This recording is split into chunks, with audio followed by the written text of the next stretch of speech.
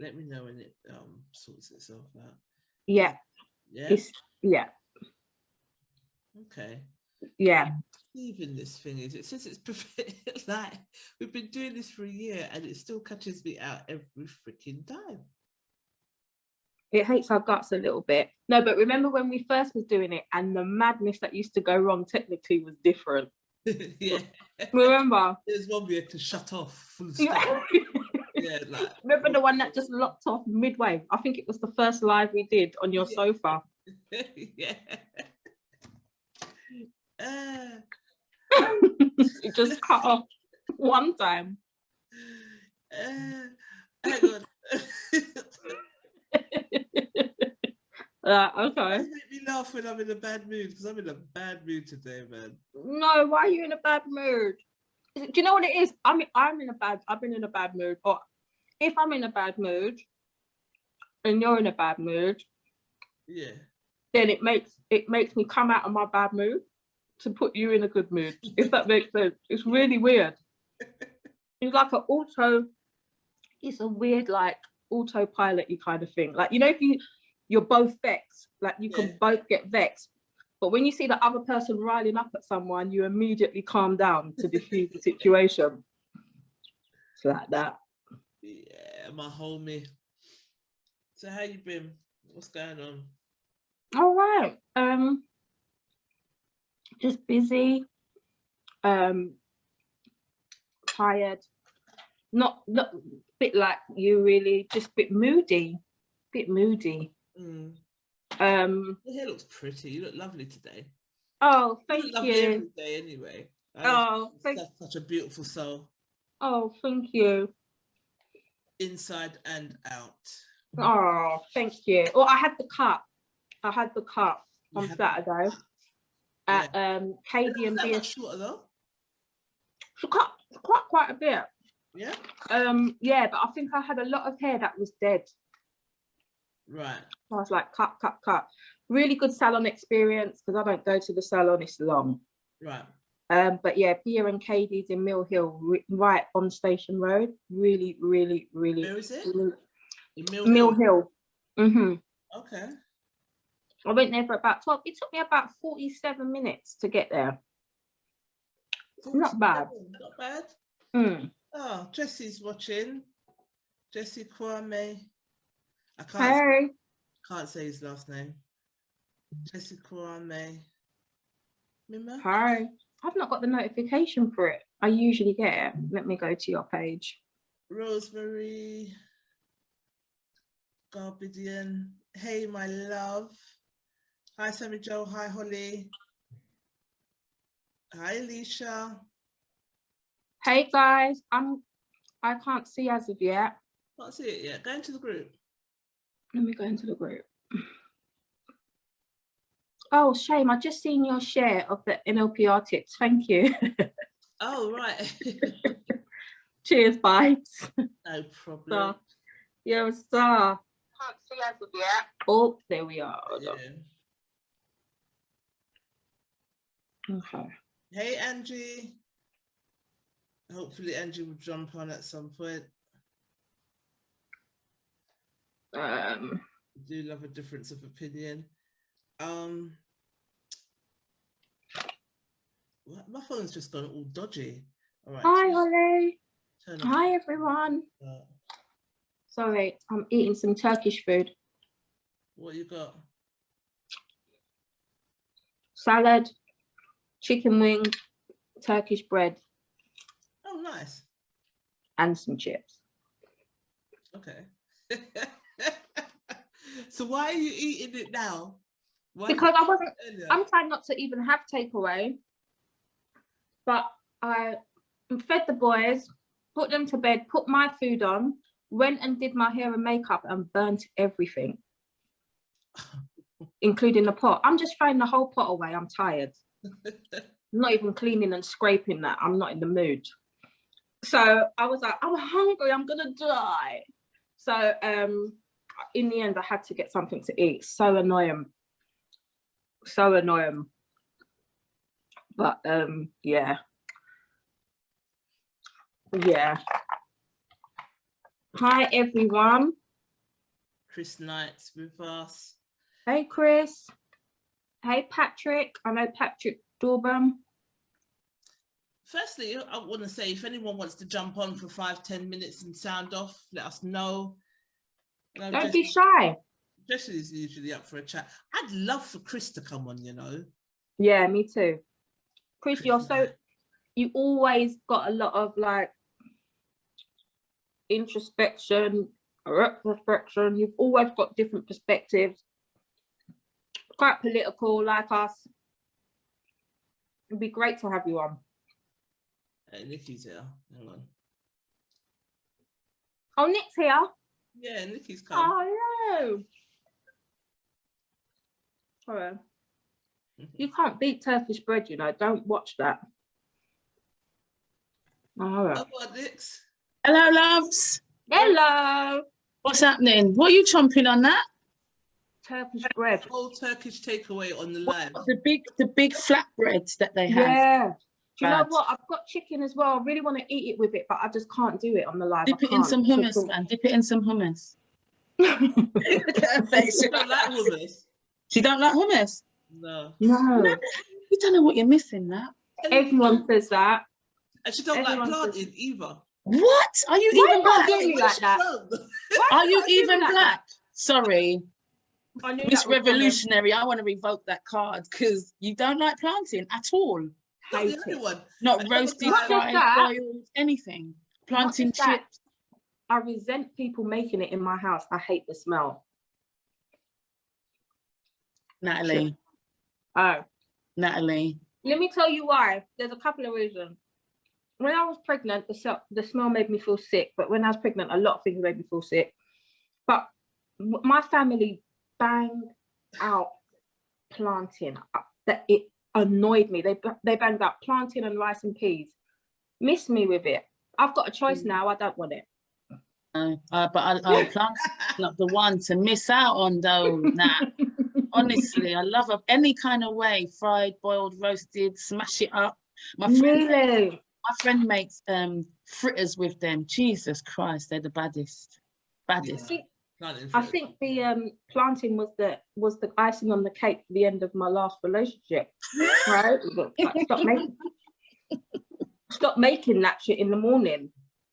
It's horrible. Oh, I love it. I love it. You're mad though, but you don't know what you're missing out on with the hummus and that Turkish bread, love. It's the one. It's a lot. The boys love it. Yeah, my boys love it. They will sit there and eat a whole jar by itself. Just love it. Absolutely, will sit there and wax it. So what you ladies been up to this week? Well, I was just gonna say happy birthday to your twins and to you. Yeah, 27.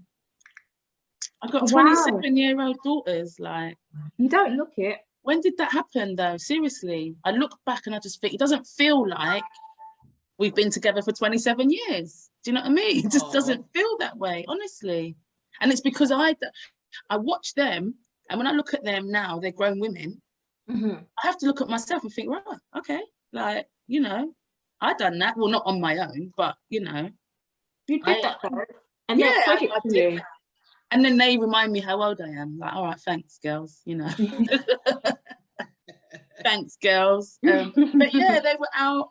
They spent the night at the Shangri-La together. Last night.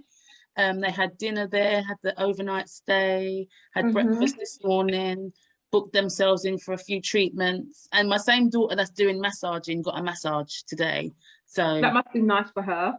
She said it was lovely. Yeah. And then when the masseur found out that she was a physio, gave her a business card and said, right, that's it. We're going to do stuff. So Amazing. Yeah. But yeah, they've gone out now. Well, one's already out with her boyfriend, and then the other one's gone out with her friends. So they're off out, all dressed up. Gone out. Oh. I know. So I'll get a look in on Thursday. Thursday we can spend the evening together. Oh.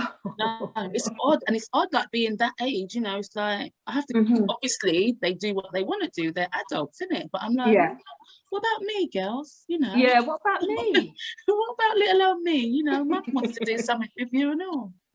So Oh. we're going out on Thursday. So yeah. Oh. Nice. Yeah. But yeah, it's amazing looking at them and thinking, wow, man, I've been doing this mumming thing for like 27 years now. Honestly, you'd never know you've got 27-year-olds. No way. 27. And it's funny, like, and if I go back to when they were born, like how shit scared I was. I can imagine. How old was it? How old was I? 20. Oh yeah. Yeah. So I had to be 20. Yeah, it was shit scary. Do you know what I'm saying? Like, you know, I mean, it wasn't an accident. We planned to get pregnant, but I planned to have a baby, not two babies. Twins, yeah. Yeah. So that was the shit scarediness that kind of took me way out my comfort zone, and it was hard. I'm not gonna lie, it was hard. Do you know what I mean? But very, very rewarding and worthwhile when I look at them now. Yeah, absolutely. The hard part was getting to grips with just being mum, you know, like, and because there was two of them, I mean, sometimes it worked in my favor, sometimes it didn't. So like, they keep each other very occupied, you know, but then when they were hungry at the same time. So it was two babies that are crying for food, but you know, it was, I did learn the art of feeding them at the same time after a while. You know, I even breastfed them at the same time when they were little babies. Really? Yeah. The midwife showed me a little trick to just fit them on, you know. So I breastfed them for 5 months, about 5 months. So yeah, but it was it. And the other hardest part, I think, was, and I don't, Natalie, you might see this now in your daughter, is when you look at your daughter and something happens and then you think, wow, that's me. Like, how do I deal with me? Do you know what I mean? And looking at them, it's funny because one looks a lot like me and one behaves a lot like me. Right. You know? So one looks more like her dad and behaves like me, and the other one looks more like me, but behaves like her dad. So the one that behaves a lot like me is the one that's still at home. So yeah, the little clashes happen, and you know, but I've learned how to just, it's water for ducks back now, love. You know, because I know me now, so I know you even better. Do you know what I'm saying? Yeah. So yeah, I think that was one of the hardest things for me to kind of realize, that they are actually clones of me. Yeah. So that is kind of how I've got to work with it. So yeah, that was hard. But apart from that, you know, I must admit they weren't, it wasn't like terribly, I didn't have like terrible teenage years. I didn't get rudeness. I didn't get all of that stuff. They were quite good. And I said, because they actually listened to me, they would ask me for advice and take it on board and listen. I know that certain things happened to me because I didn't listen to my people around me. I just didn't take it in. I thought I was a big woman and done what I wanted to do. Do you know what I mean? So they listened, advice, and it's paying off because they're doing quite well with themselves. So yeah, I'm happy, I'm proud, and yeah, they're doing good. So I know that they just go off and do their thing now. I'm happy to leave London, and the girls are sorted, and just now to do with these feral boys that I've got, because boys are feral. They're feral. Like, they're different. So boys are feral. They are. They're like little animals. They are. Yeah, they're like puppies. Me and my friend was saying the other day, they're like puppies. You know, you've got to walk a dog often. Yeah. That's what you've got to do with boys. You've got to take them out. You've got to run them out or do something to expel that energy. Right. You know what I'm saying? The testosterone, it's mingling in them from their all 2-3 years old. Like it comes out in two of them close in age is terrorism. And that's the same as you got, right? What's the gap? 3 years, 6 and 9. Right. Mine are a year and a half apart. The two boys are a year and a half apart. And the fights and the arguments is just, it's a lot. It's a lot. And that's what I'm saying. They're just feral. They're just like, even today, the little one was jumping up on the sofa and all that. I'm thinking, like, I had to swoop him. Like, what are you doing? Yeah. Are you mad? My daughter's never done that nonsense. Yeah. So, yeah, the boys are feral, mate. Differently. Yeah. Differently. Oh, we got a few people that's joined us since. We got Keith. Who we got? Roger's joining. Roger. He's joining the chat. Oh, he's joining the chat. Yeah. Hi, Nicole. Hi, Asia. Steph Davis said, good evening, Queens. Evening, Queen. Hi, Thomas. Hey, Roger. Looking very Hi, smart. Rod. Oh, Roger, you look come on, already. Roger. Oh, Roger's making me feel underdressed this evening. Jeez. Roger didn't come to play. Roger, you look like you've come to court. He can't hear you. Yeah. He's connected to audio. Connecting.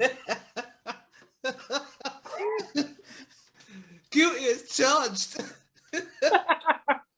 Roger, you did it. We can't hear you. No, he's connected to audio still. Oh, okay. I was going to say, this is the quietest you've ever been. Isn't it?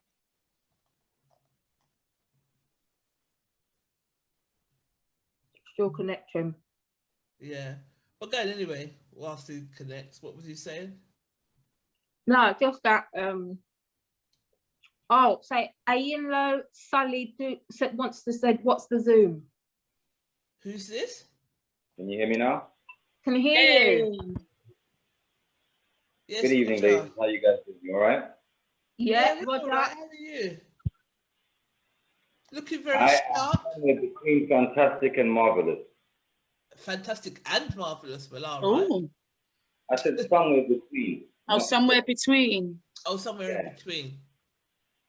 Fantastic Keith and said, big up marvelous. Roger Moyo. Who said that? Keith. Who? Keith Murray? Yeah. Oh, it's Jesse. Jesse's is on someone else's Facebook. He's on someone called Ayinlo's Facebook. He's saying it's Jesse. He wants the Zoom. What's the link? All right, cool. How do we send it to him? Oh, Roger. That picture looks a bit scary of Roger. Is he just busting up in the background? Oh no, Jesse said he's one in the same. So this is his other page, but under another name. Okay, is that his trolling page? Don't trust Jesse, you know. Jesse will come and catfish us out here. How are we going to send it to you, Jess? Because we don't want to put it in the thing. I'll look for you in is Michelle even with us? I think so. I know I'm eating. Let me stop eating now. I've eaten enough to hold me for the 12 hours coming. No, we're not doing a 12-hour stint today. Oh, please. We ain't doing that today. But You have company, Roger, today. Oh, evening. Yes, No, I that's did. the fire starter. Was this your friend that said that we're gonna get into it, but was it your friend that made the comment? Which comment? Which comment? That one. Which one? He said That he's coming one. to back his chat. I didn't miss. What did I miss? Did It's I all miss right. that? We're gonna get to it. We're gonna get Okay. to it. It's Okay. fine. He I'm came starting with to think fire Roger starting today. Roger can't do it on his own anymore. Oh, That face, Roger. I'm joking. We always welcome more Where's the other sidekick? Where's male Olive? perspective. I like it. It's cool. It's cool. It's cool. Yeah. Remember, I got my own voice. Yeah. He will speak for himself. I'll speak for myself. Yeah. We hear you loud and clear, Rog. We hear you loud and clear. Trust me. Just make sure your sat nav is in full working order today. Yeah, we're going everywhere. No errors. No errors. We're not here for the map defaults, yeah? Yeah, get me. Hang on, I have to get something. 1 minute before we start. You guys carry on. I have to get something quick. Okay. Yeah. How's it going, Rod? What you been up to?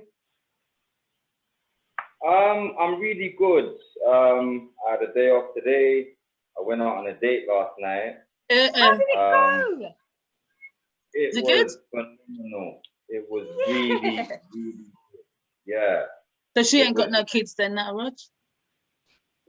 No, she's got no kids. Oh, that's even better then, isn't it? Years old. She's how old? You what? Yeah. She's how old? How old is she, Roger? Oh, yeah, she's 26. Yeah, his age range, isn't it? Nice. Oh, look, they're shading you. I'm not shading anybody. I said nice. That's what I said. So, Yeah, congratulations. Was what it made good it though? A good date? Yeah, it was good, yeah? Yeah, no, we had a couple of beers. We talked about everything really, like all sorts of different things. You know, like where we work, where we're looking to go in life. You know, and she's the one that actually wants to go out on a second date. That's good. Interesting. Why do you seem surprised about that though, Roger? You what? Why do you seem surprised about that? Why would she not want to go out on a second date? No, I'm not surprised. I'm just saying, like, yeah. No, normally it would be the guy that would be like, yeah. So, you know, do you want to go out again or whatever? But in this instance, she's the one that suggested that we go out again, and she asked me what I would like to do. So I said we should go rock climbing. Rock climbing? Yeah. Why? Sorry, who's Shibomi Vitalize? No trolling, ma'am. We're not doing that here. Get that second date, Keith said. Get that second date, yeah? Oh, is someone trolling us? Not us. Not us. Be nice, everyone. To everyone, please. This is a safe place. A safe place until we get started. So you're going rock climbing, you suggested?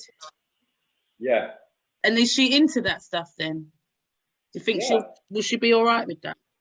Because I think if the guy said to me, oh, we're going on a date and we're going rock climbing, I'll be like, no, we're not. Really? Don't think that'll be something I'll do on the second date. I'm not saying that it's something I wouldn't do, but not on the second date. We still need to talk more. And we ain't talking if we're climbing rock. So, yeah, it'd have to be a talkative second date still. Okay. That's interesting. You chose rock climbing though. Yeah, I thought it's something different. Yeah, that's cool. Do you roller skate? You know, roller skating is a big thing now. Oh man, I'm not trying to do none. No, I'm not. I would do rock climbing, but I wouldn't go on a date. I would do rock climbing, but I wouldn't do roller skating on a first date or a second date. Bust up myself. That's why I'm not doing it. My sister and my friends are all doing this. They're doing roller skating. They love it. They go out, they skate, and they got their own skates. It's not me because I would drop down and broke a bone. I ain't got time for that. So, no. Thanks. I would do an activity like rock climbing and stuff. I just don't like heights. So that's the only reason why I wouldn't do actual rock climbing. But any kind of other outdoor activity or thingy, I would do that. I think that's cool. It's better than sitting down looking at the person in their boat and eating in their face. I think I'd be a bit more, I'd be a little bit more, I'd rather do something than do that. But rock climbing I can't do because I just hate heights. I hate heights. Someone did ask what is the age difference in the comments. You don't have to answer, but someone asked. So I'll put it there anyway.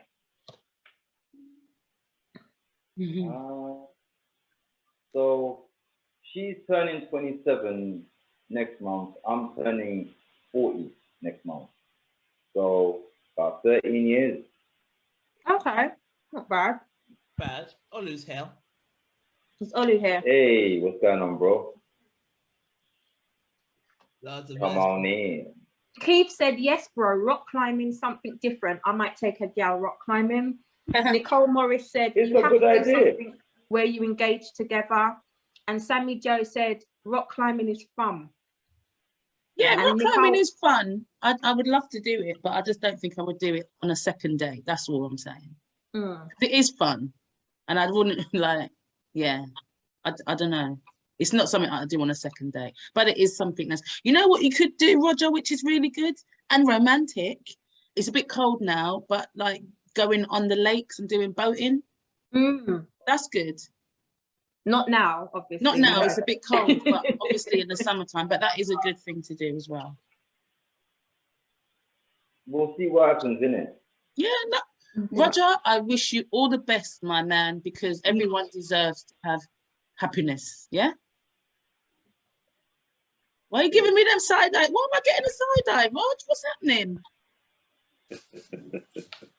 We didn't even get your Hold on a minute, I'm confused. What's going on? I'm wishing the man luck, and I'm getting side eye and giggles from Mr. Olu. I didn't say anything. No, you was giggling. Firstly, good Why are you evening. on already? Hello, Welcome. ladies. Hello, everybody. Good Yeah? evening, Olu. Good evening, Evening. everybody. Good evening, everyone. All right. Some ground rules. I think we need some ground rules. What have I done now? Yeah, just nothing.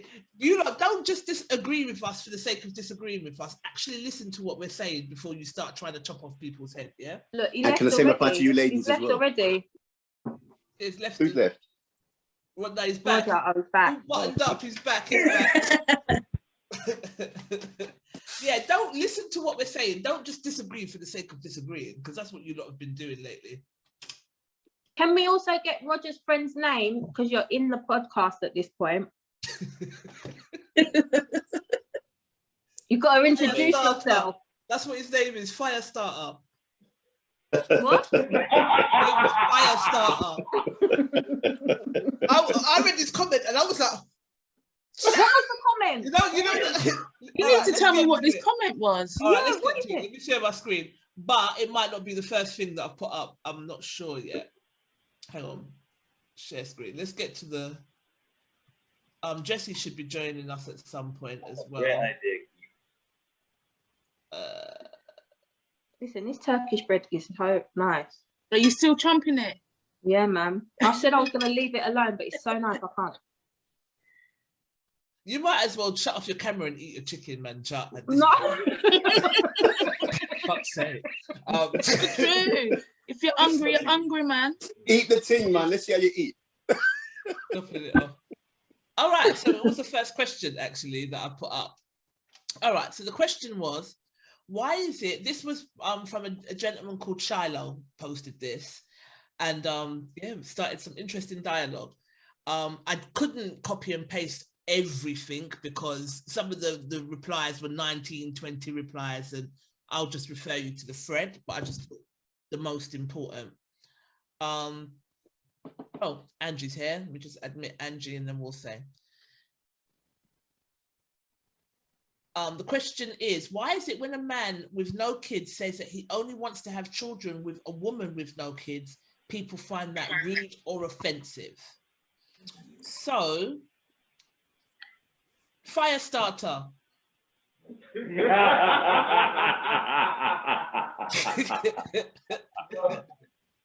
Yes. He's like, yeah.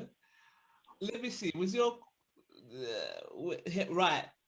We are going. This is you, isn't it, Thomas? Yeah. All right. So Firestarter's name is Thomas. Yeah. Right. So someone read out the comments for me, and then Thomas is going to read out his own comment. Yeah. My screen's a bit All right, janky. yeah. Yeah, look, I'll do it. Right. Yeah. So Natalie starts off saying it's not a bad thing. People have preferences and know what works for them. And being honest and upfront about that from the get-go is never wrong. Roger says this should be interesting. Anne Marie says, I don't see any issue with it. People have the right to state and go for what they want in a partner. I agree. Little Miss Simpson says, I don't think there's anything rude or abusive about it. It's a preference. Thomas, over to you. Fire starter, come on with it. I said, well. Okay, the reason people would be offended, mainly women, is because you Can't hear you. See if you could put. Yes, speak up. Yeah. Can you hear me now? Yeah. That's better. All right, we feel you They now. have microphone, He jeez. said, "Can you hear me now?" Oi, mic check 1 2 1 2. Come on with it, Thomas. Easing up. Calm down. All right. So I said, well. Okay, the reason people would be offended, mainly women, is because you have removed baby mothers as an option. Continue, please. And it fully reminds them of their life choices. Don't get me wrong, single mothers need love and companionship, as do all women. Once you start carrying baggage, your appeal diminishes relationship-wise, and you tend to attract the F-boys who only want one thing. Okay, All right. so Thomas, one question off the back of your comment. Do you then think that women that have already had children are just going to get fuckboys? That's basically what you're saying. They're not going to find love. They won't settle down with no one. No one's going to take him seriously. Just so we know. I'm just, because that's what I took from what you're saying. So I'm just clarifying what you mean by that comment. This is what I'm saying. Like, obviously, the statement was the statement, but at the end of the day, I never said that that's what they only attract. But in hindsight, that's what ends up happening, because a lot of guys that end up finding out that, oh, okay, you've got kids. Okay, I'm just going to do what I'm doing and disappear.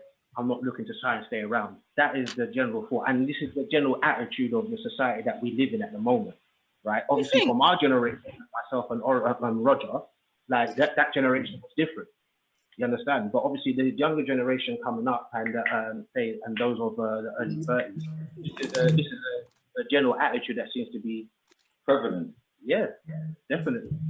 But it sounds like, well, if you've got kids, you fucked it. You're done for. That's what it sounds like. And you're basically saying, like for me personally, that is not the case, because obviously, like I've dated women, and obviously I have kids, and I've tried to obviously entertain relationships with them. But obviously, even the last one I was with, she's not sure about what she wants, so obviously I have to leave her to do what she's doing. You understand? Right. My life continues. I can try to stay around and try to be there for her in the background, but that's only going to last for so long, because obviously someone else is going to pique my interest. That's right. And that's a fair comment. That's actually a fair comment if you're saying she doesn't know what she really wants right now and blah, blah, blah, blah. But in my experience, and being a mum with having children with two different men, I don't really agree with what you're saying in that statement, because it in effect you're saying that women, like Natalie said, women that have had children, really the only thing they're going to get is them that want to just come and link and go about their business, when really in reality that's not true, in the experiences that I've been through and people that I know that have children as well.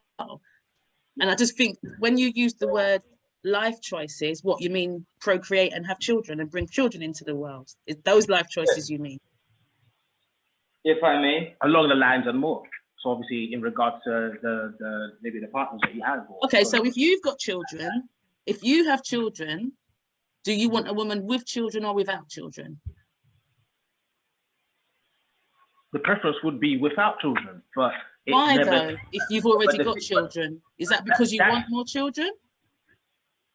Well, no, because obviously, you know what you're trying to do is like cut out the whole issue of you having to have problems with the fathers of these kids. Oh, I see. Okay. You understand what I'm saying? Because you see what it is, yeah? Not in all circumstances, right? That a woman who has kids has her shit together. No, and I mean, agreed, like 100%. Where the baby fathers actually are in these kids' lives. You understand? Like, right, they go off on weekends to the dads, or you know what I mean. Dad's always there for for the school to find out what's going on with that. Like that's what I'm talking about. Not just like you constantly having problems with him and there's an issue, and now obviously now I come into it. there's going to be a further problem. It's going to be worse. You understand what I'm saying? Totally. Yeah. When you've got that type of like situationship, as far as I will put it, yeah. When you got that type of situationship, that's neither better for me or for her. Right? Okay. As much as I could stand there to try and fight the situation and be supportive as I can, that's only going to last for so long because it's going to drag hard. It's going to drag heavy on my heart. And I will say, you know what, I'll have to step away from this situation because it's no longer good for me, my health. You understand what I'm saying? I completely at the end of the day, yeah, you don't want to do it. Right. I understand that. I I understand understand that. But one question, sorry, I know I'm talking a lot.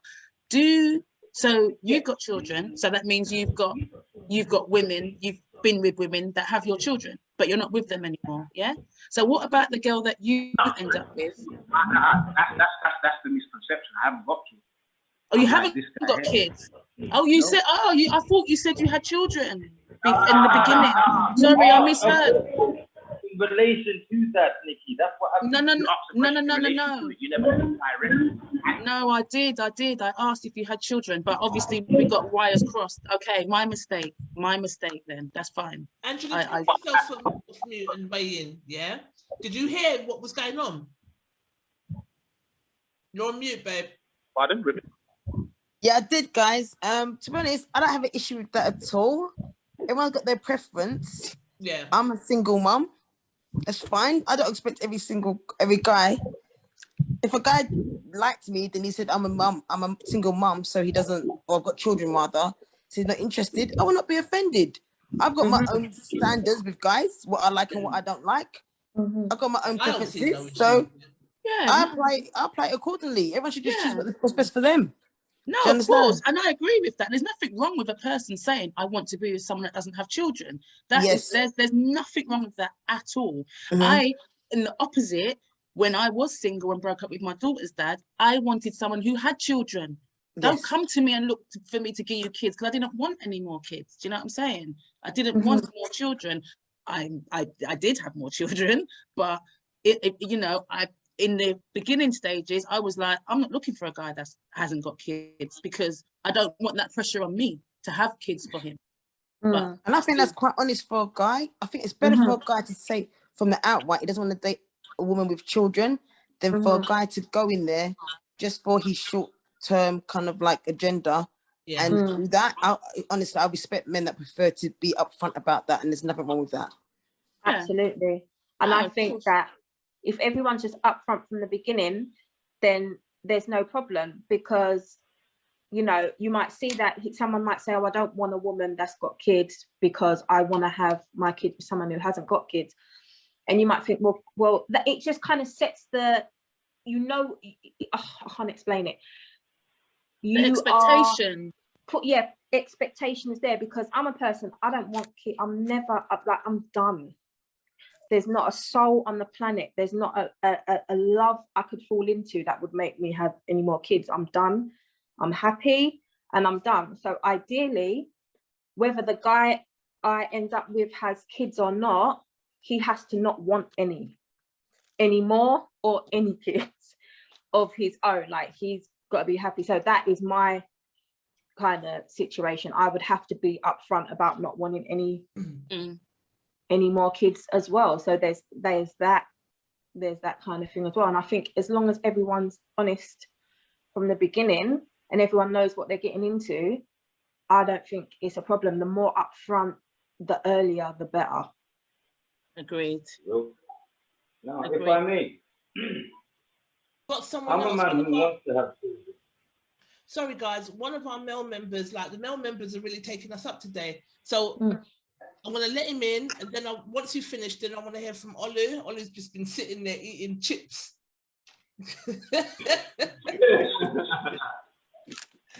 Oh, dear. Go on, Rog, whilst he's going. All right, so basically, I'm a man, I want children. Okay? Children, I want to be a family man. Okay? Because I understand the value of being there. I look at society, I look at my family as it is right now, and I see what's missing. All right? I mean, I can take things, I can emulate things that I've seen from the males in my family that I've grown up around, right? I can take the positive things from them, okay, and just ignore the negative things and try and like introduce other positive things that we're missing. That's the idea, and that's why I look for, you know, the age group and the type of woman that I'm looking for. Mm. You know what I mean? And also the other thing is, as a single man, the reason why I avoid single mothers is because I'm approaching a situation where there are children that I cannot discipline. I have no authority over these children because they're not mine. Right. They can misbehave, and all I can do is just sit there and look. And that's emasculating because as a man, you're supposed to exert your authority. You're supposed to be assertive. Mm. You know, and you can't do that with someone else's children. I think I think you can make that work somehow. Like when you get into it, sometimes it just happens naturally. So the way, the dynamic and how it works, it's not as daunting as you may probably think. I've been there, so that's how I know. And that was a fear of like my ex-partner, but it wasn't like that at all in the end. It kind of, everything kind of flows, well, most of the time kind of flows differently. Can It's I not just always add as something daunting. here? All right. Before we My reasoning comes from when I look out my window, when I look at the... 1 second, Rod. Firstly, can we welcome Patrick? Evening. Hi, Patrick. Hi, Patrick. Hello. Patrick's one of our No Bravado members and has jumped on today. So I'm really pleased that we've got a nice balance of males. Before we go on to Roger, Ollie, what are you saying on this? I'm just listening for now, you know. I'm just listening for now. Okay. All right. He's just eating for now. That's what it is. Because I'm doing the same. That's what it is. I'm just watching for now. Patrick, would you date a single mum? Have you got kids, firstly? Yeah. Okay, so do you have any issues dating single mums? No, I haven't got issue with that. It's something I've done in the past, but I think long term, the partner and the father, it kind of put a stress on you getting into her life, so that could be a bit of negative. Okay, kids put. So you're saying kids can put a negative strain on the relationship? Yeah, because every now and again the father keep come up and she keep bringing up the ex and the baby father, and I mean you they trying to give her that right treatment and all that rubbing off on you. It can be a bit of stress. Okay, that's interesting. Okay. If that makes sense. Yeah, it kind of does. I don't know, because I don't have any children. I would date someone who has kids. So it doesn't really apply to me because I would date someone who's got kids. But if a guy said to me, like, there was a period of time where I knew I didn't really want to date anyone who had young kids, because for the exact same reason that you're saying, I don't want the baby mama drama. So if the baby's young and you know it's like a year old and you're still dropping the baby off, and it's just too much drama. So there's going to be still feelings there. The mum's coochie hasn't even healed properly, so she's still carrying a lot. Do you know what I mean? Like I don't really want to get into that if the babies are young. But if they're of a certain age and everyone's properly severed ties, then that's yeah, I don't see anything wrong with that. Going back to something that Roger said in terms of not being able to discipline the kids, because we spoke about this in the group already, that disciplining kids that are not your own. And a lot of people, guys as well as women, were saying no one can chat to my kids but me. So with that said, it is kind of like, well, if you're getting into a relationship with someone and the kid is, I don't know, not raised the way that you were raised or the way that you would raise a kid, that can put a strain. It can, but when you say discipline, what are you talking about? You're talking about gripping up and shouting after. No, you can't. No, you can't. But what I'm saying, if I was having an issue with my child, my son or whatever, and the man that I'm with decides to go and speak to him or give him a different perspective on something, then isn't that still disciplining, but in a different way? Yeah. It doesn't have to be rah, rah, rah, rah, and arguments and fight and people arguing and telling off. You can do it in a different flex because it's not your child. Do you see what I'm saying? Yeah. I mean, my mum was very funny about who said what to us, and she had a really bad stepfather experience, and she ensured that that never happened to us. So yeah, there is got to be it depends on how you discipline your kids as well, but there has got to be a balance as to how. I think if you're with somebody, that they should be able to say something to your child. Yes, so I agree. Yeah.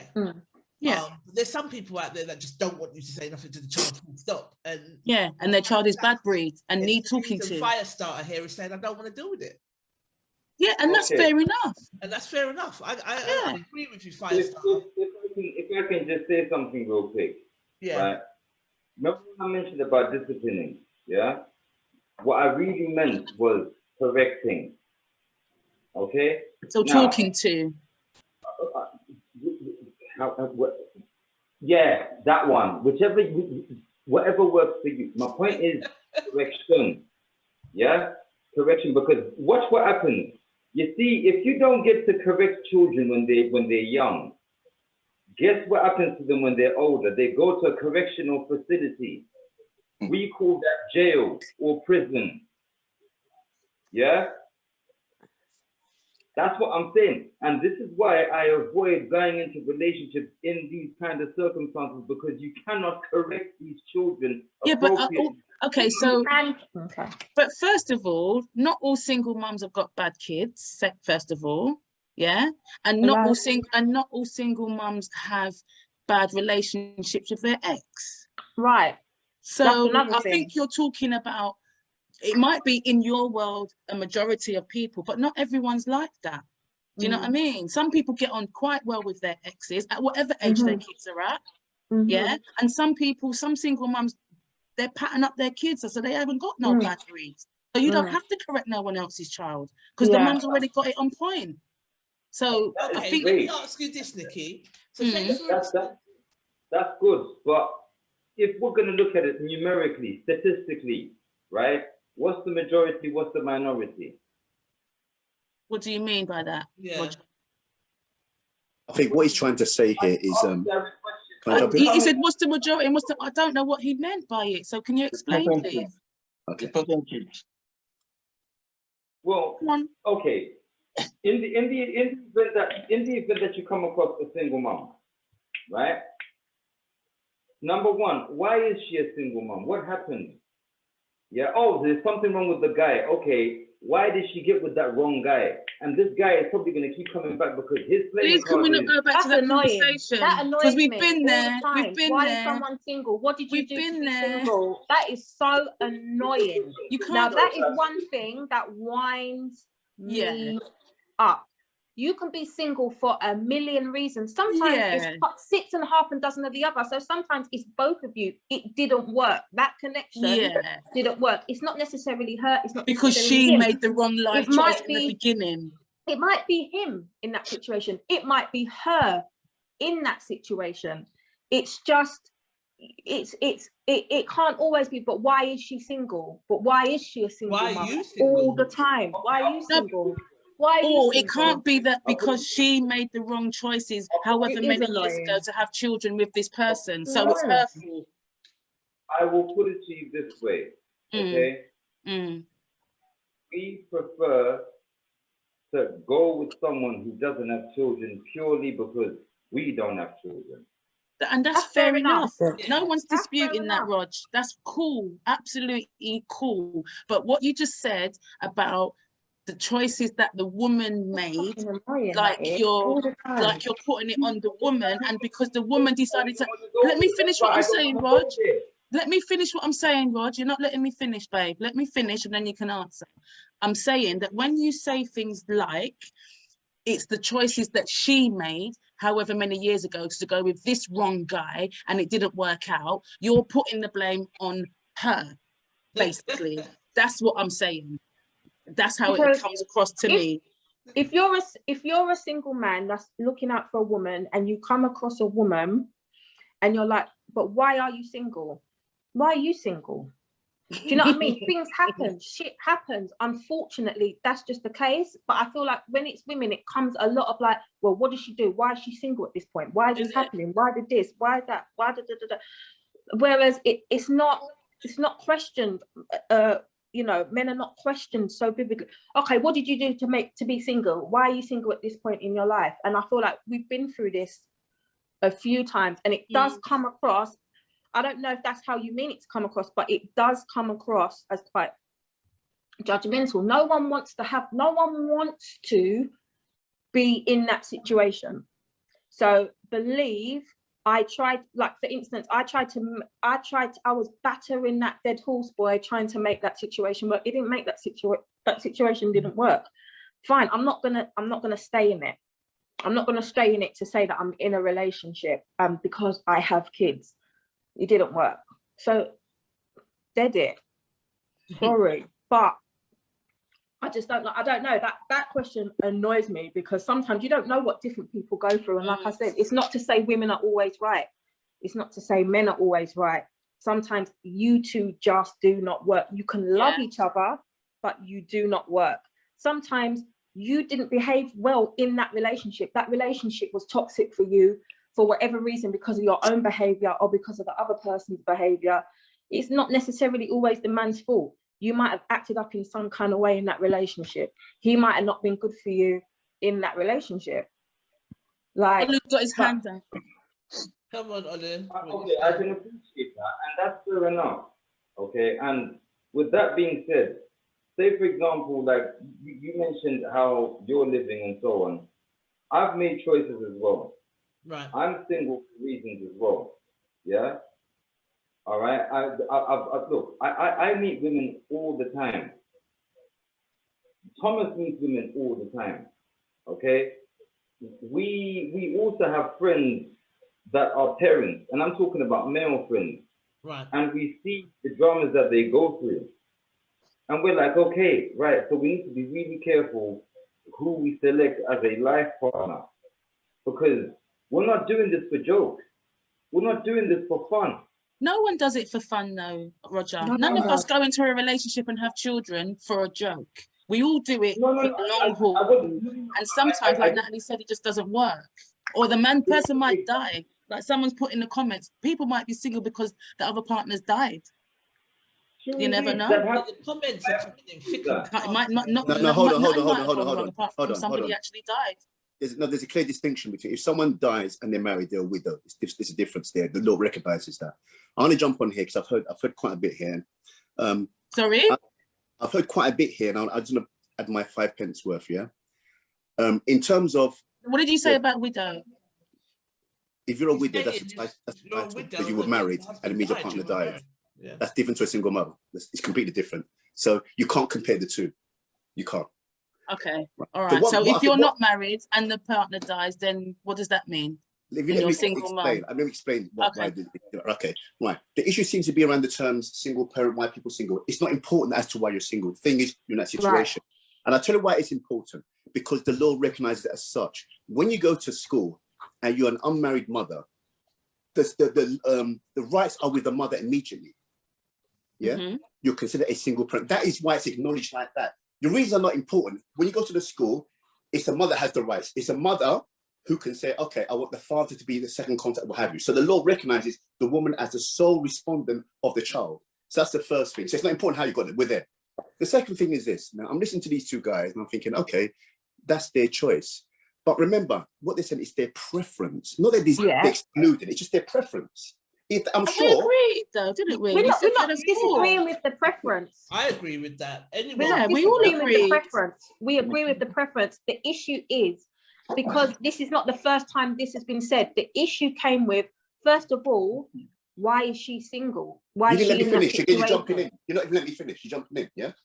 Okay. Go on, Ollie, finish. What I'm saying is this, yeah? No. The reasons are not important. The thing is, we're there now. How do we deal with that's that? What we're saying. The reasons are not important. Okay, Karen. You gotta let him finish, girl. You gotta let him finish. You're not even letting me finish. You gotta let him finish. Carry on. No, carry on. I hear one up in their feelings today. I know. Ollie, you're repeating what he said. We agree. You're not letting me talk. I let you talk. I'm talking. You're jumping in, so you're not even letting me talk. So you're not. Carry on to the next thing. It's okay. Carry on. I'm not going to spend time arguing over this. Carry on. It's okay. Carry on.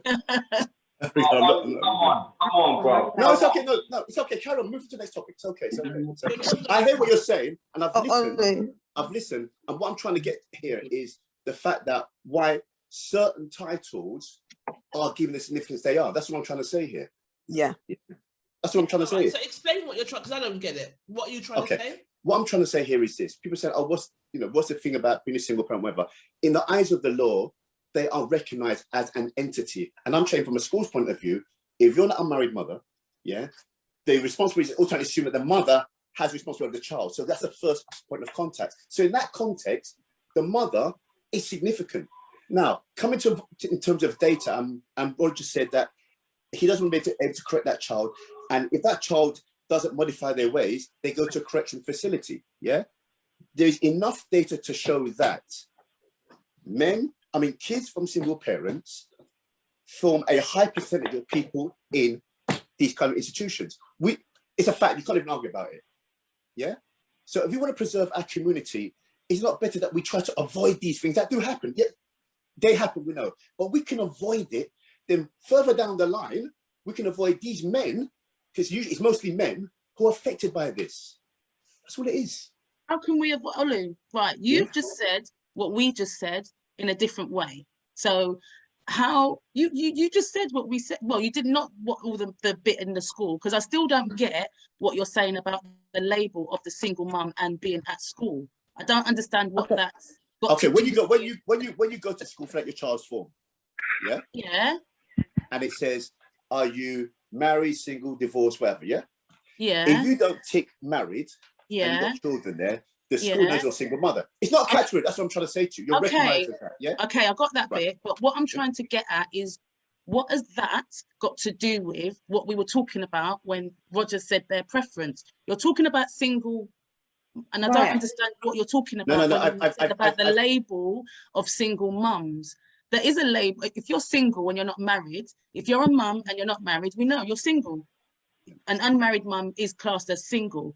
Right. But I still don't get your point of what that is got to do with what we were talking about men's preferences for women with no children. Okay, because you said, well, what about if her husband's dead? I said there's a clear distinction. If the woman is married, she does with her, right? Yeah. So what I'm trying to say is, in terms of a recognized entity, the reason why that mother, who's basically an unmarried mother, is recognized as such because she's deemed to have sole responsibility by society. That's all it is. Right. That's what. So she has to be recognized as someone significant. That's what I'm trying to say here. And also, when it comes to collecting data, that is a significant thing. Yeah. So when Roger's talking about he don't want to correct kids, and if you don't correct them kids early, the correctional facility will do it on behalf of the family. What I'm trying to say here is, it doesn't matter why you're single. It really doesn't matter whether the man is single, whatever. What it does matter is, if you're a single, and it's mostly mothers, because some guys do have the kids, but it's mostly mothers. If you're a single mother with children, you have to be very careful in terms of who you expose your kids to, and also the life chances. And I'm talking about the boys here, that they can experience because of it, because of the choices that we've made as parents. That's all I'm saying. But I have issue with the words about when you say the choices we made as parents, what the choice that I got to get with that person and have children. Because when I made that choice, I obviously was going in it for the long haul, not to be a single mum. Do you understand what I'm saying? So that's my thing, is your choice of words when you describe single women, mums. Okay. That's my gripe. Nikki, let me address this again. Yeah, it's not my choice of words. That label exists. Yeah, single mothers. I didn't make it up. Olu. No, she's not saying the term single mothers. You're not hearing what I'm saying. I am hearing you. I heard what you. Listen, I heard what you said. That when you're having kids, you're talking about the choices. That wasn't your intention. I hear that. I heard what you said. But what I'm saying, my issue is the way that you use the word of the choices that we make as parents. Of course, our children are products of the choices that we make as parents, but no one chooses to be a single parent. So it's something that actually happens, like you said. But that's what I was saying. My point is, when men turn around and say to women, oh, it's because of the choices that you made, even though society sees us as the sole carer. Yeah. Primary carer, not sole. Primary, not sole, sometimes sole, but primary if you're not married. Yeah. This is what I have issue with.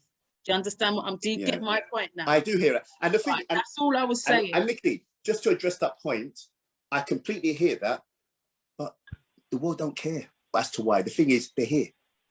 I've got a question that's coming. Can I ask a question? We know what the data says regarding children from single parents. So why are women always held accountable, but the men who are having these kids are not? Men with several kids not taking part in their kids' lives. So why are they not being shunned by boys, friends, and family? No, hold on. You know what? Believe you me, right? Men who do not look after their kids is frowned upon amongst men. Trust me. No. All right. It's true. Believe. From when you don't have a role model as a father, yeah, you're out there on roads, you're out there at the chicken shop, yeah, and you see them, those drug dealers, they're out there looking at you, yeah. What? No, dad, nah. What? You're hungry, yeah. Let me get you chicken and chips, yeah. Now don't worry, I got you. Yeah, I got you next week. Well, yeah. And then 2 2s now. You know what? See them chicken and chips I've been getting you. I want that back, you know. Yeah, but it's not even that, Roger. That's a good point. But what I'm trying to say is, in terms of how men view themselves, if you've got kids and you want to be stunting or checking gal or not handling your business, trust me, men don't like that. They're not saying to your face, but they don't rate that. Okay, but if they don't rate it and they're not saying it to your face, then it's no good, is it? If they're not being called out by their people, then it's no good. It doesn't matter if you think they're doing a shit job at being a dad or not. If they're not being called out about it by their brethren, then it doesn't matter, does it? That's what I think Michelle is alluding to. Okay, but on the same flip note, you could say, what about women who constantly have kids with different guys? They should be called out as well. Of course, standard, yeah. It works both ways. If that's your, if you're making if you don't agree with that, then of course that's up to you. But if a woman, but like you said, if a woman wants to have kids with 5 kids with 5 different men, who are you to tell her anything? She should own it. What Michelle is saying. She should own that. Again, we turn to women. To the question. She should own that. She should make sure she can look after her kids. My thing is that I get what everyone's saying here. Yeah. But can I just say, there is also, like, for me, every time someone says single mother, they always think that we're struggling. Do you know what I mean? We're in a system. Do you know what I mean? We're not living nicely. Not every single. Don't get me wrong. I'm a single mum, but I'm not that stereotypical single mum. I make sure every single day when I wake up, I'm not that stereotypical mum. There are, but I know on the whole of things, having one income, raising children, that's going to be that's difficult. Do you understand? That's difficult.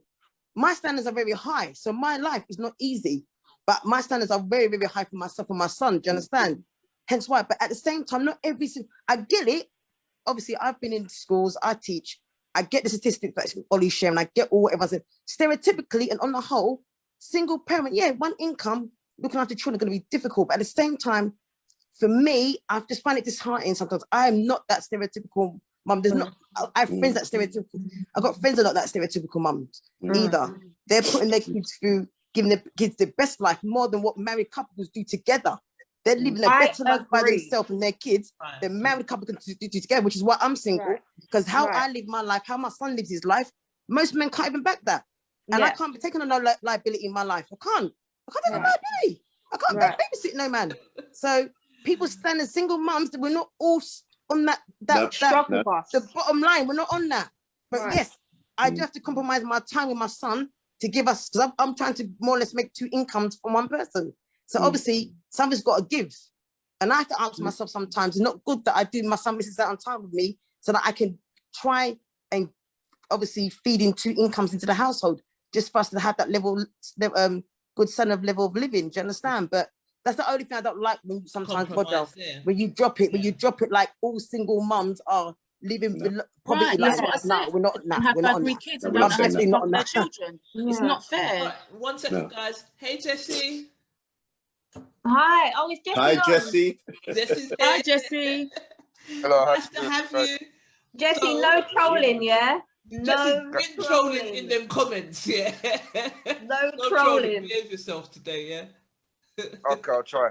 No, I will. You sound off on this. What have you got to say on this? No, like what Rob Ollie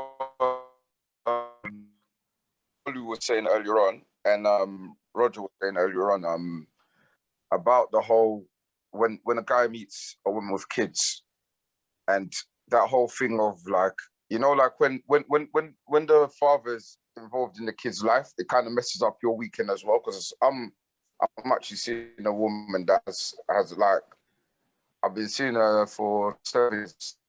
Someone was like, I met her. He wasn't really involved in the child's life at the time. But as we're getting older and like we want to do things on the weekend, it's like, we're gonna go watch Millwall this weekend, and we can't do it because all of a sudden he's got to go somewhere. And what a lot of guys deal with in these kind of situations that women don't know about it. Now we've lost your camera. I know, my thing just came off. Sorry, guys. I'll be with you 1 sec. Go on, Jess. Yeah. What a lot of people don't realize is that certain times, the actual emotional aspect of it, of wanting to like spend time with the child, because remember, it's not your child, but you're with him all the time. You're with him Monday to Friday, Monday to Sunday sometimes, Monday to Friday, other weekends. And certain guys have just come out of things where, relationships where that's the kind of tone that they set. So when they go into a new one, they've already set aside in the back of their mind that they don't want to be involved in a relationship where the dad's going to, like, dealing with different baby fathers, like, you know, oh, this one's coming to pick this one up at this time, this one's going to come pick up. Inadequate as a man. That's so fair enough. When you hear a man saying that, it's not like he's saying, oh, I don't want to go. Your reception's bad, but it cut out just in the good part. No, I was just saying that, like, it's not like they don't want to be involved or anything like that. It's just the emotional aspect of the whole thing. That's fair enough. Fair enough. That is fair enough. But it's like, okay, for instance, right? So my boys, I've got a good relationship with their dad. They've got a fantastic relationship with their dad. They see him very often. He's very much 100% involved. Is that a problem for a guy, or is that an issue for a guy, or is that a plus? Because for me, I would think, well, that's a good thing. Because he. No, go on. Go. Yeah, no, because he's not a drama kind of guy at all. So he's not the kind of guy that's going to be like, oh, well, my kids, he's not like that. But he's a very, very, very good dad. I could never take that away from him, and he's 100% involved. And we don't have these kind of issues. Do you get what I'm saying? It's very smooth. Would someone coming into this dynamic have a problem with that, do you think, as someone on the outside? Depending on what the guy's coming to do, to be honest with you. If he's coming to hit or you know, have this fun, whatever. That's perfect for him. Do you get what I'm saying?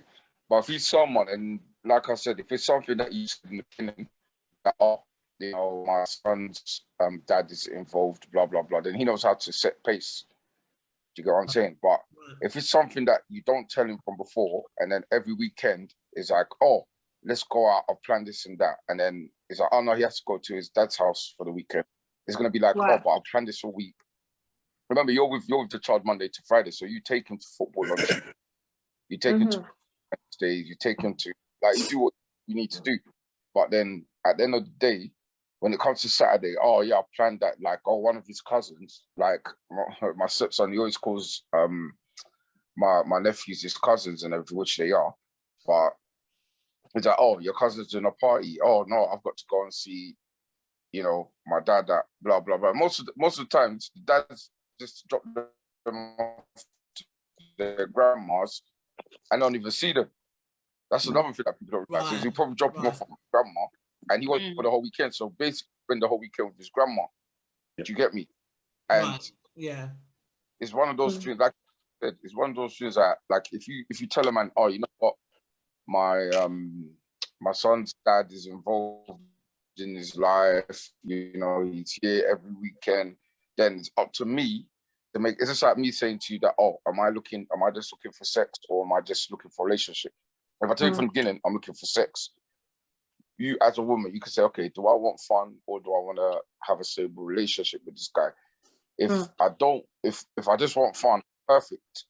You get me? I've had friends that have actually, like, had to do things with my cousins, and I just say to my, I'm not a cop blocker, if I can say that online. Like, yeah, I'm not a cop blocker, so I'll be like, listen, if you want fun, but you like, I don't care.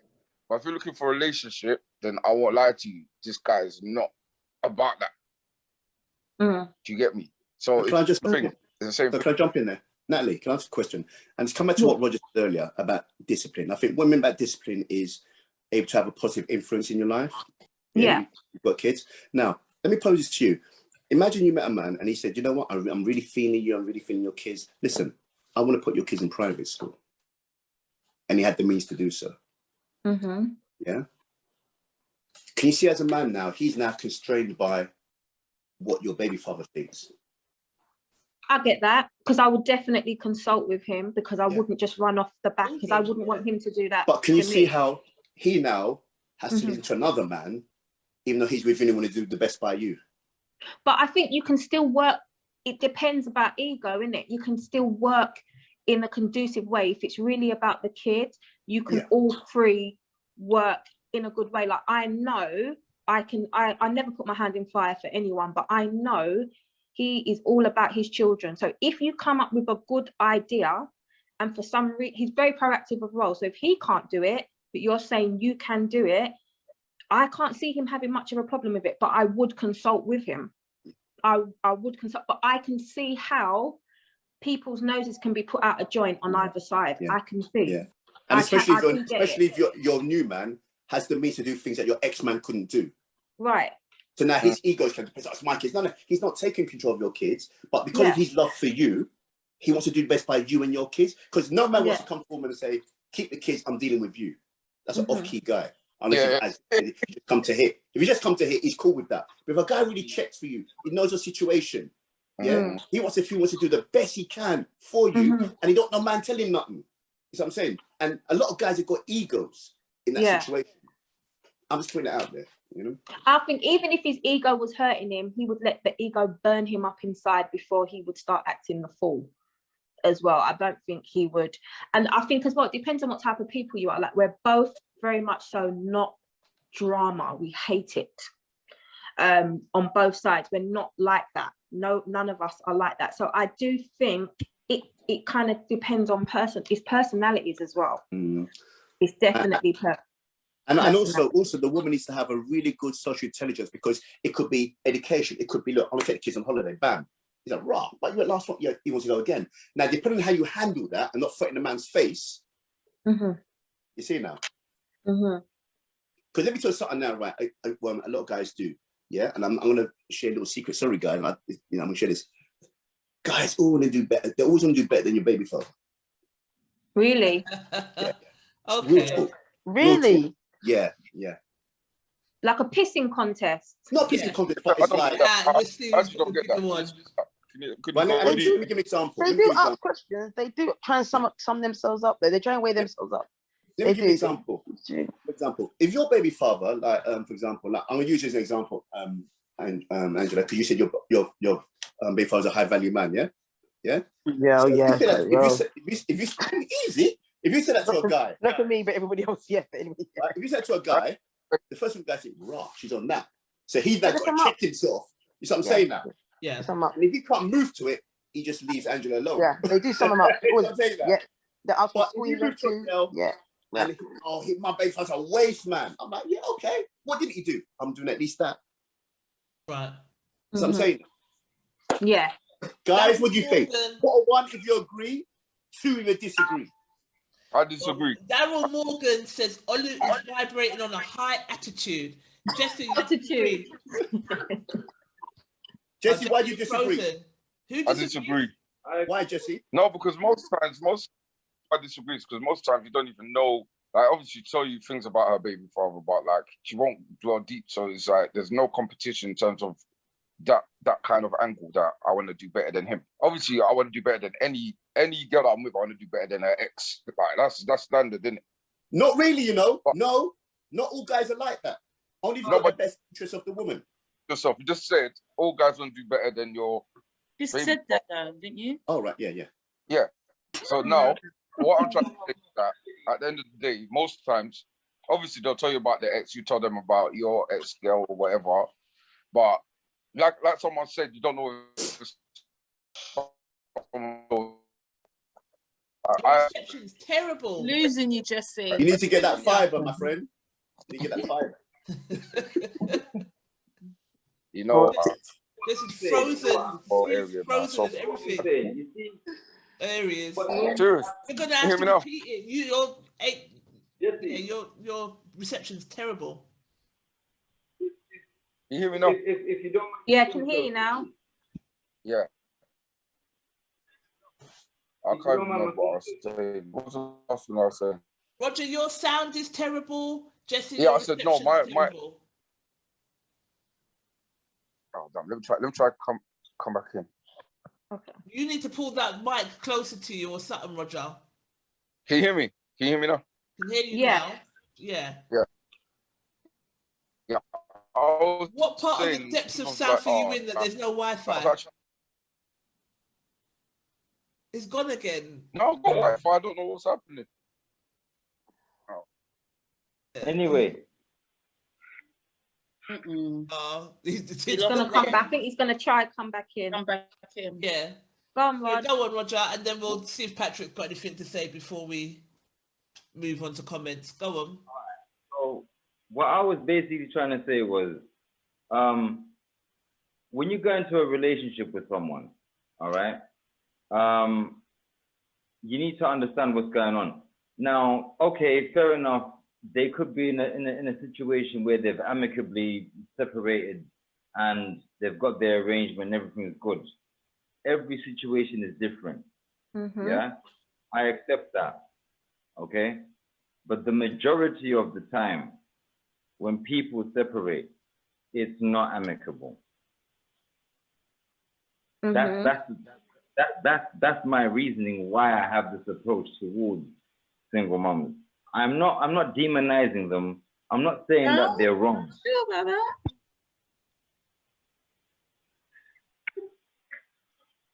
that. Roger, don't screw. Why are you going quiet for? You don't want you to had lots to say. No, you're saying something. I'm listening to you now. Okay. Because it sounded like you was demonizing single moms. That's what I'm saying, really. I would disagree with you. I'm sharing the screen, guys, yeah? Okay. I'm sharing the screens. It's coming across like that in the comments as well. Some people are saying it just seems like women are being demonized and single mums are being. He just said he isn't, though. He just said he isn't. Of course he said he isn't, but we just heard what he just said, though, Olu. We just heard him speak. That's what I'm saying. He said that. That's why I said what I said. He said, I'm not demonizing single mums, but I said, oh, really? Because it doesn't sound like that from what you just said. Yeah. And I'm just talking my truth of what I just sat through. Yeah, But Nikki, but at the end of the day, medical allowance, man. You just seem like you're you just... know what? It's the man. If the man, if the man thinks like that, it's cool. It's good because you know what? Like, don't worry, because no one has to come across me because I'm married, so it's cool. Someone don't catch me, and you know, so we're good. You don't have to worry about me. But it's very interesting. Hearing. You see this? You won already. That's what I'm saying. You're living life. You won already. You won already. She's good, but if her husband had that same attitude, I guess I wouldn't be married to him. Be married because I had children. So yeah, and he didn't. Okay. Okay. Wait. Yeah. You got the sat nav, yeah? Uh-huh. Yeah? Oh, Okay. no. All right. Okay. You got to talk quick though, Rog, because Nikki, read out this comment whilst he sets his sat navs. Esther Naughty said. Let's look at this panel, right? You're married, yeah? Mm-hmm. Right. Yes. How many people on this panel are married? I'm not sure. You're the only one. No. Okay. We don't know that for sure. Patrick, are you married? Yeah, that's what I'm saying. We're not sure. No. Try to, but. Oh. But it didn't happen. Olu, are you married? Olu. So what's up? So are you married or were you married? I'm gonna check my business over social media. Okay, cool. I'm just asking the question, not me, you know. It's your boy asking, I'm not asking. Roger said that Nikki was the only one married, and we're trying to clarify that. Yeah. He's not answering. Don't mind him. Married but available. James Bond boy.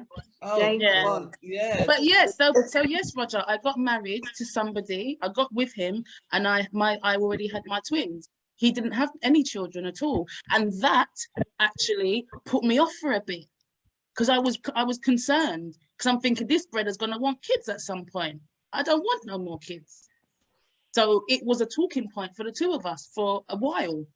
Do you know what I mean? But we decided to stay together. We got married and I had 2 more children. But he didn't have no children and met me. So if he had your ideology, I would not be married now and have my boys. Yeah. That's the point. But the thing is, I'm sitting on the fence because I think men are allowed to have a preference. Of course, I'm not disagreeing. Totally. Women are saying that. Totally. Yeah, I don't want to date someone who's got, you know. No, yeah, I'm not dogging Roger for his preference. Roger's preference is Roger's preference because that's for him. The other thing that I need to point out as well, all right, and this is the real thing, okay. When you're with a woman who's got children, you are not the priority. No. Okay. Exactly. Whoa, that's not. She goes on and has your children. Yeah, exactly. What if their kids are yours? Well, when you have children with a woman, then are you meant to be the priority over those children that you have with her, or is it different when it's your children? Before we have those children, what is the chemistry? What's the situation? Of course, we are each other's priority. No. My question, Roger, you said Roger's no, babe. You missed what I said, Roger. Listen a minute, babe. Listen for 1 sec. No. I'm starting from the beginning. That's the point. I can't hear you properly. Right? Okay. Take out that mic or get rid of the mic. I can't hear you very well, yeah. Here's what I'm saying. Yeah? Can you hear me now? Yeah. Yes. Okay, here's what I'm saying. For those children to exist and be a priority, yeah, she has to be my priority first. Okay. I have to be her priority first. Okay, Roger. When you're a couple, listen to what you said, babe. Finish, Nikki. Okay, go on. Right. What I'm trying to say to you is this: for these children to exist, yeah. Now they're not there yet, right? Because I don't have any children. She doesn't have any children. So who's my priority? Yeah. Right. My priority is her welfare. Who's her priority? I'm her priority. Right. You get what I'm saying? Right? Because we're in a relationship. Right. You get what I'm saying? Right? 2 twos now. We get into the bed. We do what we're doing. Oh, wow. That's sex talk. She gets pregnant. Yeah? Yeah. Okay. Now, it's a case where we're looking after another life. Right. Together. Right.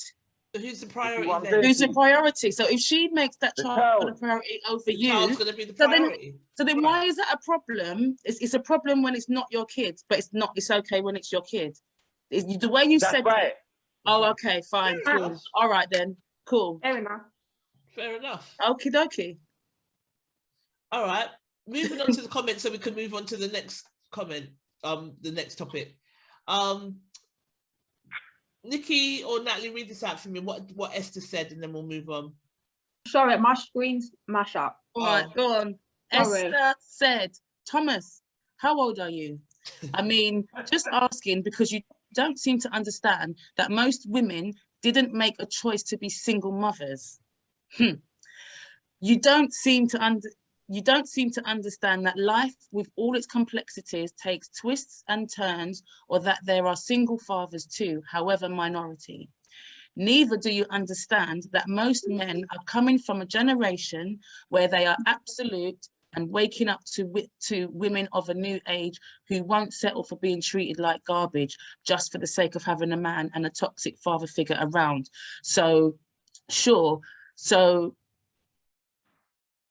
narrow your chances of finding a wonderful woman simply because they have a child or two. Let's pray that you find that life partner that won't make you question your life choices. That will make you less than 20% of the population and hopefully spare another woman from becoming what you seem to despise, single mothers with poor choices. I am one, by the way. I love my life and couldn't care less if someone finds me a marriage material or not. I absolutely love being a single mother. No BS, no massaging of a bloated ego because of genitalia differences. Enjoy your day. All right. I felt like she dropped the mic. No, I did. This is what we were saying. Like, I just think it's a dig at women for making specific choices, which, you know, obviously then they didn't do that intentionally. No one intentionally wants to be single.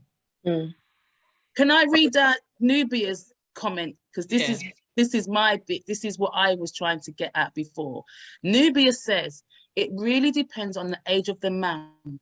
Because a 60-year-old man looking a woman from 18 to 30, the prime procreative years, takes on a whole different shade of a man in his 30s. If a man in his 30s says it, there's inherent privilege in being able to produce at any given time. Men subconsciously know it, and in a time when we're living together, that in itself has a different psychological bearing on relationships. So men can procreate and do what they want. And that's basically what she's saying. Right. So as an older man, you could look for a younger woman if you want. And, you know, and you have to go for a certain age, because if you're talking about having children, because a woman in her 40s, nearly 50, probably won't want to have children, whether they've had children or not. Right. Yeah. Roger's not saying nothing more. Next topic. Next topic. Oh, this one was funny. Next topic. This one was funny. Most men actually prefer women with no makeup, with no fake hair. That's gonna be difficult.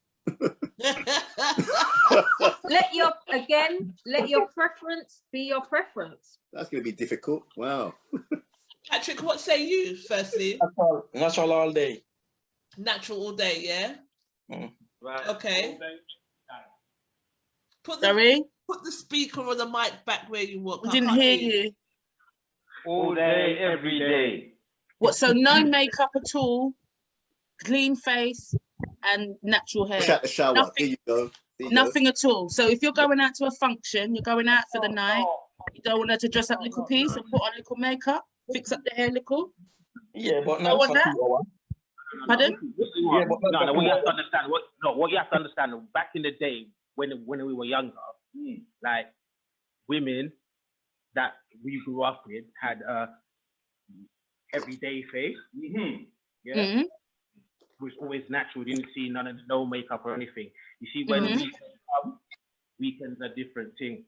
that's when it's time they're gonna go out, they're gonna go raving. So then they will do themselves up a little bit better, a little bit of makeup, a little something, but they don't go overboard. And then when you see them like, wow, they're stunning, like, right, wow, that she looks amazing, like, right, she don't look that do that during the week. You understand? That's what it's supposed to be. Where's that? There's none of that no more. Everyone wants to look like they're on fleek, like 24/7. Yeah. Makeup all the time. Like, listen, and everyone remember the last time you guys were on and you're talking about this, that they always keep comparing women to Beyonce, and I said that Beyonce without makeup looks like a crackhead. She does. I wouldn't go that far, Thomas. That's it. Thomas, I wouldn't go that far. It makes us feel better, but no. Do you see her in public with no makeup? Please tell me you ever see Beyonce in public with no makeup within the last 10 years. Not impressive. When they're caught off guard, she don't like it. She doesn't like it. Brother, have you seen when you see her without makeup? She looks really bad. Okay, but Thomas, what you just said was that on the weekends you can put on a little something, but that says no makeup, no fake hair. So you're saying is to be like that Monday to Friday, no makeup, no fake hair, but on the weekend you can put in a tracks and a makeup on the weekend, but not too much. Let your face breathe. Let your face breathe, man. Sure. No, babe. Because the makeup constantly day after day. No one's answering my question. I agree with you. Makeup every single day is not good for your skin. I agree. Okay. My question to you is what that means said was men prefer women natural, with natural hair, no fake hair, and no makeup. You just said that Monday to Friday, that she should be natural. I remember he said back in the day, it used to be like that. As an example. Okay, so what? Okay, so now you're saying, so now. But now all the they want to be in fleek all the time. Like, I agree that. I'm agreeing with you. Yeah, I agree with what you're saying. I agree with you, Thomas. I'm not denying what you're saying, but I'm trying to get at your answer to the question about no fake hair and no makeup. So you would prefer someone with no makeup, no fake hair. And you said, yeah, cool. And I said, even when you're going out, so when you're taking, oh my God. All right, I'm done. All right, so okay, I'm done. So me and Trish was having this conversation the other day, weren't we, Trish? Yeah. And we said that we, like, on an everyday, we don't wear makeup. I don't wear makeup to go out. I don't wear makeup to work. I don't wear makeup to do certain things. I wear makeup if I'm going somewhere. I wear makeup if I'm doing something like right now, or if I'm going out, or if I'm going out somewhere nice for the day or whatever. I don't wear makeup all the time. But I also think that if a woman does want to do that, she should be able to do what she wants to do. But I also recognize preference. So if a guy don't like it, he don't like it, just don't go for that. But I don't think women should be I'm not saying you guys are chastising. I'm saying there is a society out there that does always get women for wearing weave, always gets women for wearing load of thingy. Let people do whatever they want to do.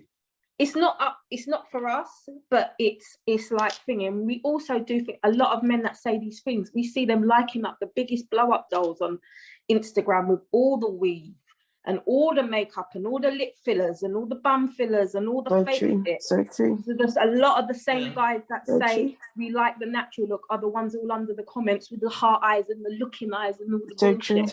I agree. I also think what men think is natural ain't actually natural. All right. That's what I also think. That's in the comments. Yeah. Ollie, what was you going to say? So when you're asking what the men prefer and a man is telling you and you're saying, I don't think men this, that means you're not listening. Right? Yeah? Number one, yeah? A man is telling you what he prefers. Yeah? And you're saying, oh, I don't think men. No, he's telling you what he prefers. Whether you accept or not is another thing. That's number one. That's number one. Let me finish. Okay. Yeah? That's number one. Number two. I can't. Yeah? Number two is this. Yeah? When it comes to makeup, I have found that most women are trying to outdo themselves in terms of how they look, because you can look at a woman in a rave, yeah, she wants to go to the best hairdresser, do the best makeup. So they're competing against themselves, women. You're not doing it for men, you're doing it for yourself, because you're competing against yourselves. Yeah. If you ask a man what he prefers, babe, I like it the way you are. If you're gonna put a little something to accentuate it, fine. But I don't want to see you looking like A today and next week looking like B. I'm like, what the hell? Why not? We're not. Can I jump Why not? Why not? Because you know what? You know why? Because you're doing false advertising. It's not false advertising. If I go out with my husband and I dress up myself and put on makeup and it's not false. That's extra. No, I think we're getting cross-wired. Yeah, we are getting very cross-wired. I actually understand what they're saying. What they're saying is some women will do the tutorials where they've got the contour, the look completely different. Thank you. They do it every single day. They'll wear the wigs, and then when you're getting to know them and they're getting comfortable, and then they take the wigs off and the contouring's gone. Completely different. So that's what they're saying. Whereas Natalie was saying earlier, like what you're saying, you're sitting on here with a live with no makeup. When you put on makeup, you don't look completely different. We'd be lying if we sat here and said, I ain't watched some tutorials or seen some things, and I'm like, what? Of course. Yeah. Trisha, can I add to that? Trisha, can I add to that as well? Yeah. I was speaking to a female friend today, and she's talking about the perils of advertising online using dating apps, right? Some women are getting so deep, they're using the makeup and adding filters on top. Yeah, so no, yeah. Like, whoa, yeah. We know that. Yeah. But so do guys, I must admit. Someone said I got a picture from someone, not in a nothing untoward, but someone sent me a picture of themselves that I know very well, and a few people know them as well. But the picture had filters on. I said, he don't look like that. I know he don't. Really? The man had filter. So men are doing it too, not just women, you know. Not just women. I'll just put it out there. That's what I didn't know that. Didn't men do it as well? Wow. Men do it too.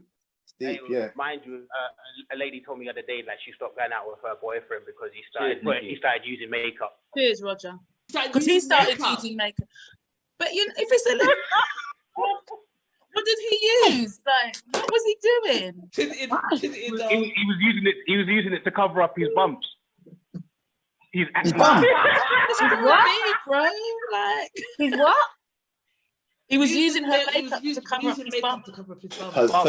Concealer to cover up his spot. Yeah. Oh my God. Nah, I don't want to date no man that's using makeup. Sorry. No, me neither. Let me tell you, you see, man, what man does, he gets his camera, points and click. That's what he looks like. You like it or not. I don't need no filter, no makeup, no light shade. That's how it is.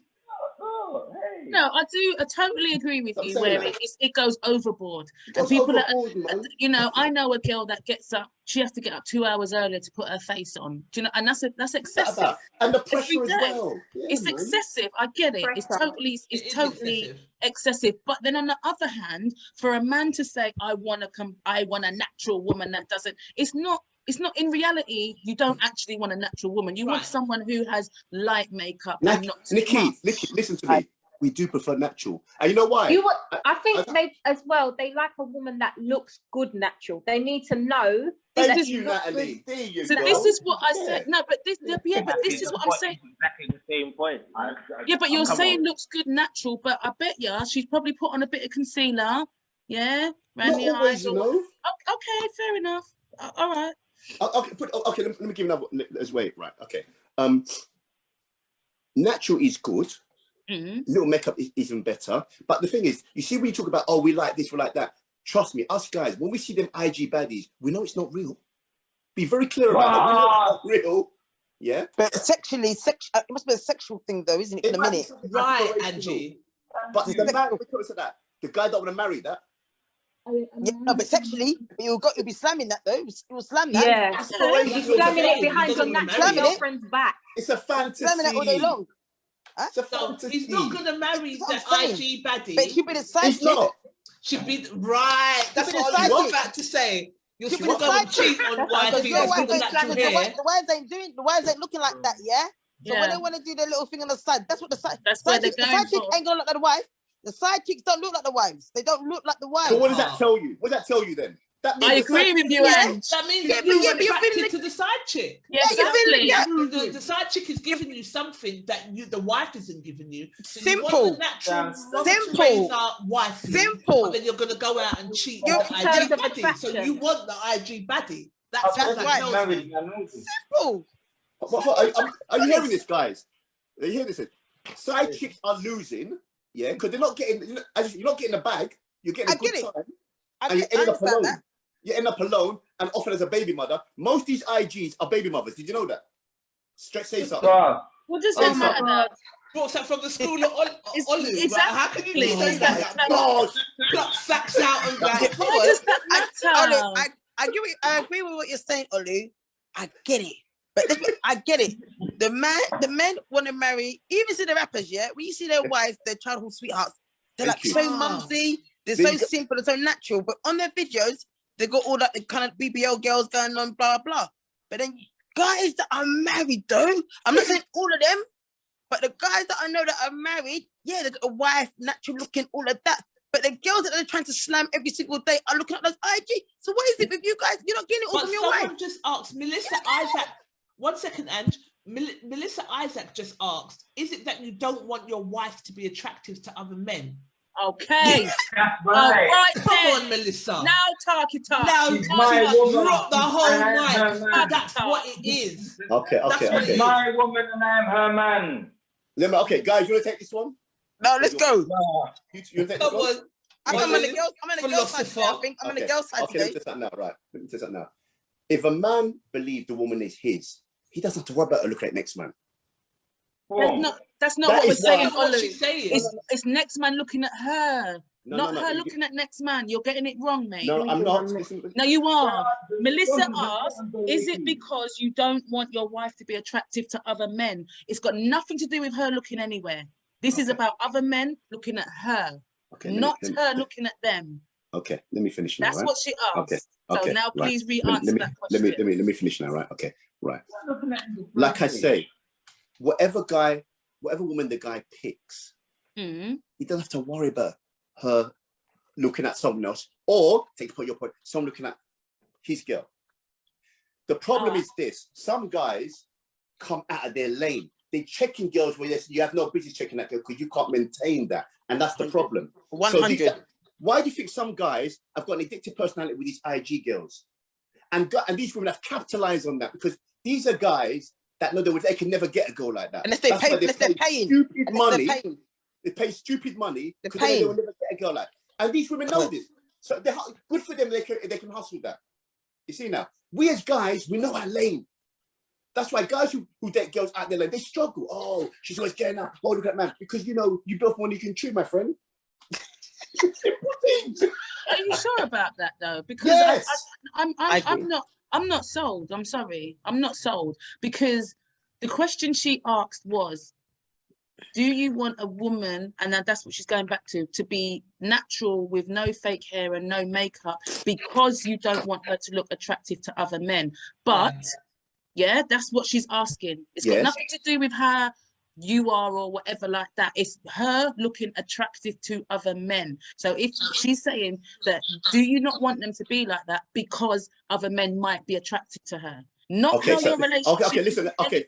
Nikki. Because a man can approach anybody. A man can approach any woman and then, do you know what I'm saying? Nikki, I'm going to break it down for you again, yeah? The question says, do you want her to wear makeup not to be attractive to other men? No, I don't, number one. So I've answered the question. I don't want to be attractive to other men, yeah? Right. Yeah, so I've answered that question. Okay, fine. And in addition to that, what I'm saying is, if men are dating women who are out of their, and men, guys, we know, if she's out of your range, yeah, and you can't handle it, that's on you.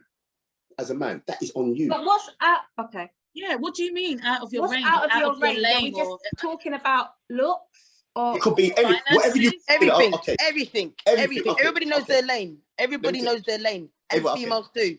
Females know their lane. No, I'm sorry, I don't agree with you. that. You know the answer. You're being. No, I don't agree with it.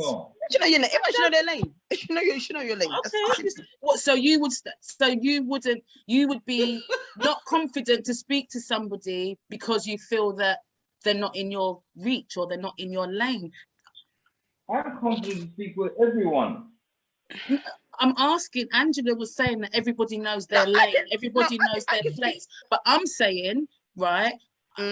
Yeah. Because so you wouldn't speak to somebody because you think they're out of your lane or that kind of thing. What do you mean in your lane, in your league, out of your reach?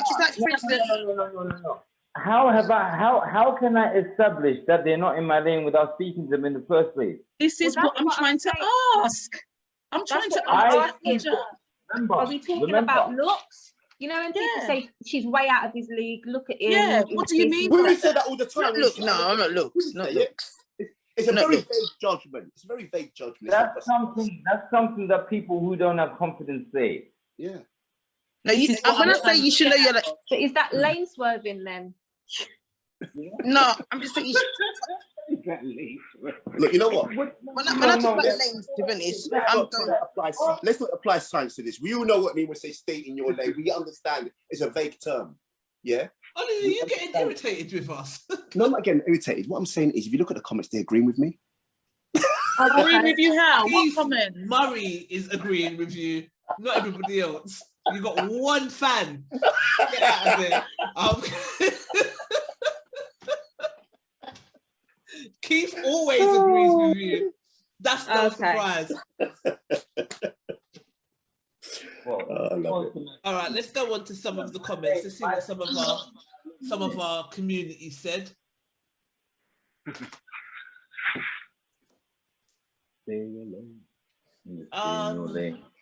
Patrick, no, this is not the right Patrick. It's not the right one. I thought you commented on this. Did you comment on this? You said natural all day, innit? Yeah. All right. So, a lot of people said bullshit that men don't find it hard to believe. Some men put up a fist. Who was this posted by? This was posted by Keith. Yeah. Troubles fire starter, another fire starter. Find it hard to believe. I asked her why. She said because in the days when we were clubbing and socializing, the men showed more attention to the types that had makeup and fake hair.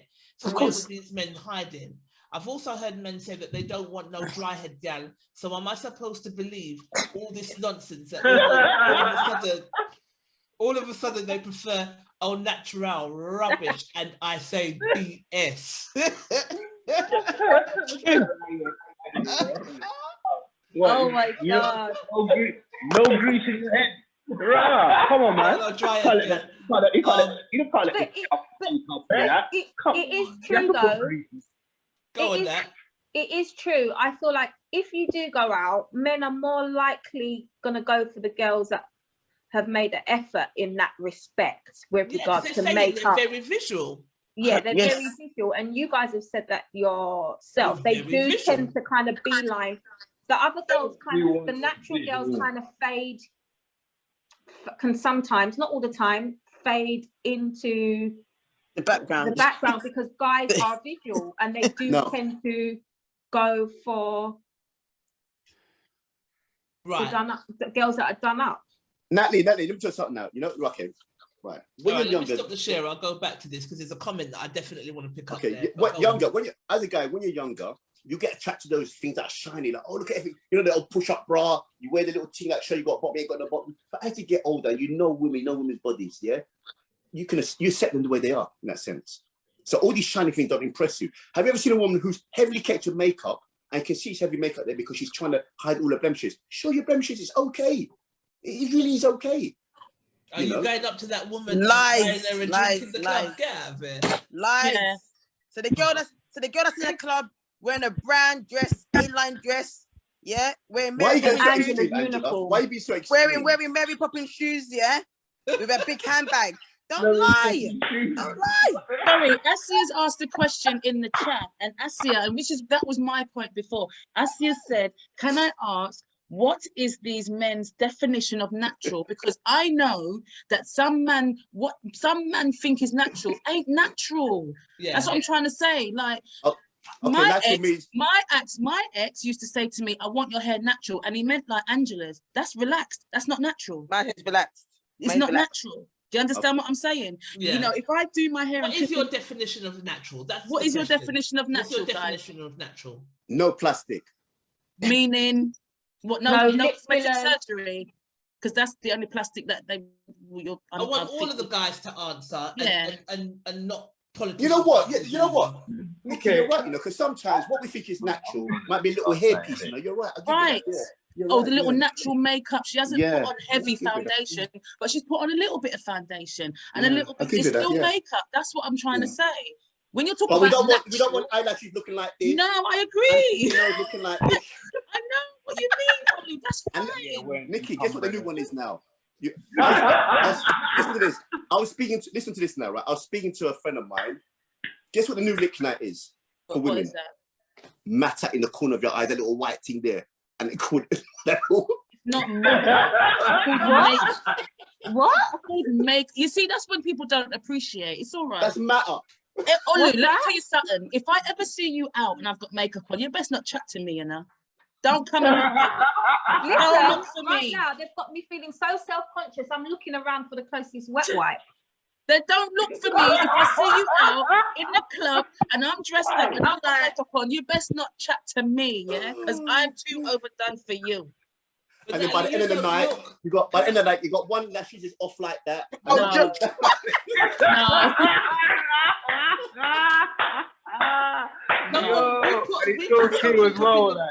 We put something up in the group about the lashes, and someone said in the group that the long lashes, they used to call them cumbrellas.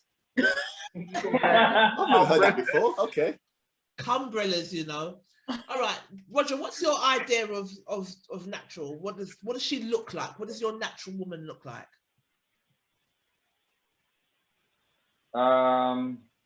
Talk the thing.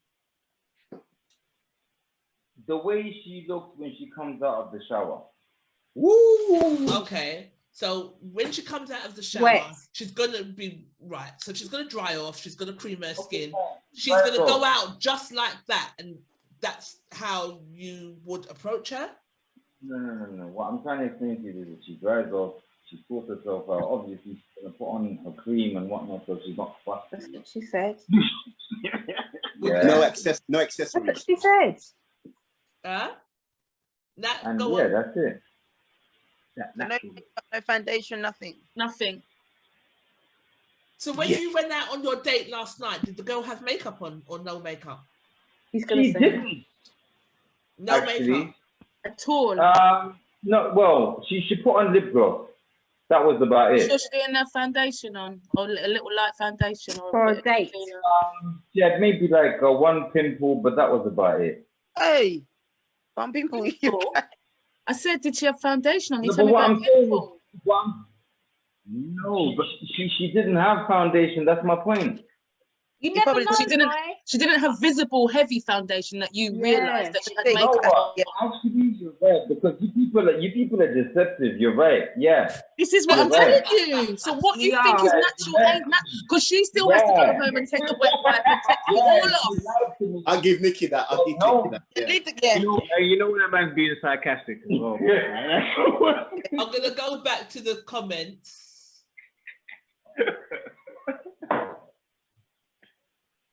Anne-Marie was saying they would never admit it, so we would never have an honest conversation about it because guys would never admit it. She also said that I feel like when some men say they like natural, it's a particular natural look that they're referring to.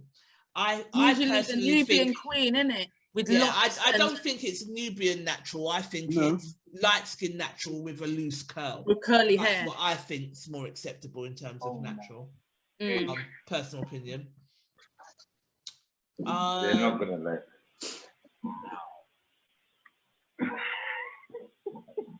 Patrick says he wants someone natural. Guys are saying they want natural. Women are saying a challenge in that. Let me jump in, yeah? Sorry? Go for it. Jump in. Yeah, go for it. Hello? On. Yeah, go for it, Patrick. Go for it. Yeah. When I say natural, yeah, you have girls that is attractive, yeah, and you have girls that is unattractive, yeah. The one who is attractive, them go for the makeup, but not to the extreme. But the one them who's not attractive, they go for the makeup and put it so much, and they look attractive and take it off. What up? Exactly. You know, Right. False advertising. Okay. Get me. That's what I'm saying, bro. You go to bed with Tina and wake up with dude. Like, get me, blood. Come on. Jeffrey Mensah said, That's what I'm saying, fam. I can't. Jeffrey says a blank canvas is one true self. Makeup is extras. Natural beauty is key. Women get our natural look, so we should receive the same. We are living in some weird times with a lot of fakeness, implants, enhancement, Botox, fake, this, fake, that. Everything from nails, hair, eyelashes, breasts, lips, bums, the list goes on. Sandra says, funny, you never see hardly of these men out with them natural beauty women. I don't see no women. Lies. 100. Where I go They're not bringing her out. Only family functions, they're bringing her out, and funerals. Right. That's right. They're not bringing her out. To they're coming MBA, married but available. Simple. That was free. I love that. They're bringing her out. They're not bringing her out. And if they do bring her out, there's like a 10-meter gap. They're doing their own thing. Married but available, you know. Oh my gosh. Angela's looking like she's switching sides, you know. I am. I'm on the girl side today. I'm on the girl side that started from our last live. Angela's coming to the light. Thanks, no, steady, Kisha, steady. No, steady, Kisha, steady. Steady, you know. She'll change her mind in a minute. I think most of the time I can't bother to do my hair and makeup because of how fast-paced our lives are. So you want someone that's going to appreciate you when you do and when you are on your everyday, but someone that's not going to get you when you do decide to put a little tutu makeup on. I don't wear fake hair. I don't wear wigs. But if I did decide, you know what, I want to put a little tutu extension in, I wouldn't want to hear it. Yeah, exactly. I just think it's choice. But if you have but again, it's preference. So if you don't like that, I don't ever want to be restricted to that. Because as well, like Olu said, we do obviously, you want to make your man happy, but a lot of the times as well, you do it for you. So sometimes as women, we often want change. Bored my hair, putting it in braids, taking it out of braids, straightening it, leaving it curly. Gonna add some bits in, gonna take some bits out, gonna color it, gonna dye it back black. Well, that is just women usually on a whole. And like I said, for the most part in life, I don't have time to do my makeup. I don't have time to do my hair. It's quick things. So, but when I do want to do it, or when I do want to thingy up, then I'd obviously have to, I wouldn't want to be with someone that's going to begrudge that. Exactly. Or make me feel like I'm forgave you because of that. Like you're a freak because you've got 2 tracks in your head. Or I put on my lashes for the night. I think it's down to preference. Men need to be honest about what their preference is. And if it is, I mean, I'm a dark-skinned black woman, and if me in my natural state is not attractive to them, then that's what it is. And men need to just be honest about that. Yeah. But if it is that they like a particular natural look, and I would say, because we've had conversations about shake and go hair before, some of the expectations that you think we're going to get up and it's just going to be like a film. You don't want the bonnet, but you want natural. To me, it's like you want a particular type of hair pattern. You don't want mine. So just be honest about what it is that you want, and if you don't want a natural black woman in her entirety, then just say that. But don't be like, oh, you guys this, you guys that, you know, you're not natural, you wear makeup, you wear this, you wear that. Actually, we're just not your preference. And I think guys need to be honest about that. No, that's not fair. That's unfair. You know what I think? No, it's not right. Because what we want. It's not right. Okay, I know you're on this as well. All right, you're on this as well. Yeah, and you're on this as well. Say what happened now. We want people who are versatile with their hair, creative. Yeah. So when you're natural with your hair and you can do this and you can do that. Say for example, today you got your cornrows on. Oh, that's sexy. Yeah. Something you can pull, something you can hold on to. Listen to you. Something. Calm down. Let me say. Oh, my husband there. He's gonna fight. What's I really said You want to put people's payrolls to pop out their hair? Boys, bro. Wait, My point is, yeah, versatility. Yeah, when you're natural and you're versatile, we're not asking you to put on somebody else's hair. You see what I'm saying? Yeah. Right? We're asking you to do what you do with your hair. Right. Be And versatile Natalie's with- saying, Yeah. Natalie's saying that sometimes if a woman does want to put on a wig, then why is it so terrible that she does want to wear a wig? Let me just take it back here. Let me just take it back though. Why does she want to wear a wig in the first place? Because she wants to Listen. put on, she wants long hair. She wants long straight hair. My daughters wear a wig because they don't want to straighten their own. They have a head full of natural afro hair. They do not want to straighten their hair or put heat on their hair, so they wear a wig. Is that so And bring bad? the original. Can I just say though? Can I just take it back? Hold on, guys. Can I just take it back? Okay, Go on, I own a 3 weeks. I do own a 3 weeks, but can I just say, I think also where the reluctancy of the men who say they don't like the wigs, they don't like the makeup, they don't like the lashes. At the same time, women, a lot of women are out there wearing very bad wigs. Really Very bad bad wigs. They've got to Really stop bad that. wigs. They've got to stop that. You can't wear a cheap wig and walk in round That's one thing I will. It's I true. will It's push true. for. I And spend And we're you know what? expecting people to find that I spend attractive. money on my wig. For me to wear a wig, I was so self-conscious. So I was like, I invested. Yeah, no, I've I got agree. 5 weeks Totally. that I've invested over the 5 years, and I've paid quite a bit of money for them. You understand? Can I just say something? Because I'm not on that. My Agree. skin is this Angela. color, and the netting is that color. I'm not on Angela, that. can I just say something? I'm not on Angela, that. Angela. The lashes, cheap, when you invest cheap, you look cheap. So I I get agree. it, guys. Not everybody wears cheap makeup. Not everything. Okay, you can mix makeup. You can mix and match. I must be honest with that. You can mix and match, but you can't you're get away right, with you certain have to stuff. invest. That's what makes sometimes the whole make women trying to do a little something make it look bad, because Looks you've got the messy girls because it's all cheap. caked up with gel down there, half their face all caked up with gel. Hot mess. Yeah. No, actually, you know what? Yeah, but that's part of growing up, though, isn't it? Because I remember I look at pictures of myself at 15, and I thought I looked hot, but I was a hot bloody mess at But 15. I get that, Nikki, but we weren't really wearing wigs. I was like, my hair was all caked up with gel. Do you know what I mean? My tight up ponytail all hurting me back in my neck. Do you understand? But I'm just saying now as well. You got women, big women, wearing bad wigs. What is wrong with you? Bad wigs. Can I just say Bad something? wigs. Then do the natural look. If you can't back the price of the proper wig, don't wear a wig. Just do the Agreed. natural look then. Can I Don't do it.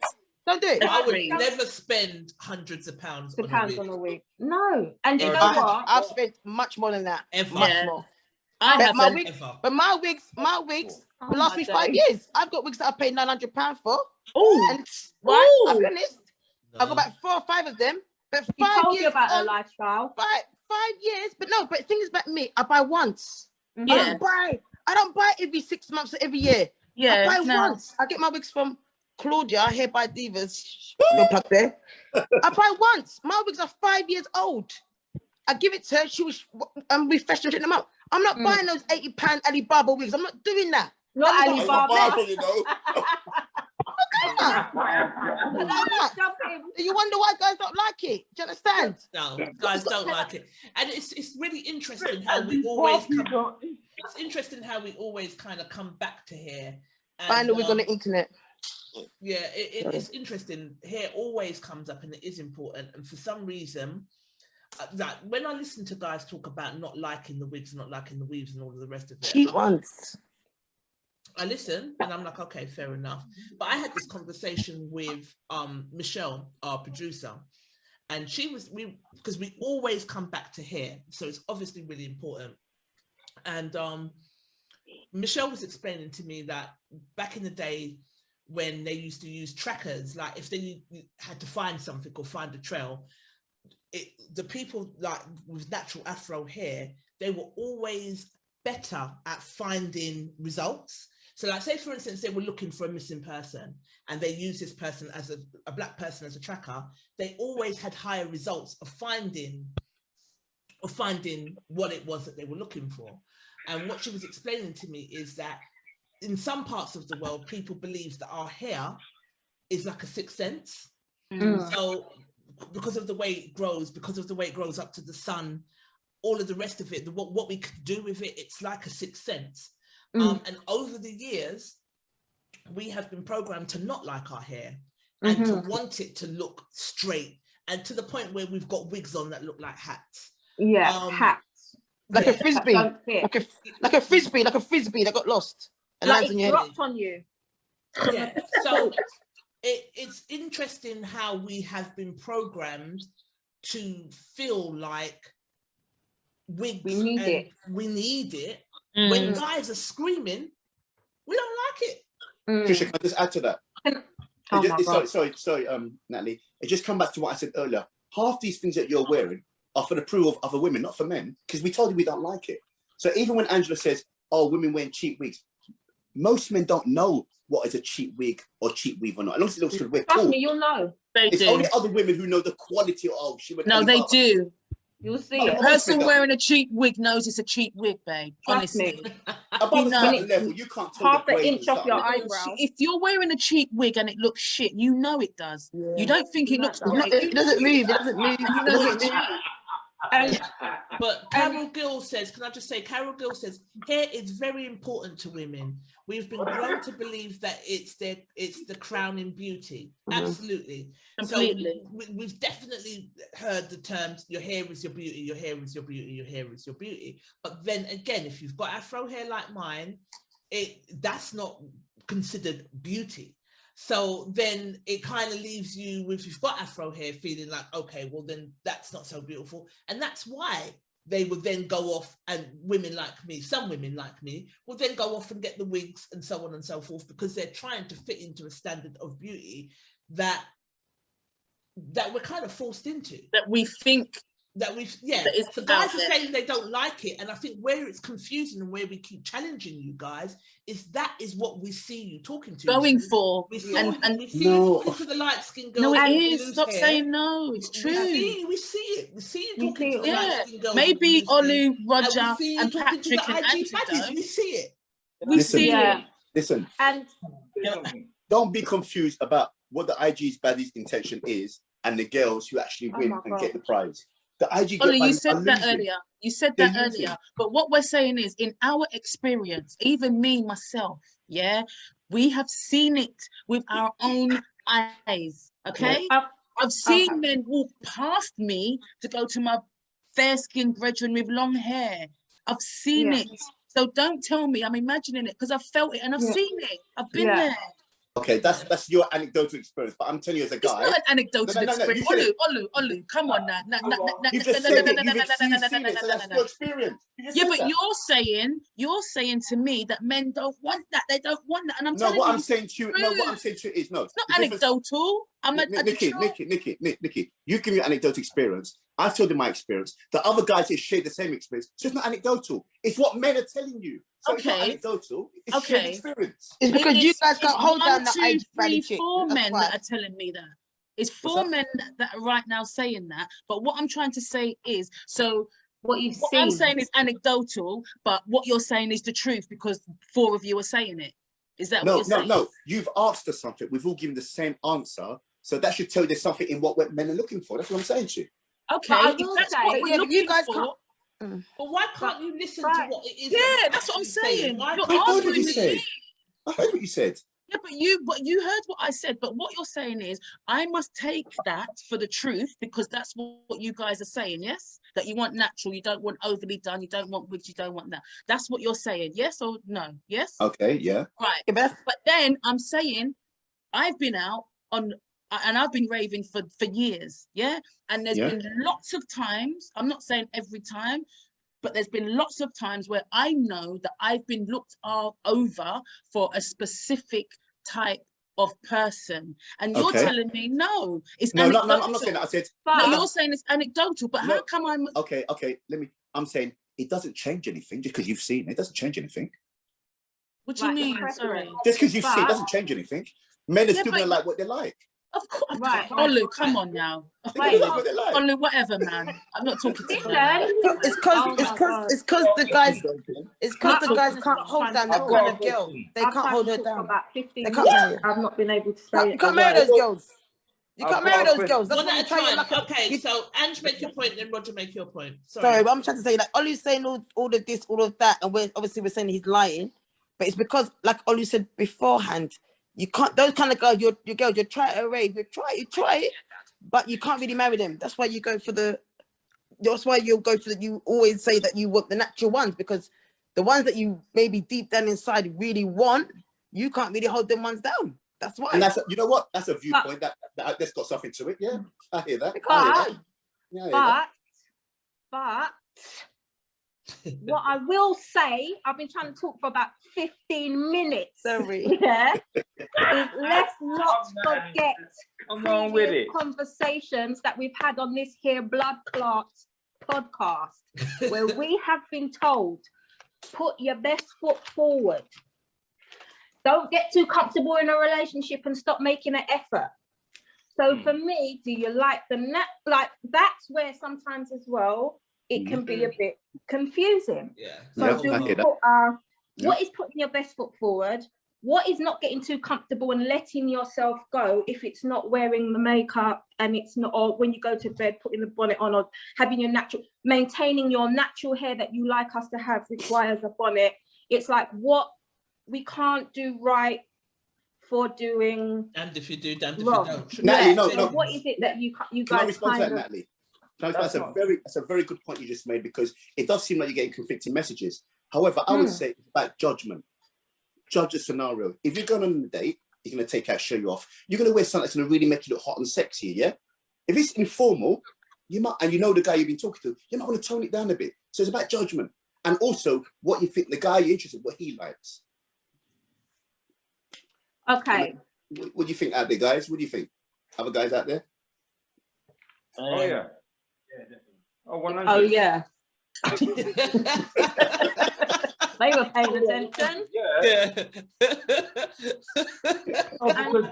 I was trying to say earlier was, okay, Nikki was saying, oh, she was complaining about being overlooked.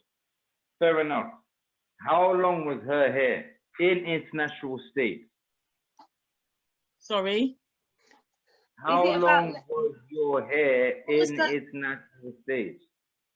I had lots then, probably, but I don't know what that's got to do with it. But the programming is real.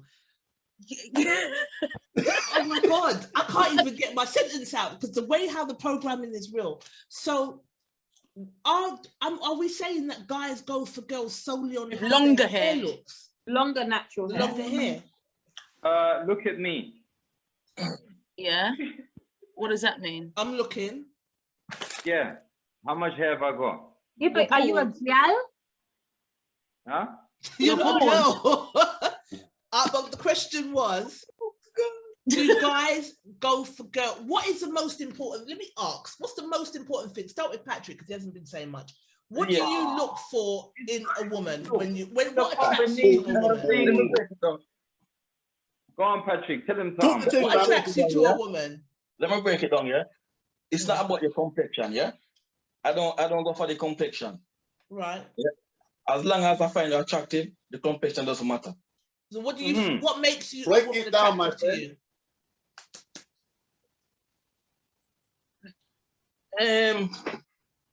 Talk the thing, man. They want to know. No bravado. Talk the thing. Break it down. Talk it out. Come on. I mean, woman can, the ladies can tone it down a bit, you know. Don't go over the top. You know what I mean? A little, but not too much. You know. Okay. What do you like? What do you like in women? I like a natural. I like a natural because I grew up with most of me. I have around 9 aunties, yeah, and they natural. They no go for no them years them we call them eyelash and but them just keep it natural. And when I'm looking for a lady, I try to look along that line, natural. You know what I mean? That's I'm not trying to be, but that's me. So you're being PC, man. You're being polite. Yeah, he is. You asked when you come on there, you got to talk real. Nah, man, all right, Roger, go for it. What kind of woman, what attributes attract you to a woman?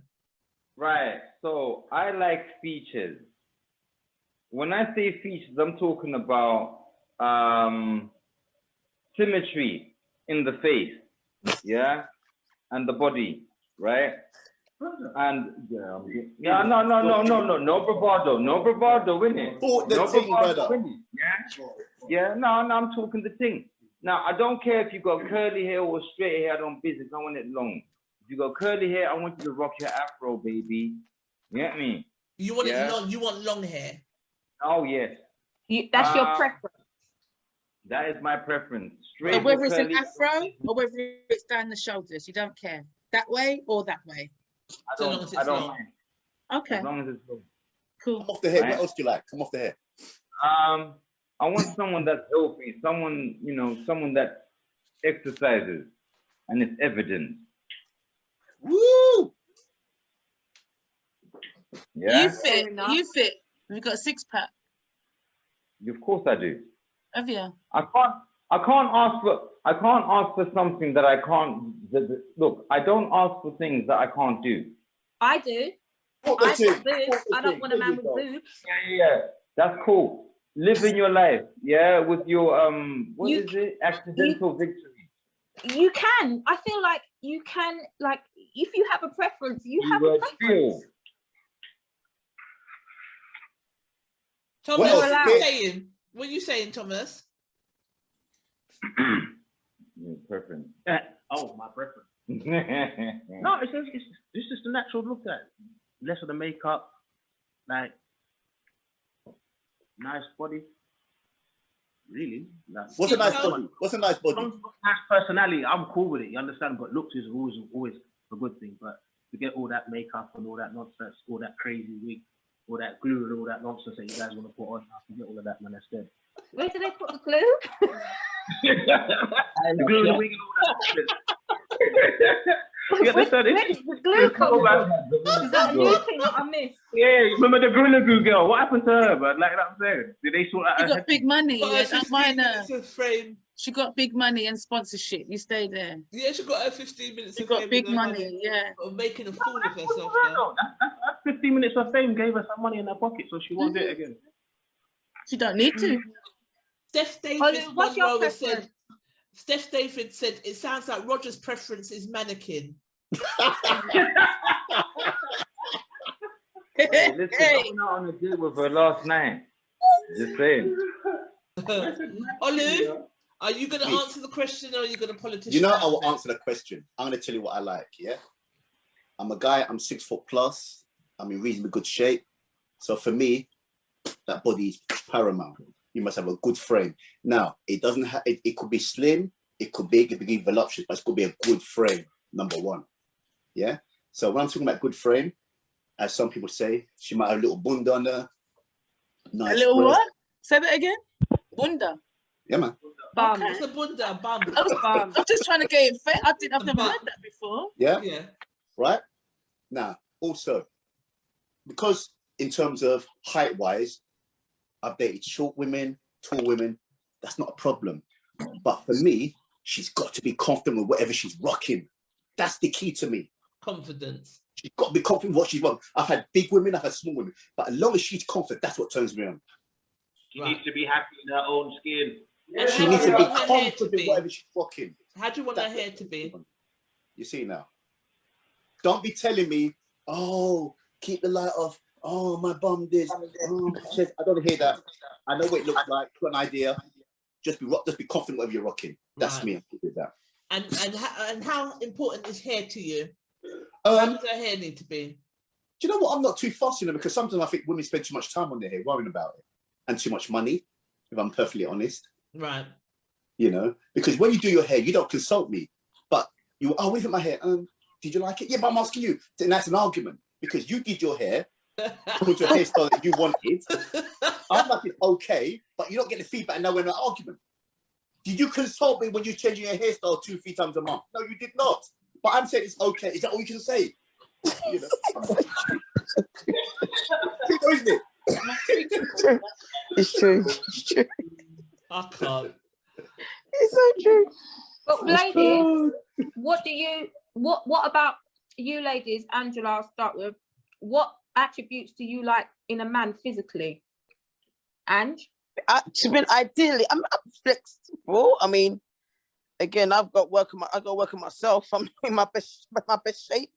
But ideally, I do like tall men. Mm-hmm. I need good teeth. Teeth is very important to me. Teeth, yeah. Yeah. Obviously, good hygiene. That goes without saying. And just I do need intelligence and ambition. I'm not really good with people that are lazy or just like seeing which way the wind blows them. I'm not really good with people like that. So I would say height, good teeth, intellect, ambition, making a difference, whether they're doing charity work, whether they're doing mentoring work. Physical characteristics. Yeah, good teeth. Yeah. What characteristics? Physical. Physical. I do like a guy that works out, but then I'm not really matching that. Doesn't matter. No, don't worry about that. What you like though, your wish list. You're designing a man. Tall. Designing from scratch. Tall. I'm flexible on complexion. Tall, flexible on complexion. I don't mind if they're clean shaven, like Olu and Patrick here and Roger, whatever. I don't mind about that. I don't mind if they've got hair either. Like I said, good teeth, decent skin. They do work out. They don't have to be a gym freak, but they should. And I can't talk. I'm such a hypocrite here. But they should be trim. They should try and be trim. And yeah, and that's it really. That's it. And for me, it's banter. It's jokes. Yeah. For me, jokes, banter. I'm all about the banter. Yeah. You can laugh at each other, yourself, and others, whatever. Yeah, banter. Someone's inboxed me and said, she should just say, Olu, people are still trying to marry you too often. Oh, they want to see a No Bravado wedding. Well, Ollie didn't even answer if he's married or not. He didn't even answer that one. Did you see that on everybody? Yeah, we saw that. Same bond. Time. Yeah. Trish? Guys, let's carry on. Who's next? You, Natalie. Trish. It's Trish. Oh, Trisha. Okay then. And Trish. No, why are you pushing me under the boat? Have you answered? No, I'm going last because I'm asking. Oh, right. And it's giving me time to think because I don't even know. All right. In terms of, if you was to line up the guys that I've dated, none of them look alike. So, okay. Yeah, to say that I've got a type, it's kind of redundant. But in terms of, if we was going to say, in terms of what do I find physically attractive, my preference is tall, darker skinned, and not muscly like can't see their neck. I don't want that. But in shape, but yeah, like I said, yeah, I like a beard. I like bald hair. Hello. We missed that. We missed it. Roger, you were saying? I'm going to mute you if you're not going to contribute properly. No. You said that's the Green Mile, isn't it? The Green Mile. The guy from the Green Mile. Oh. Oh my God. Share the joke so we can all laugh then. You're the killer. Nah, like, not like the Green Mile, but the big guy. You said muscular, isn't it? Not like him. No, Stephanie's saying Trisha, Olu. Yeah. Olu's a handsome man, so yeah, I'm not gonna say that Olu's not good looking. Olu is good looking from what we can see on the camera. We've never met, believe it or not. Might be filters. Yeah, it might be filters. Me and Olu have never met, But in terms of looks, it would be, tall, dark, reasonably built. But some of the guys I've dated, like I said, if you line them up, they don't look alike. Look the same. They don't. It's like Angela said, teeth. A guy that I dated didn't have the greatest teeth, but he didn't. And I realized through him that I'm not as shallow as I thought I was. Do you know what I mean? Yeah. Because I'm not as shallow as I thought. I didn't think I would ever date someone with, like, I've got a gap in my teeth. So it's not as if I can bloody judge. No, but that's sexy. No. That's definitely can also be sexy. My teeth, some people say my teeth are not perfect. Do you know what I mean? So, but his teeth weren't the best, but I'm not as shallow as I thought I would be there, because we got on, the banter was amazing, and then we ended up getting into a relationship. It took about 9 months because I didn't like him initially, but as we got to be friends, none of that mattered. So he was in a friend zone first?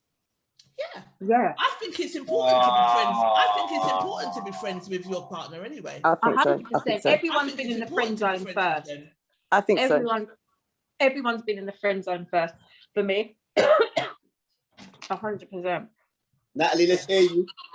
No, Nikki. No, excuse me, I'm married, love. Nikki's married. Oh yes, Nikki's married. Married. Let's hear you, Natalie. I'll tell you one thing though. Just quickly, I will tell you, I'm married. I've been married for 13 years. We've been together for nearly 19 years. And my husband is not my type. Okay. But we have been together. This is my longest ever relationship.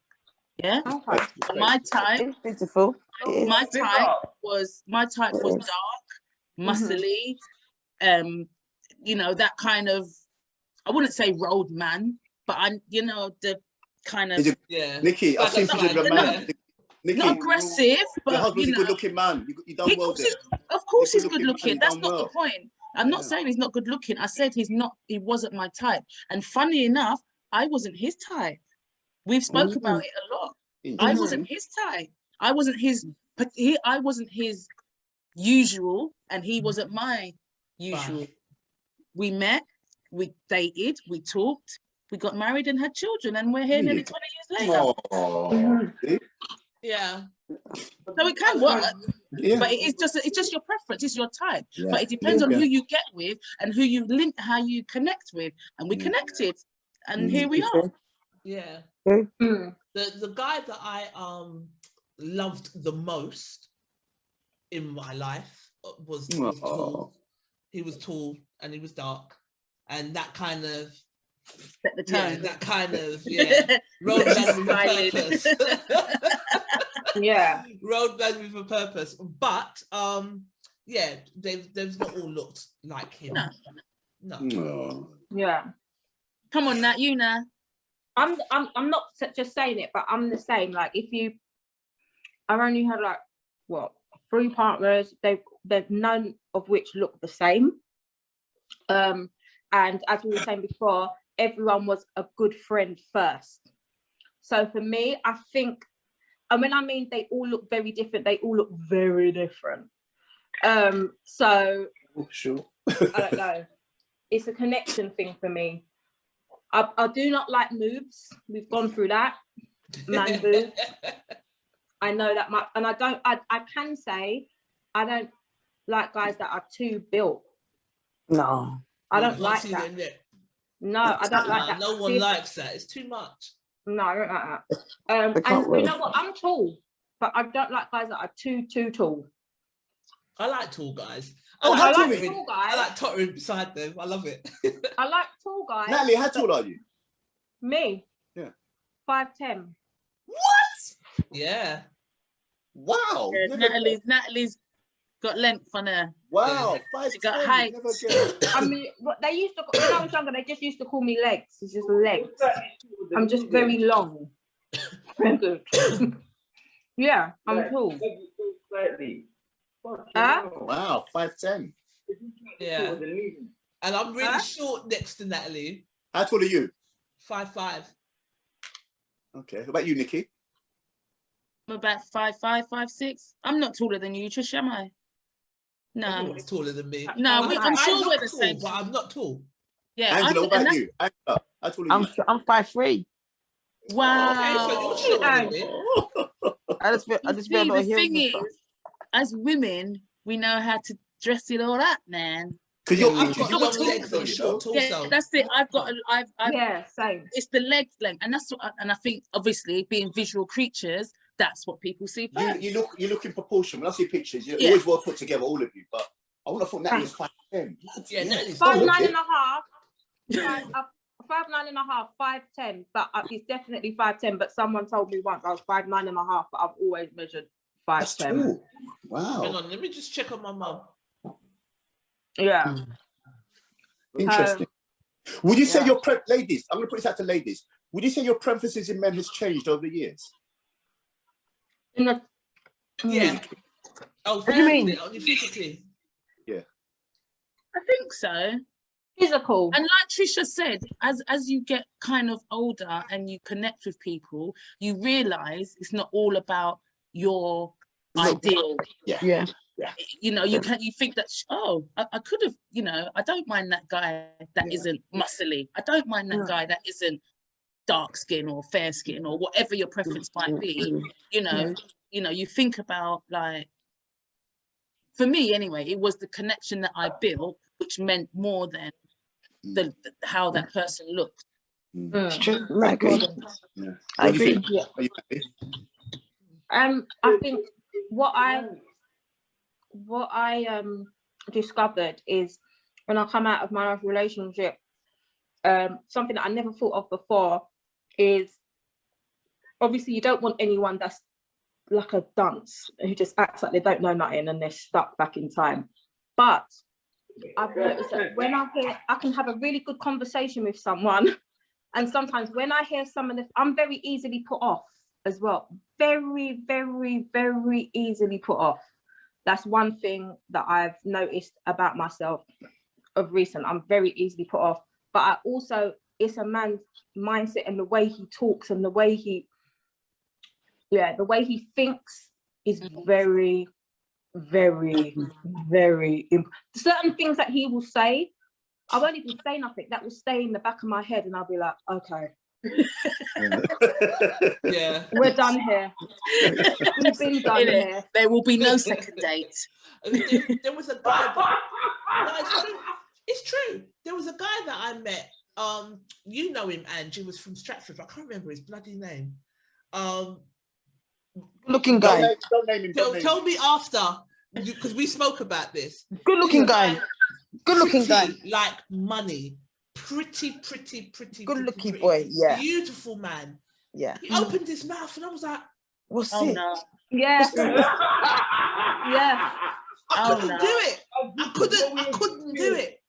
Trish, you know was who like that a was blonde. Like it was dumb. Good looking guy. I know exactly what you're talking about. Is there anything in there? I couldn't do it. He was so dumb. Yeah. But it's not always about looks. Like you can meet some real pretty men. And fucking hell. I spent most of the day like, really? Yeah. Are we going to see each other again? Probably not. Yeah. Oh my gosh. No, probably not. But he was beautiful. Yeah. Beautiful to look at. But I couldn't do another date with that simple mind. It was too simple. Yeah. It was ridiculous. Yeah. Trish. You remind me of his name after Angie. Remind me. I was trying to remember I know exactly his what name you're the other day. Wow. It was a sin that he was so pretty and dumb. So dumb. What, Trish? You know that we've had that conversation about a guy that we had a conversation, and I was like, "Oh my gosh, he's so pretty, but he's dumb." It's probably the same guy. You're so no, you know who no. it is. You know who it is. Okay, remind me on screen. Yeah. I remind your screen, and I was like, "Wow, like you're stupid." Like, oh yeah. I know who you're talking. Like, I can't even. Like, I even had to pull him up on that. Like, what did you say? Like I thought I was in the Matrix. Hold it. No, I couldn't believe it. You're 2 years older than me, right? Yeah. 2 years older than, we were just having a conversation. He was kind of showing like interest, and we were just talking about loads of different like world affairs, we just sat down, ended up having a long convo, and I was floored at how dumb he was. I've not come across anything like that for a long time.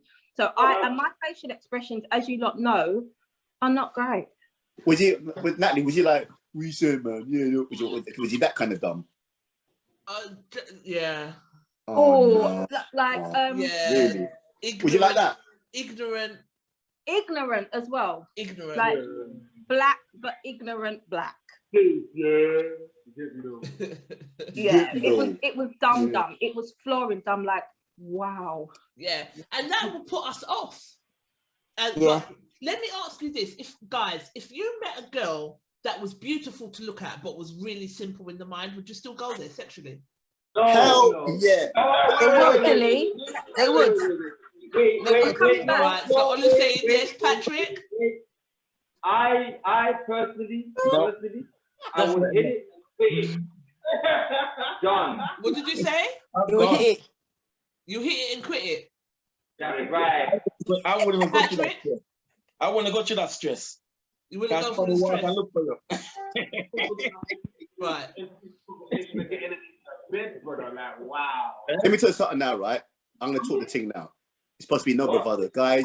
We all know those women that are being like, you think this is gonna be a quick thing. You're not very bright. I don't spend long to around you. We know. We know. Why are people lying for? Why is it always me like I'm the bad guy? Why are we lying for? What? Every girl that you've been with has been intellectual and been smart, yeah? Nah, come on now. Well then, oh, come on now. No, Roger said he would hit and quit. Yes. Roger agreed with you. He would. Quit. Sorry, my bad. Sorry. Is it hit and quit? That's saying, Patrick's saying he wouldn't go through that stress. Thank you, ma'am. Yeah, I can't do that. But like Patrick says, that's going to bring you stress because that one wham bam could give you a whole lifetime of problem, you know. Not really. You think because she's not intellectual, you don't feel that she's wicked and bad. This is what you're thinking. You think because she's simple that she's not wicked and bad. You think she's because she's not that smart, yeah? This is what I'm saying. She probably flip and start right. But you know what it is as well. He's got a point there because when you get to a certain age, them things you can foresee what's going to happen. Mm-hmm. Yeah, that's why. That's why most men. Well, it depends where you're at, but most men my age don't go for really, really young girls because the drama that associated with that. You see now. You listening, Roger? No. Because and also I put that proviso here. It depends what your agenda is. If you're looking for a partner, it's different. But if you're just looking for something to release, doesn't matter if she's clever or not. You know, she's clever. I can't do it. I suppose that's the fundamental difference between women and men. Because sleeping with someone and you've heard the bullshit that comes out their mouth would give me the ick. Like you can't even touch my shoulder. You can't even tap me to ask me a question. Let alone, sleep with it makes me. It gives, like I said, I'm very easily put off. And if they're talking, it's the voice as well. It's everything. Wait, I can't do it. I can't do it. That's where men and women are different. Patrick Charles said in the comments he doesn't believe in hit and run. Huh? That's good to hear. That's great. That's good to hear. All right, I'm going to move on to the third and final topic. Tell me what you guys think about this. If you're here for a good time or a long time. Yeah, but if the guy is really dumb, I can't have a good time with you either. No, I can't do it. I'll just end up being wicked and horrible to you. I couldn't. The guy was so pretty. I can't put into words how pretty he was. Angela knows him, so that's why she gets it. But I couldn't. I just aired him after that. You're really dumb. And you didn't even tell him why? No, That's not I was very nice. ruthless when I was Tell him younger. why, what, brother? Because you're dumb. You're You're idiot. dumb. I don't want another idiot. date because you're an idiot. So hold on. So when a guy does it to a woman and goes to her, that makes him a bad guy. No, it doesn't make and him I'm a not bad- saying that it was bad. It was bad of me to do that, but I think- ghosted the fuck out of him. He was dumb. Sorry, I couldn't. I just couldn't do it. And I couldn't say to him, "Well, you're dumb." You can't. Yeah, I can say that. You're stupid. So why don't you like me? I can't say you're not good looking. That's a lie. Because he was beautiful, but he was just ridiculous. Like the whole, yeah. I ghosted. It was naughty. I probably wouldn't do that now. I'm older now, but back in the day, I ghosted the hell out of him. Anyway, this was an interesting topic. How long after being with someone in a relationship should you disclose if you have a mental health diagnosis? Immediately. Straight away. Exactly, immediately. Yeah. But when you say immediately, how immediate? Because you can't be just disclosing your health. But Roger, stop doing that to me, man. Every time I talk, you're giving the flabbergasted look. What, your man? Right. Can't we all just make friends and be nice? I'm his friend. I'm his friend in real life, but he needs to get to know. But all right, I understand if you're getting in a relationship with somebody, yeah. But I'm not gonna meet someone straight away and disclose my health ailments, whether they be mental or physical. So when you're saying straight away, but it doesn't matter how bad it is, Ange. So I'm not going to go up to somebody if I'm chatting to someone or we're just talking, or do you know what I mean? Are you supposed to? Oh yeah, I've been sectioned before, you know. As soon as you meet somebody, this is what I'm saying. Yeah, but then if you're not mentally, if anybody who's not mentally healthy, maybe it's not a good time for you to be dating. Hang on, guys. You should be in a place where you are mentally healthy than to start going back on the scene and start dating. Yeah, but you might be mentally healthy at that time, but have had episodes of mental health illness. And that's what I'm saying. As soon as you meet someone, is that a thing that you disclose? I don't disclose any of my physical ailments. So why should I disclose my mental ailments unless we have a chance of being together? I think it depends how bad it is, but I feel like you've got a social responsibility to declare who you are, you know. That's a bit too dangerous. Everyone, every stranger in the street. You know what, Angela? I'm a bit crazy. I know I'm a bit crazy. I'm a bit crazy. I'm a little bit crazy. I'm normal. But I think there's certain things you have to disclose up front first. Okay, but let me ask a question then. So let me ask a question then. Okay, if we do this on the flip side, because people always do that with mental health, yeah? Like you're supposed to disclose that you've had mental health illness. But if you had, I'm trying to put something in some kind of context. I mean, you're not going to walk around and tell people your, I don't know, HIV status or your sexual health. I think you should. I think you should.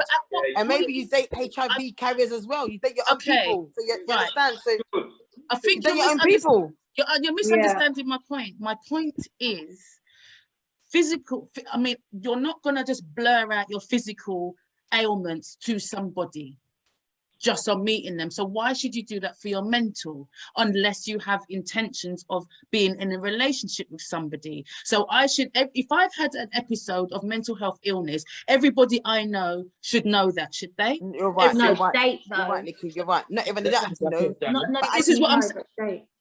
But at what point do you tell them that at the date? From the very first get-go, from your chatting?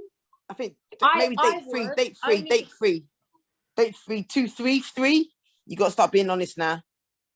I think read the room as well. If you're having those kind of deep combos and it's getting deep, or, you know, sometimes before you can go on a date, you're having them long conversations. It might be on the phone, it might be on FaceTime.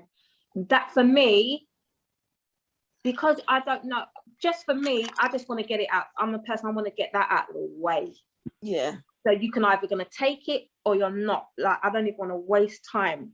I have this or I have that, or but you don't just say I have this or I have that. I think it's depending on how it comes up in conversation. But that's my preference. I'm like that.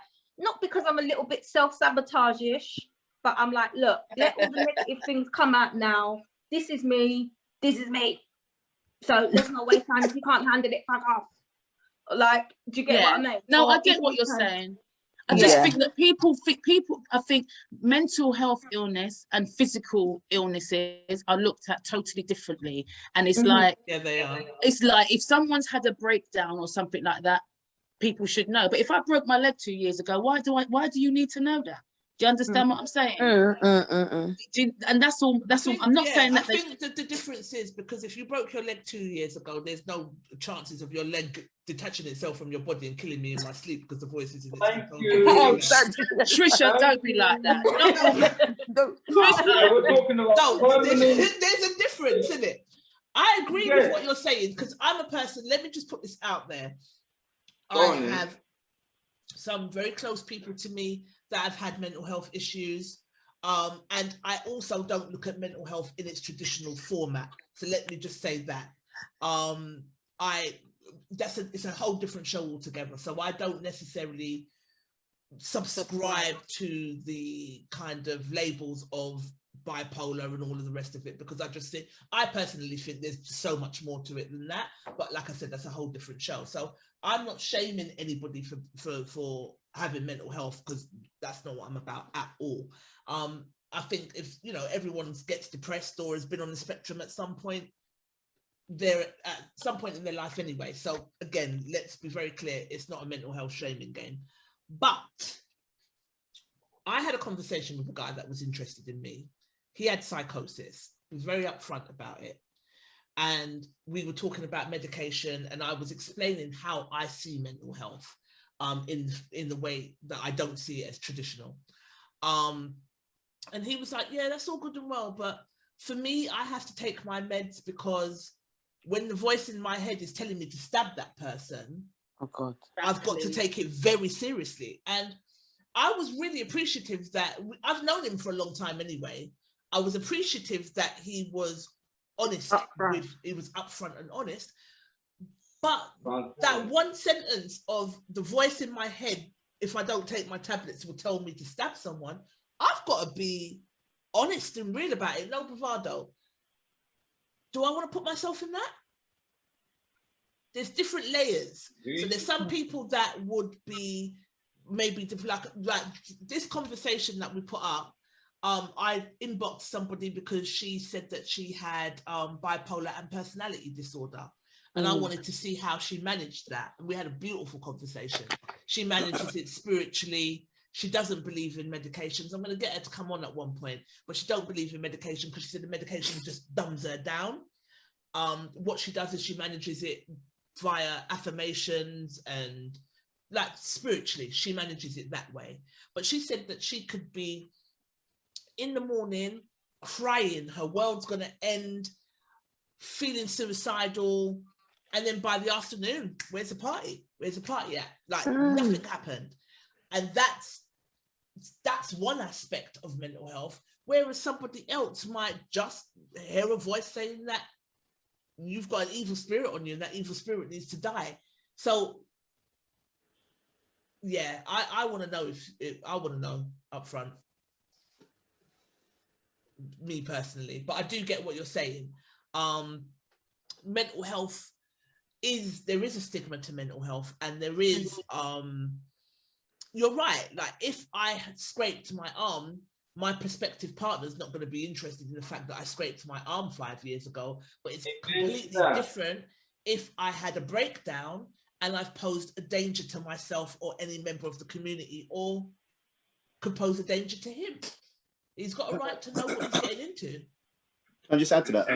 I think it's because of the way we view mental health in our community. Yeah, it's stigmas. Yeah. So with physical ailments, you can see it, so you know what you're dealing with most of the time.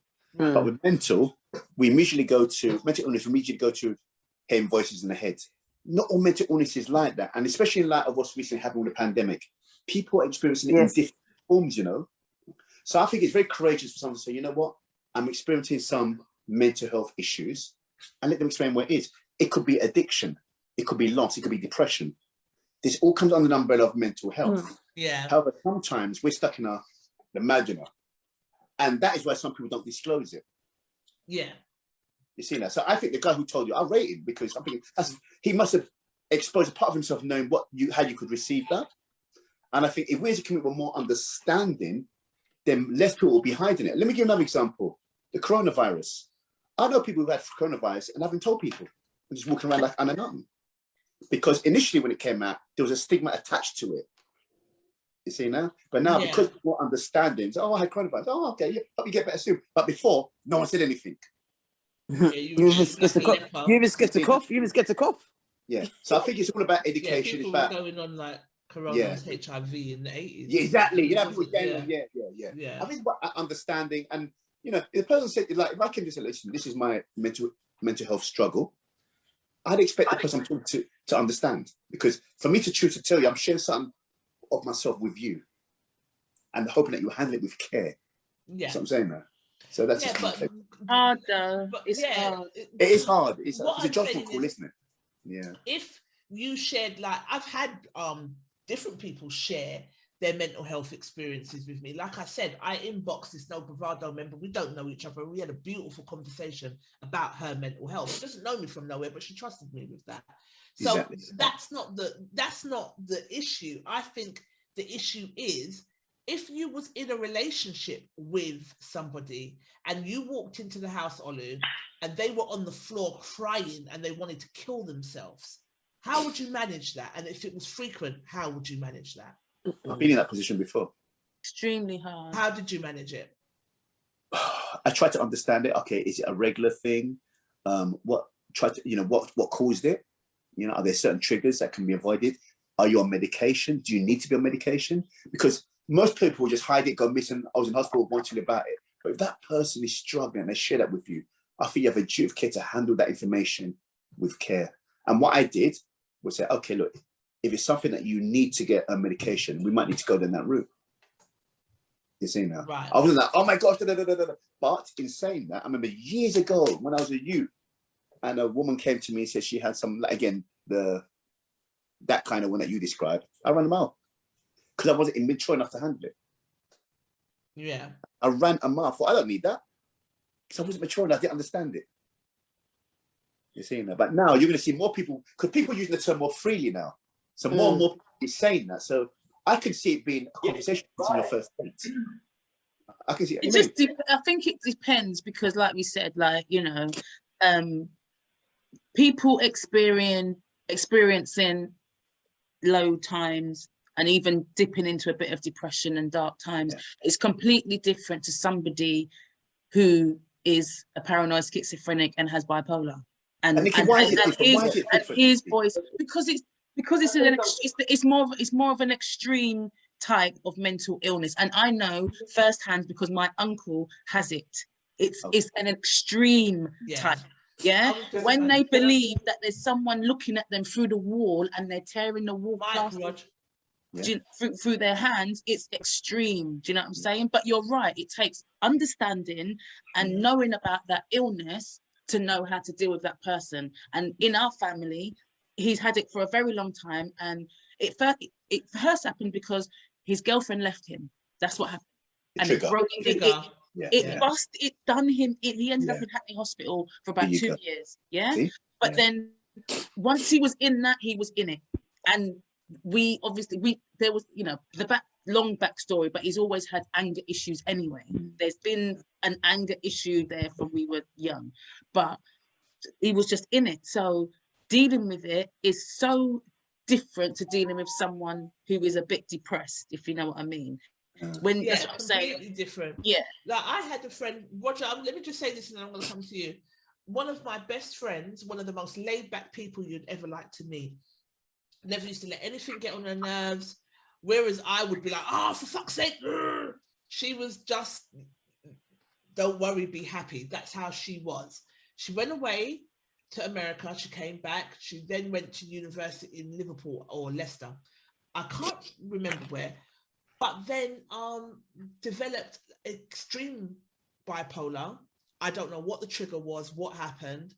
But whereas she was one of my best friends, so irregardless of what her deterioration of her mental health would be, I would have wanted to be with her and to support her through that. And for the first part, I did. I used to go to visit her at the hospital, or if she came out of the hospital, she would come and see me, or whatever the case may be. But then as the years went on, I became enemy. She was starting to say that people were telling her that I was saying things about her which wasn't true. What people? I've just heard it around. And then she started to get violent, and then started to threaten me. She had the same sort of premise about her mum. She was in a delusional state. So there was no reasoning with that delusion. So you can't really, you can't reason with that. No, and you want to be understanding and you want to be there for somebody, but to say that you would be able to reason or be that in a relationship, I think it's highly underestimated. So there's different levels to the bipolar. Until it gets to paranoid, delusional, or there's depressed. It just depends on what spectrum you can deal with. Yeah. And I honestly, you know, I mean, like you said, no bravado. To be fair, I don't think I would put myself in that position after seeing what my uncle's been gone through for the last nearly 30 years. Yeah. So I wouldn't do it. You wouldn't want to do that. Roger? No, here's the thing. What you've got here is a situation where you've got two things. You've got synthetic and you've got authentic. Yeah? You've got authentic mental health illness. Yeah? And then you've got synthetic mental health illness. All right? Now, when we break down the authentic one, authentic is basically a situation where you have a mental health illness. It's been diagnosed. There it is. Right? And then you have that one where a person is conditioned without realizing. Yeah? Give an example. Yeah. You got, say for Olu, I like this. Say for example, ADHD. Okay. Just because the kid can't sit down and they want to go out and play. But that's not ADHD, Roger. Children with ADHD are not just children that want to go out and play. And it's not mental health. It's not mental health either. It's not mental health. I understand that. But what I'm saying is some people make that mistake. Okay. You mean putting labels on people that are a bit... You see what I'm saying now? That's what you're talking about. Right, okay, I see what you mean. All right. The other version of synthetic is where a person claims to have a condition. Yeah. But they don't. Yeah. You see what I'm saying? So they wear it like a badge, like now, I've got mental health. You know. Yeah. That's the new thing now, Yeah. All right. No, that's fair enough. Now, with the previous synthetic one that I mentioned, where like you're prescribed by mistake and whatnot, and then you believe it, yeah? You believe it, and then you start living this life where you think this is your condition, and you live that way. Eventually, you're mentally ill because that's what you believe. That's what you've conditioned your mind to. Yeah. You see what I'm saying to you now? Yeah. Right? And then you've got those that are authentically in a condition, yeah, where they can't escape it and they need help and this and that, but it's authentic. You get what I'm saying? Yeah. I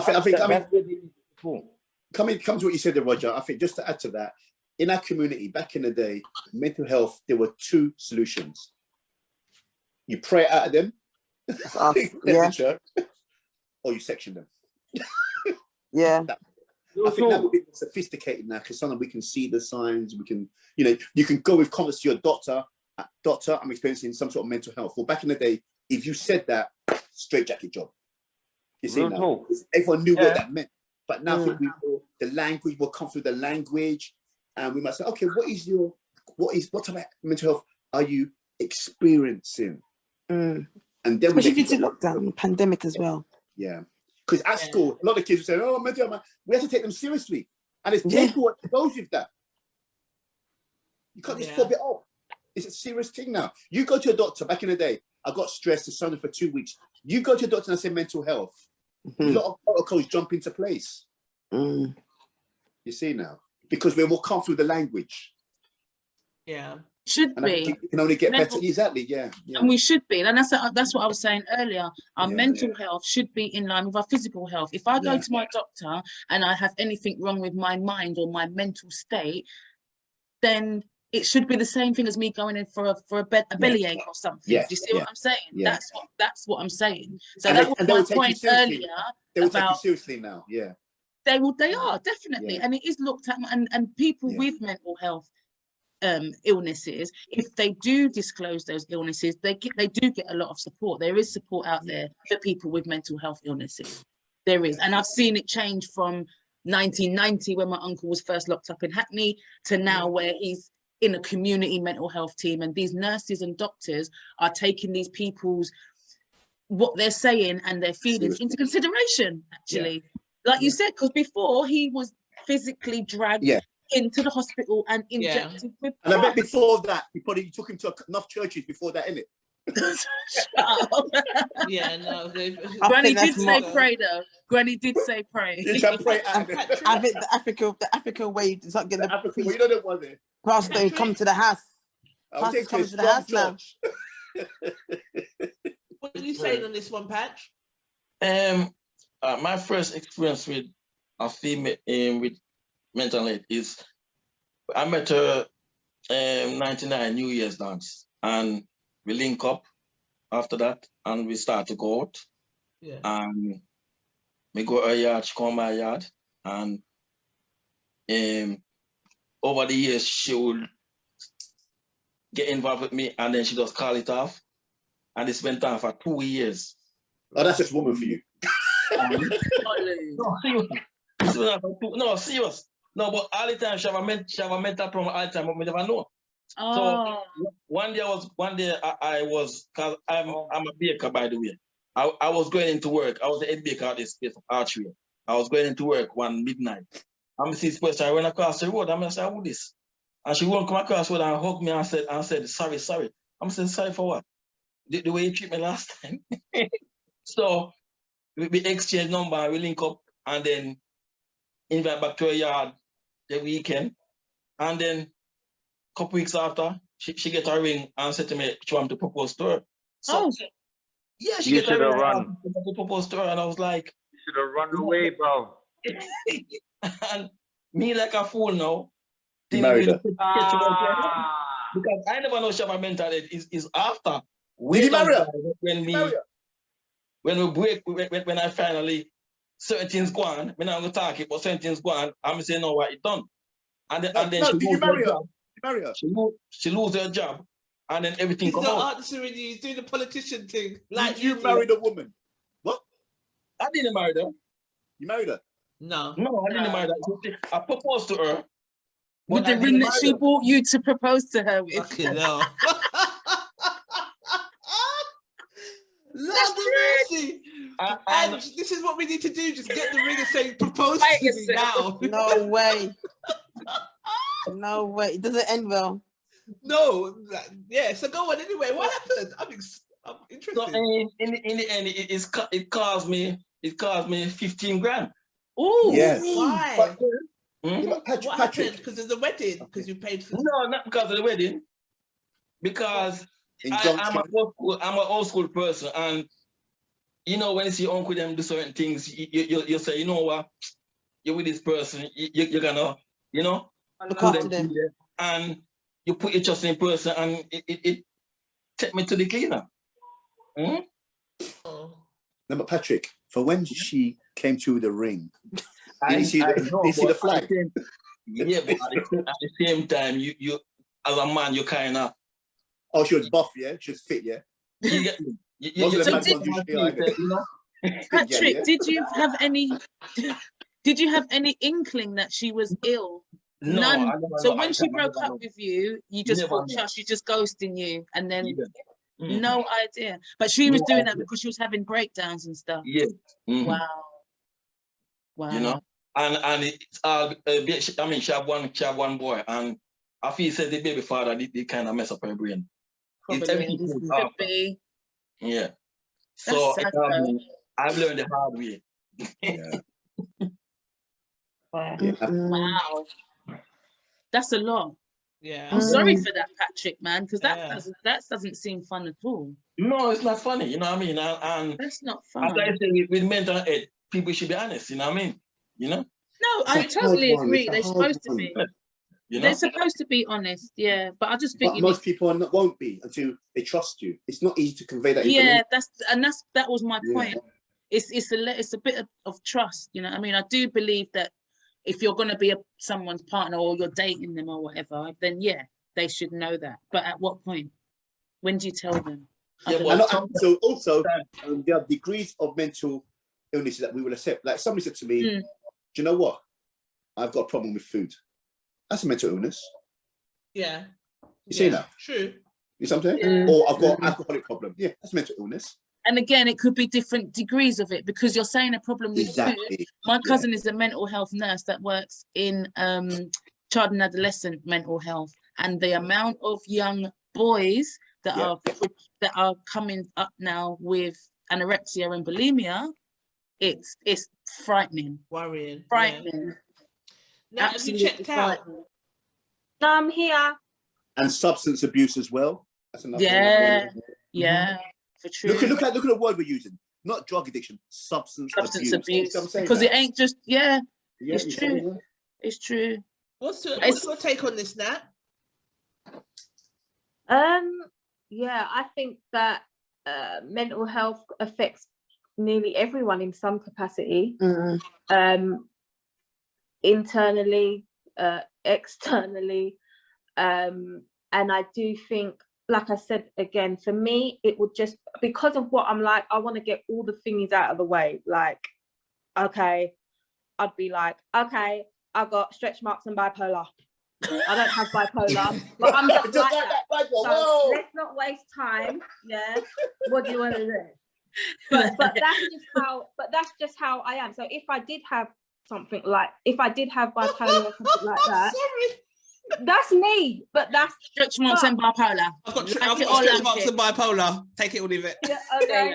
Take it or leave it, because I can beat that. And but a part of that for me is because I know that I can be a little bit self-sabotaging in that way. Does that make sense?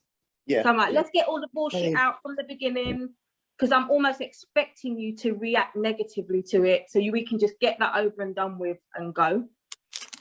Right. So what has your response when you've done it that way? What's been your response? I've not had to do that. Oh right, okay. Yeah, I've not had to do that, but I am. That's how you deal with it, though. That's how you would. Yeah, that's how I deal. That's how I deal with things in general. So, but I've even said, you know, the dating thing comes up a lot. There's things that I don't like. Yeah, and so I thought about things like that. But if I did have a mental health, I go through times where I'm not in the mood. I'm not in the mood. Doesn't mean that I start acting up and start acting crazy. In fact, it's the other way. I get very quiet. I just kind of go into myself, and that's it. Do you know what I mean? Would I want to disclose that? Probably. If we're having those conversations, then probably, yeah. Like, sometimes bear with me, because sometimes I don't want to talk. I don't, and I can go through long periods of times like that as well, where I just want to be by myself.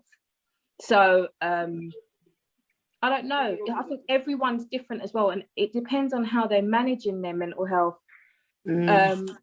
However they're managing it, and like, I think it's their introspection as well. Like, if they have full because a lot of people with mental health, and they know they have it, but they don't have full insight into management, what it means, what triggers them, what they need to do. Do you know what I mean? Yeah. You can't always be going to disclose that. First of all, if you haven't come to terms with it or grips with it, or you haven't got full insight into that as well. But I am. Yeah, but should you be going into a relationship if you ain't got full insight into your moods and how you operate? 100%. So I just think, I don't know. I think it's very individual. Mental health is a very, very personal thing. So how and when you disclose that is up to you. But like in Patrick's case, after all that time, if she was going to take him on a merry dance like that, then obviously he would have liked to have known that from the the get-go. I do think there was probably red flags that you did mention where she, like for me, if he bounce, go, stay where you are. So that would have been like my red flag, but it's not always a red flag for everyone. And that doesn't necessarily mean you're going to think that equates to mental health. It just means sometimes you think that person's funny, man. They're so funny. They're off, they're thingy, but you're not naturally gonna kind of equate it to that. Mental health. Yeah. Right. So we'll round off just by looking at some of our comments from our peeps. Because no matter how many times I say we're not going to do a 4-hour stint, we're half an hour away from a 4-hour stint. But hey, it's Roger's fault. Roger's fault. Really, Roger, I'm joking, babe. I'm joking. Okay, so Mike Stone said the same sort of thing as you, Nix. I don't mind. I can't hear you. Say that again. I said I take full responsibility and accountability. I don't mind. All right. Mike Stone said, actually, a good question. Definitely something that should be discussed sooner rather than later. However, mental illness is very deep and personal issue that you can't just disclose to people willy-nilly. If you can honestly see yourself getting closer with the person after a genuine period of time towards a relationship status, then I think it should be disclosed when you truly can trust the person. Yeah. Okay, but then when you sprung that on somebody, like you've built this relationship, you're getting on, and you're heading towards a relationship, and then you tell them, how is the other person supposed to react? That's a lot to take on. Or to just say, okay, well, when their relationship status and you've got bipolar, but that don't matter. Like, it's a lot to consider. You're gonna ask questions. Where are you at? Yeah. With it, how do you manage it? What's your triggers? Blah blah blah. Some people can manage their triggers. Some people can't. So, Anderson Dassey said, hang on, I'm trying to move this thing, but it's not moving. That's a crazy question in the first place. If you're already having sex between the spanking and the climaxing, you better mention something about your mental health. I'm saying. Sonia Lee is the person that I actually had the conversation with offline. She said, I told them straight away that I'm goddamn nuts. You either accept me or you don't. And then I asked her, do you have a formal diagnosis? And then she said, yes. And then we went on to have our chat. Is that Roger laughing? Yeah, I don't know what. What are you lot laughing at? No, I'm just laughing at the direct approach. Why, she said she just told you that she's goddamn nuts. Yep. I love that. If you like it, you like it. If you don't, you don't. And speaking to her, I'm gonna invite her on to talk to us. But speaking to her, she's got a pretty good idea of what her issues are, what her triggers are, how to manage them. And it wasn't easy. It sounded like it was a nightmare to get to the point of where she's at, but she manages it well. So if she's able to manage it, then I'm sure she's able to manage a relationship. My point is, if someone is not aware fully of what their triggers are or how to manage it, it's going to be very difficult for you to be in a relationship with that person. Agreed. I disagree. You disagree? You disagree? Yeah. Have you been with someone with mental health problems then? Yes. Okay. Severe mental health problems? That's why I disagree. But they're not having insight. So you disagree with the fact that I'm saying if the person doesn't know what their triggers are and they don't know how to manage their mental health illness themselves, it's going to be difficult to be in a relationship with them. Oh, yes, it would be difficult, yeah. Okay, so you don't disagree? That is correct, yeah. Sorry. Okay. Is it time for you just thought it was time for a disagreement, like too long. I misconstrued what you were saying. Okay. It would be difficult. Yeah, it would be difficult. But if they know what their triggers are and they know how to manage it and they manage it well, then yeah, then yeah, that's fine. Like any other illness, isn't it? Absolutely. It's not going to encroach on your life. Roger, can I just put something to you? As somebody who's looking for a mate, if you found a woman of the age you're looking for with that sort of illness, would you still consider it? Oh.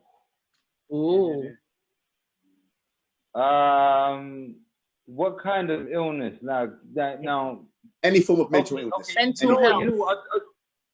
Mental health. Yeah, but what I'm saying is, someone, sorry to cut you. Someone said, "What's happened to Thomas in the back there? Is he sleeping?" I'm here all the time. Thomas just Thomas went bed, boy. Thomas just sprawl out in the back, boy. Thomas went bed. Give him a Red Bull. Give me Red Bull. Oh, no.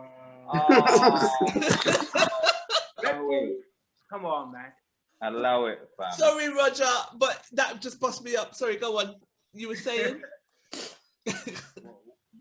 Remind me, where was I? Say like bipolar, psychosis, if they had a severe mental health problem. Yeah, no. Didn't do it. No. The thing is, I'm a human being. I am an average man. Okay?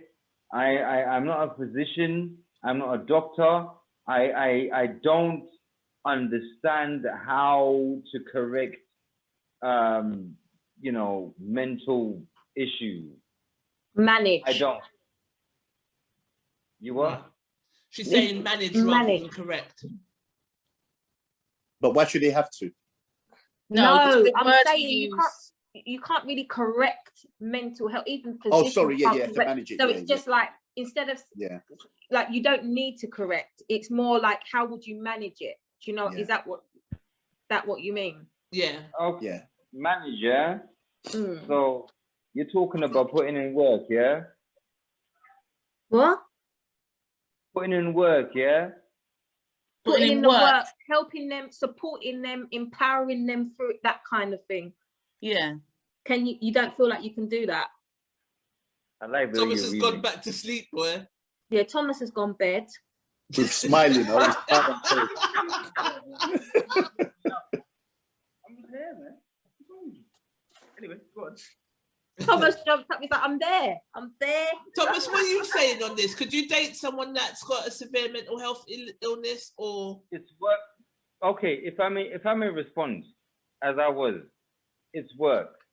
Okay, we go to work already. Yeah, we go to work. We say yes sir, no sir to somebody already. You get me? Whether it's clients as self-employed people, or it's members of the public. It doesn't matter. The point is, we're dealing with people all the time and we're working. So we're managing people already. And then we have to come home and then manage you. I'll take it as a no. Yeah. I mean, no, for real. Like, look, you want us to love you. You want us to give you all this and that there and give you whatever. All we want is peace and respect. I'm not saying that they won't, but am I lying? But people who have severe mental health need love too. But you just wouldn't be the one to give it because it's just not something you can manage. There are people that can deal with it. That's why you got people. Yeah, that's why you got mental health centers where you got people that work there and they were trained and they know how to deal with that. But they don't love up on them. They're not going to be their woman or their man. Yeah, but she's fit, feminine, friendly. She's agreeable. She's everything you're looking for, Roger. Are you going to do it? No. You what? She's fit, friendly, and agreeable, which I found interesting. Agreeable to what? what? Well, that's going to take us on another 4-hour rant. Like, Ollie says things. She's fit, friendly, and agreeable. She's everything you're looking for, but she has got a mental health issue. So say, for instance, she takes her meds and it's controlled quite well with meds. The sex was amazing. Nigga, the what? sex was amazing. Not but talking about sex with her. No. Oh. Wow. No. Thomas is dead again. The sex was amazing. Was that when she had the meds or without the meds? Yeah. Oh Christ. I think it was just before the meds. Oh my God. Oh my God.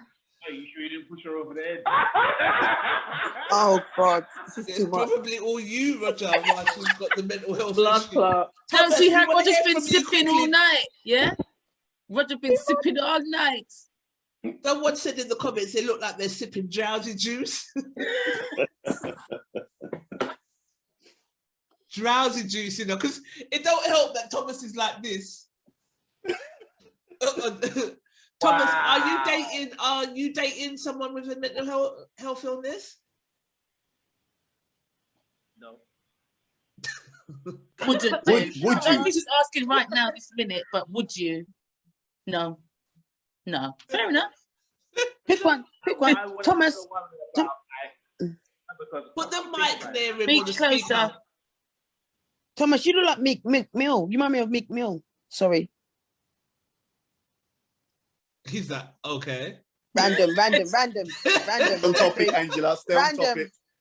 We're all looking into the random. camera now. Random. But who, like, why would I want to worry about someone, yeah, knowing that they've got mental health issues and I'm trying to manage them, but then I have to, I'm not going to get sleep because I'm wondering whether or not they're going to pick up a knife and stab me.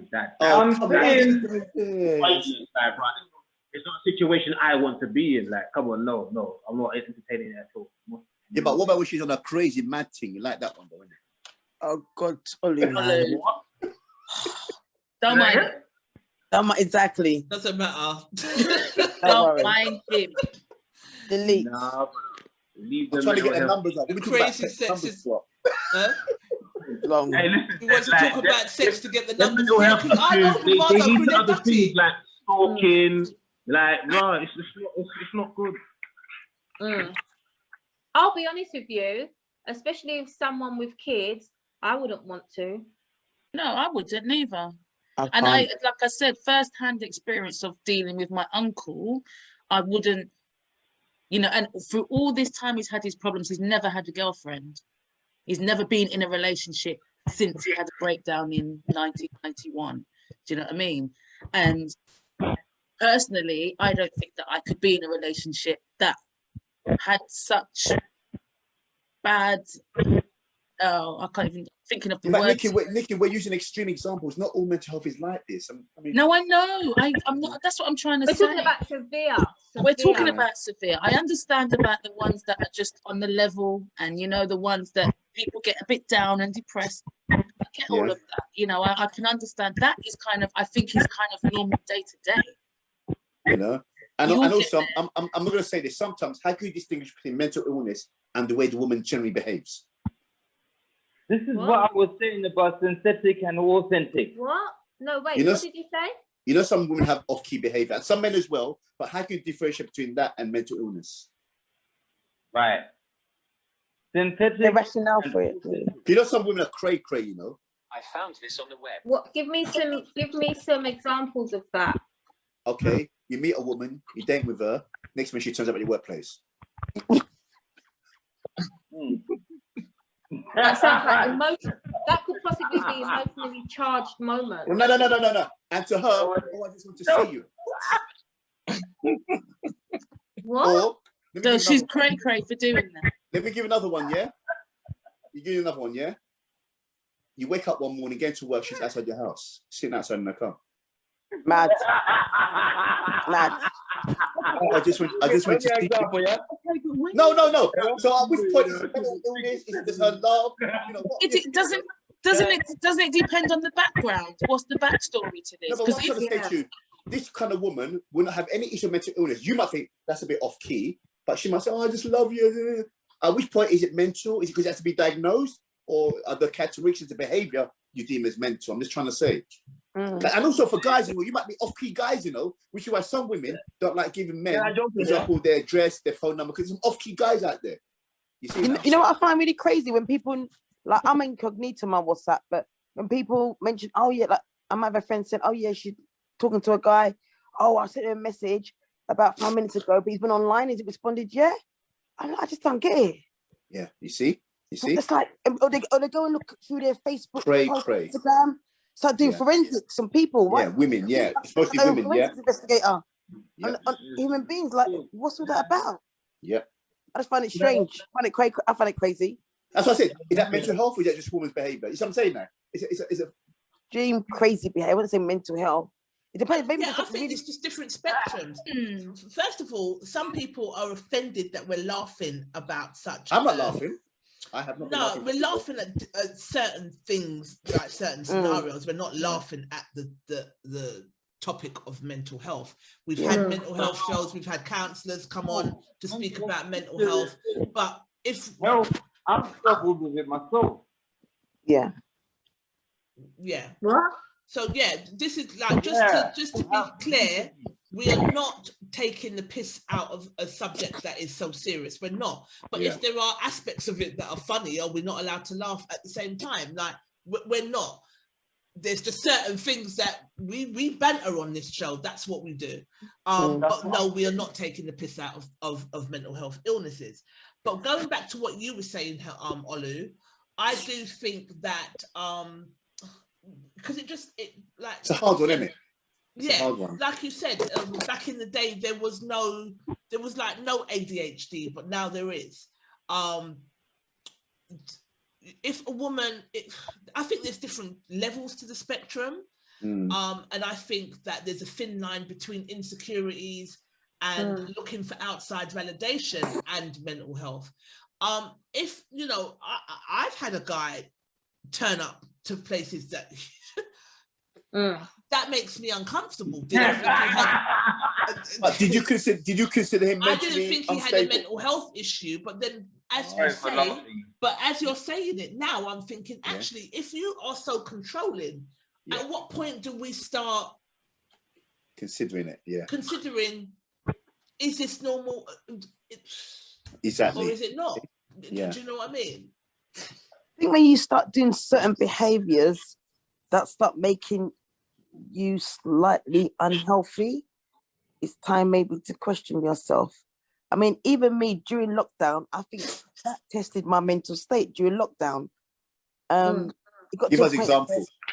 For instance, I couldn't really understand how we had to stay indoors. Then it got to a point where when they said they're going to open the doors, I didn't really want to go out anymore.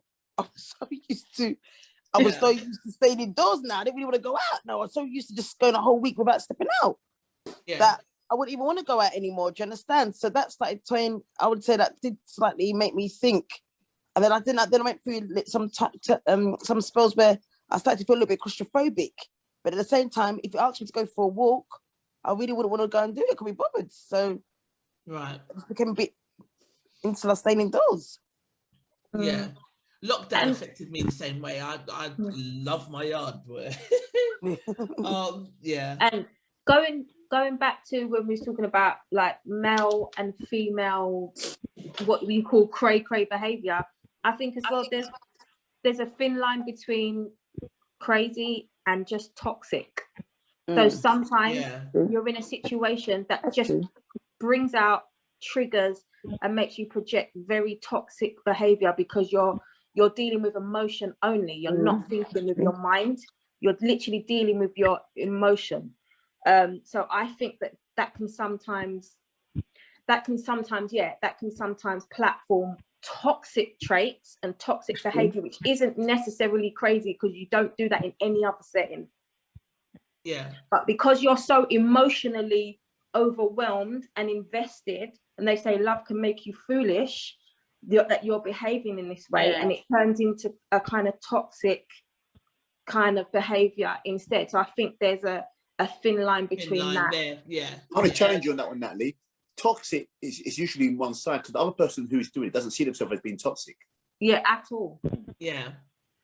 But then in terms of mental health, there's some of the most serious cases they would say that the person who has a mental health doesn't think that there's exactly, yeah. Yeah, exactly. It might be, I love you. But what point is it? No, this is. I'm not. And going back to the cray comment, like being control and coercive and a narcissist is not a mental illness. Oh, the person is you're just bad mind. So no, and that person that comes, because if you're a narcissist or you're controlling with your partner or whoever, with people around you, that's not a mental illness. That's your behavior. That's how you behave. Yeah, that's not, as far as I'm concerned, that's not a mental illness. If you're controlling, or, you know, there's a difference between someone who has bipolar or is paranoid schizophrenic to someone who is controlling and coercive and is a narcissist. There's a big difference. Some people would argue that narcissism is a mental health because that's fair enough. But I personally don't think it's a personality trait. It's not a mental illness. Personality disorders come from sometimes that's sort of trait that's toxic to a level that you can't necessarily be around anybody. It can't go no other way but your way. So there's a severity level to it. So what I'm saying is, someone who is just a bit controlling and wants to stand outside your door and make sure that you go to work and stuff like that doesn't necessarily mean he's mentally ill. It just means that he might be a narcissist and a bit controlling. That doesn't mean I'm a narcissist because of that. No, because you're right. Behavioral traits are not necessarily mental states. However, in terms of psychology, they can be deemed as mental states because the person in it, doesn't understand that they're acting out of the norm. To them it's normal. This is how they are. And number two, we take the narcissism. That narcissism would imply some sort of godlike complex. I'm always right. So in their perceived world, everything's all about them. So that could be deemed a mental state because that's how you perceive the world. A mental state, yes, I agree. A mental illness, I don't agree. That's what I'm saying personally. It can move on and it can develop into stuff. I'm not denying that, but I'm saying that there's men out there that are just narcissists. And you know why I say that? Because some of our political leaders, and you look at people like Hitler, Mussolini, those kind of people, right? They were narcissists, but they were deceived. They would have said they had that godlike mental state because in their head, their ideology was the only one they would consider. You see, and sometimes in leadership, it's good to be focused. But at what point does that focus become that controlling? You see now? There's a fine line. Controlling and narcissism is two different things. I think narcissism's definitely. I didn't say they were the same. I know they're different, but I'm saying that either one of those things doesn't mean that person is mentally ill. That's what I'm saying. I think it can lead to it, of course. It can go on to it, definitely. But But Rosemary says she hears what you're saying in regards to mental state, but sticking with illness. That's what I was saying. Narcissism is definitely a dangerous slippery slope. Oh I would put that in the category of some sort of illness. But again, there's levels to all different types of mental health illness. It's just not one cat fits all, is it? I think as well, that's kind of to summarize for me, I've worked very closely with people with mental health, some severe, some not so severe, and some of them were some of my favorite people in this world to today. And when I did leave that job, I cried like a baby, and I don't cry.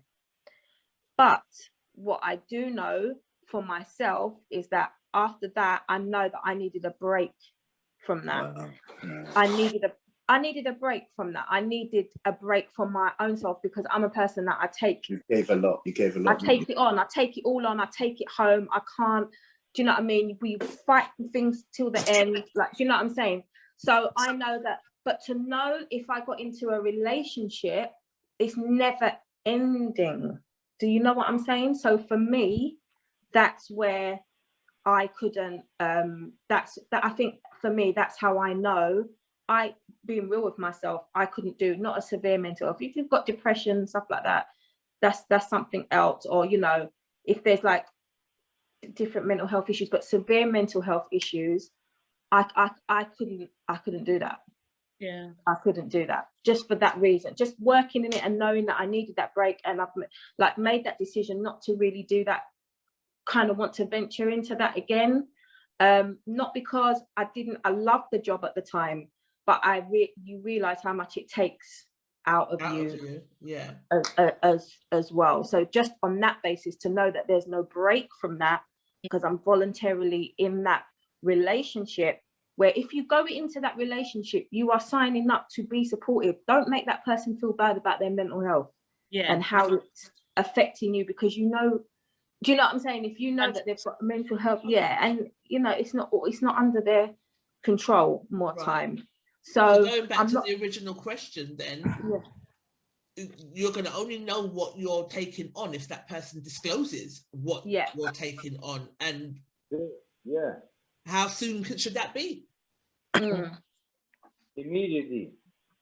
I think definitely. I don't know if immediately, but I do think by third date, fourth date. Agree, totally. If you're seeing someone if you're dating someone, not just going on a date, if you're dating and it continues, then certain things need to be disclosed. I agree. Say something, yeah. And there is so much out there now where it is manageable, and there's people with conditions like psychosis where you would never know. Like I said, there's support out there. There's much more support now than there has ever been. So there's ever been. They're trying to remove the stigma. The stigma is trying to be removed from all different types of mental health now. And it needs to be. Yeah, exactly. Like Ian was one of the people in the comments that was saying that we shouldn't be laughing at such a sensitive topic. He's gone on to say it's not a problem for me, but there would be no banter if it was someone with cancer, but he doesn't know this group, so there probably would be. I was going to say. For example, an illness, in my opinion, and all illnesses, in my opinion, are not banterable. No offense was taken, though. Why not? No, I've got a friend who has just finished treatment from breast cancer, and that was her way of dealing with it. She used to run jokes to me about you have to feel up your titty them. It was a joke thing, and she had lumps removed out of her breast. She had breast cancer, so things are banterable because it's how people deal with it. Do you know what I'm saying? And she was the cancer sufferer. So you can banter. Illnesses can be banterable, but you don't be offensive with it. Just because we're making jokes out of and making light of it, we're not being offensive to anyone that has suffered the mental health. And I hope no one takes offense in that way. Yeah, he says he's not taking offense, but I don't know. It's a topic that is very difficult to talk about. It's not the first topic. It's not the first time we've spoken about it. When we've done men's mental health, we have had counsellors on the show, so that like if we do get Sonia to come on to speak, we could definitely get a counsellor to come on so that we manage that properly. I guess the original question was, if you have a mental health illness, would you disclose it, or how quickly would you want it disclosed to you? For me, I'm saying before the third date, and before the panties hit the floor, I want to know. Yeah, definitely want to know before. Before panties hit the floor. Definitely got to know before. And that, like you're saying, if we're talking and we're going a 3-4th time, then I feel that then obviously it's going somewhere, isn't it? So I think you do need to disclose, and you do need to talk about those things and be quite upfront with them. And if you cannot, like you said, like Natalie said, if you feel that you can't manage it, you've got to be straight and upfront and honest with yourself as well. Because if you go further into that relationship with that person and they have a breakdown and you can't cope, then why are you even send there? them further into crisis. Exactly. You don't want to punish them for it. They don't want to. No one wants to feel that. You don't. And I think, but I do think as well that people are a lot more open-minded to it.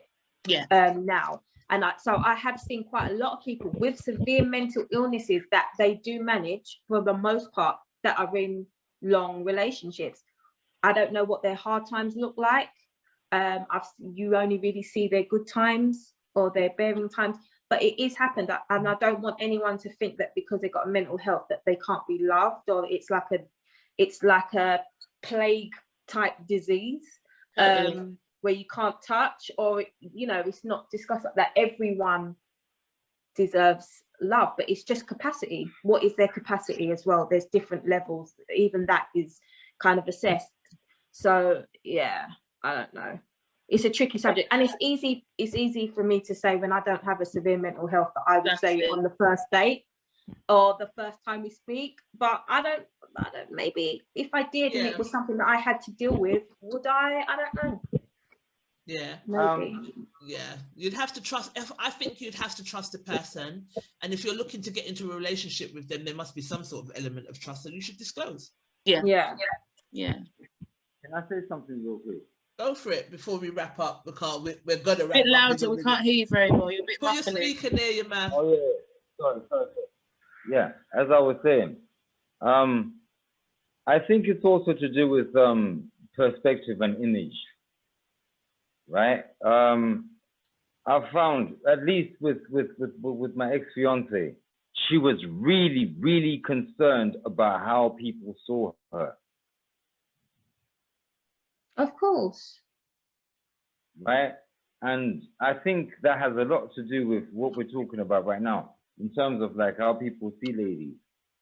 So do you mean in the physical sense, or how she was in her mind? In the physical, like how she looked physically, or how she appeared in her mind, like her mental state, if you see what I'm saying? What is she worried about? No, she wasn't. But what I'm saying is, in terms of like on a moral level, because she was someone that was really concerned about how she looked with church people. Okay. You see what I'm saying? Okay. So she didn't disclose that she had a mental illness to specific people, or she tried to keep up the facade of coping well when she wasn't. There you have it. Yeah. Okay. All right. That would obviously add more stress to you behind closed doors. Because you're probably getting it in the ears when it's just the two of you. Mm-hmm. Yeah. Right. Okay, I understand that. All right. I get that. I'm gonna just go through some of the topics, the comments before to see if there's anything different before we wrap up. Some people saying second date. Carol said, absolutely, I hear that was mentioned above. One favorite people in the world became. Oh, that was me saying that to her. Nikki, read out Esther's comment, please, quickly before we wrap up. Okay, she says, this shows how mental health is still a stigma. We have to work together to bring it into the mainstream. If you don't feel anxiety to disclose that you have a stomach ulcer, you shouldn't feel anxiety about disclosing your mental diagnosis either. We are all on some kind of mental health spectrum, and to be honest, most mental health illnesses can be treated or managed well. If someone is not salvageable, they won't even tell you to begin with. They are usually in perpetual denial, i.e. people with extreme personality disorders or sociopathic behaviors. A few days with them and you'll see the red flags unless you choose to ignore. You won't have to be told. True. Totally 100% agree with what she's saying there. True. Thank you, Esther. Patsy Chooks said, this is a very serious question because you never know what you're getting into. Some lose their lives because they don't know what type of person they're actually dealing with. Again, 10. Nathan Gibeon said, pardon, are you asking when we should start being honest? Ha, ha, ha, ha, ha. I was like, okay, Nate. That's not really the same, is it? Okay, yeah. Nate. But Nubia says, look, tell me before our date and be gracious enough to let me decide if I can handle it. That's interesting. Really? Yeah. Yeah. That is interesting. Yeah. Because like I said, I'm not, if I arrange to meet someone on a day, I will not disclose my physical or mental health to that person. And I haven't even met them on a date yet. So right. I personally wouldn't do that. Again, it depends on the levels, I think. Yeah, well. yeah. Firestarter here said, right away, anything less is an insult. I agree with him. You know why? Because it's just that when you meet a woman for the first time and she's got the push-up bra, the padded panty, so she's been deceitful from the day one. So why should you, if she's had the physical characteristics, why should she now convey her mental ones. But what if she's not wearing a push-up bra? No, I'm just giving an example. What I'm trying to say is she's concealing her physical things. Yeah. So if she's going to do that, she's going to conceal her mental ones, the ones you can't see. Why is my camera on? I don't know, man. I don't know. I don't know. But I will accept everyone else's opinion, and some people want it straight away, but some people won't tell straight away. Some people would want to see if they could trust the person with that. Exactly. You've got to understand how the example. person's going to perceive you. Would they trust you then if you leave it too long to tell? Yeah. Sure. I'll speak to a friend today, and again, she's talking about getting on dating apps, and she says she puts on her profile what she's looking for in terms of specifics. I want a guy of a certain height, blah, blah, blah. And the amount of guys that come on there, lied about their height, blah, blah, blah, blah, blah. If they're going to lie about that, they're not going to disclose the mental stuff. That's what I'm trying to say to you. So you can see the red flags early on. That's what I was trying to say. Yeah, I agree with it. Yeah, no, I know what you're saying. That's fine. That's more than fair enough. Yeah. Okay. Well, let's end on that note. More than fair enough. Wow, that was really good. Let's end on the note where we're not. Let's end on that note. Guys, go around the screen, tell everyone where you're from and what you're doing and where they can find you. We'll start with you, Rog. So, I am Roger. You can find me on Facebook. Your mic up. Oh. Yeah, Roger Moyo. You can find me on Facebook. You can find me on Instagram. You can follow me. I've got my book out. What's the name of the book and where can they find that? Oh, yeah, just send me inbox me and I'll send it to you. Okay. What's the name of your book? Oh, the name of the book is It Starts With You. I'm actually currently writing the sequel to it, which is It Continues With You. Is it a self-help book? Is it a... That is correct. Self-help, Sounds like a film to me. I'm going to dig it out, Rog. I need to look at it. Is the last book going to be ended with you? No, it ends with everyone. Okay. That is a fool. No, it's actually true. Because after I write that one, but Roger caught that good. He caught that one. I'm throwing ideas out there. I want my car. No. It ends with everyone.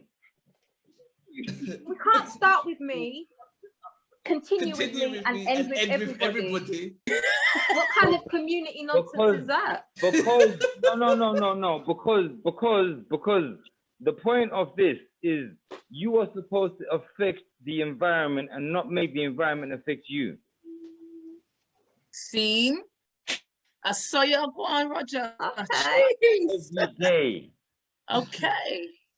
The most sensible thing you said all night. I'm gonna find that. No, Roger's not been too bad tonight.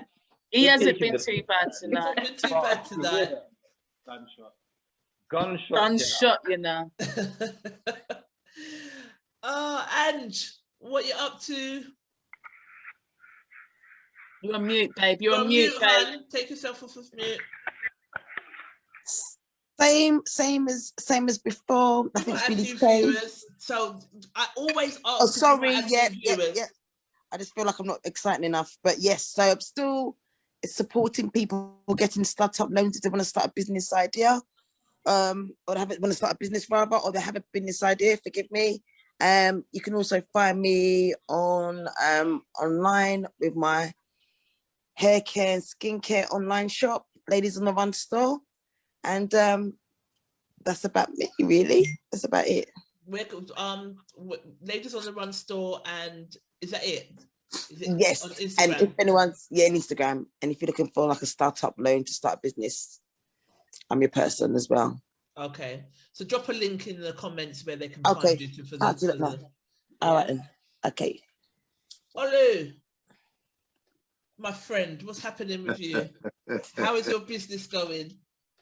It did. It's no, I'm doing bits, man. I still haven't gone back to school. I'm really trying to give myself a chance, and really reach out in terms of the tutoring. So half term should be coming up. Like I said to you before, those who are parents, get tutoring for your kids, your nieces and nephews, your grandchildren. It's very, very important.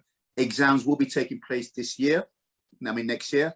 And when I say exams, I'm talking about exams at primary school. So your key stage 2, key stage 1 exams, GCSEs will be taking place.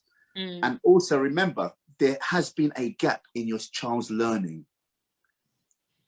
And you can't just rely on the school to fill those gaps. The kids have not sat a mock exam for the last 2 years. Next year will be their first time of doing it for real. So you've got to understand where they're coming from. Have they had the discipline of sitting down for 2 hours and sitting an exam paper? No, they have not. So you need to make sure your child is equipped so they can stand the best chance of doing well in whatever assessment they're going to be sitting. So please, I urge you, if your school's got after school, get involved in after school, pay for tuition. If your child's experiencing challenges to learning, doesn't know how to learn, doesn't know how to study, I can help you with that. Yeah. So again, my company's called Attilaid Educational Services. I can see it's been in the background for the last 3 hours. So I'm really... Yeah, I was like, that's some shrewd marketing. Ollie's coming with props now, you know. You got to charge him, Trisha. You got to charge him. And you, Natalie. Product placement, innit? You got to charge him. I noticed that for 3 hours, been advertising himself. I was going to say, little picture in the background. Where's the product placement disclaimer? You understand? Too funny. You got to shoot your shot, man. Seriously, you got to shoot your shot. And if you don't pay, when we convert it to YouTube, we're just gonna blur it out.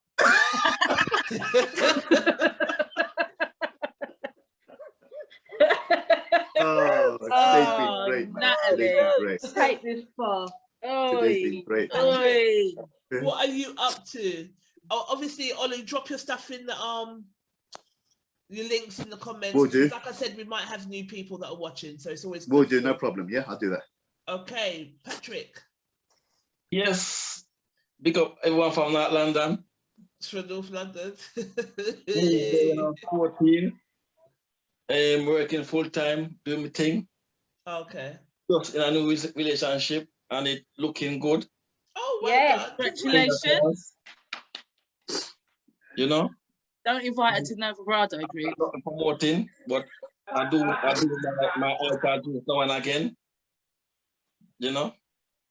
And sorry, Patrick, earlier you said you was a baker. Yes. In a bakery or by yourself? No, not myself. I work for a different company over the years. Okay. But now I'm working for the largest bread company in London, which is Warburton. Oh, okay. We easy. Every 3 months, which is good. We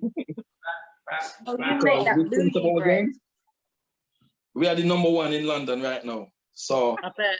You know, and we're good at what we do, and we always try to listen to the public and try to beat other competitors. Come on, Warburton. I don't mind a bit of Warburtons, you know. Yeah. They got 2 little spice bun and all that. They're all right, you know. Right. Patrick Charles said it would be amazing to see everyone in real life.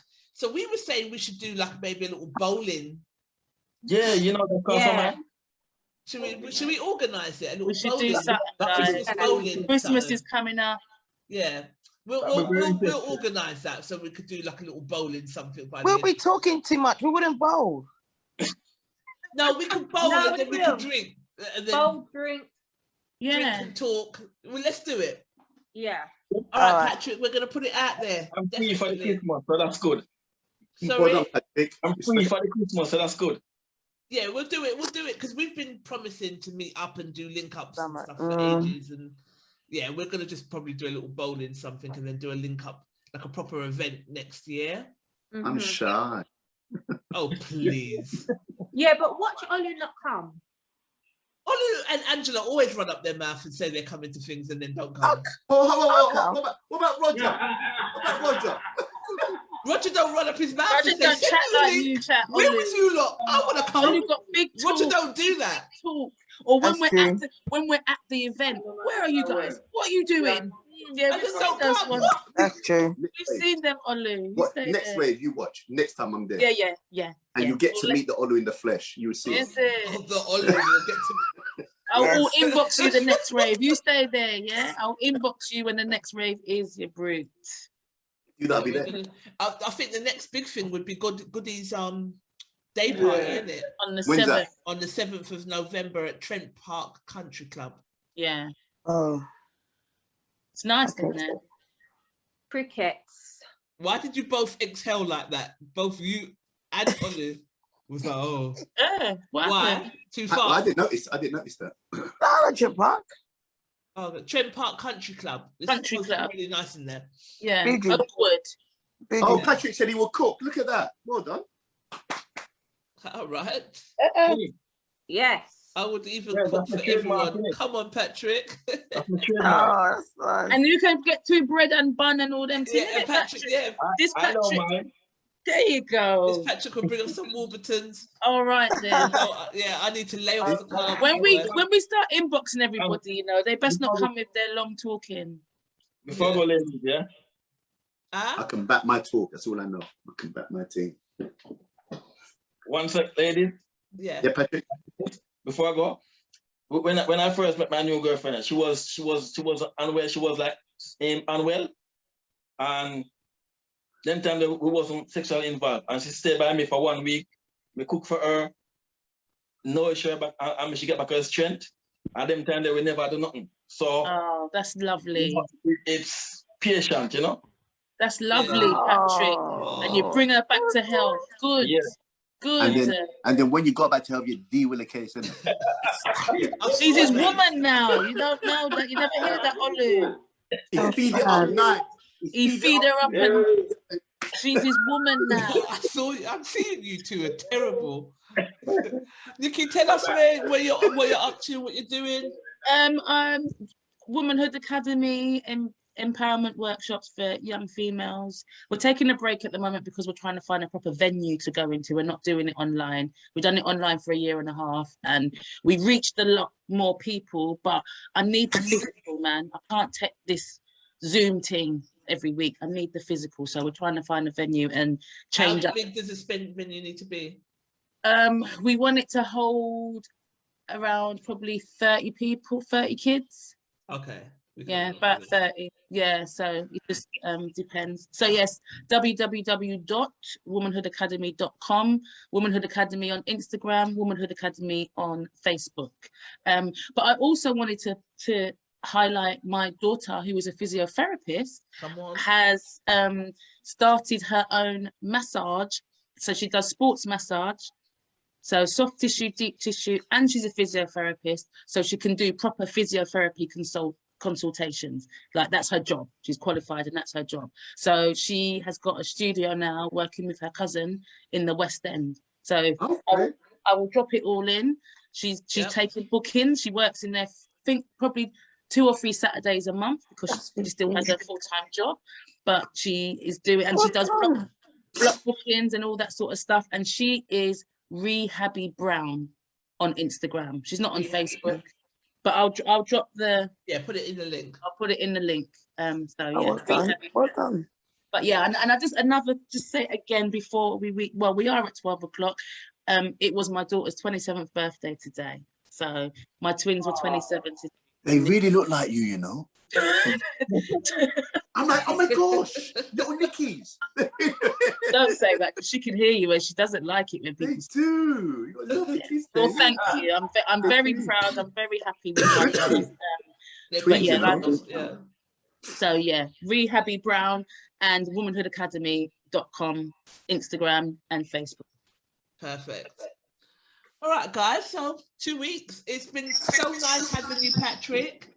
2 weeks. It was a pleasure, you know, meeting you lot. Yeah, it's nice to have you because we get a lot of comments from guys in writing, but trying to get you guys to come on the screen, it can be a little bit difficult. So it was really nice for you to join us, and feel free to stop by again. Yep. Soon. But when I'm off work and you lot on, I will definitely. Yeah, stop by. I got a lot more topic I want to raise, but along the line. Yeah. Jesse, talk the thing, man. Talk the thing. If you're still watching, it was nice to see you. It's a shame because I was really interested in what he was actually saying. Yeah. Making a lot of sense, and then we just couldn't hear him. So hopefully he'll turn up next. We've got to have him on one day. Yeah, we'll have Jesse back on again. Okay. Definitely. But yeah, always a pleasure. And we didn't rip each other's heads off this week. It was quite nice. It was kind of nice. Yeah. We're coming to some sort of middle ground. It's true. Wow. No, no, ladies, you're becoming more agreeable. Tonight. Are we drawing you say, in? Are we drawing you in? What's that? What did you say? Trisha, I said you're becoming more agreeable. That's what it is. I'm becoming more agreeable. Bye.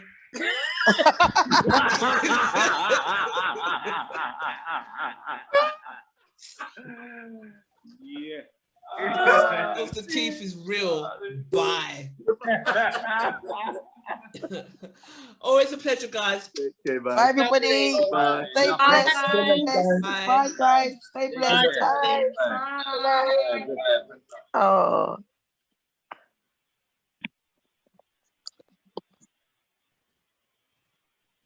Yeah, me.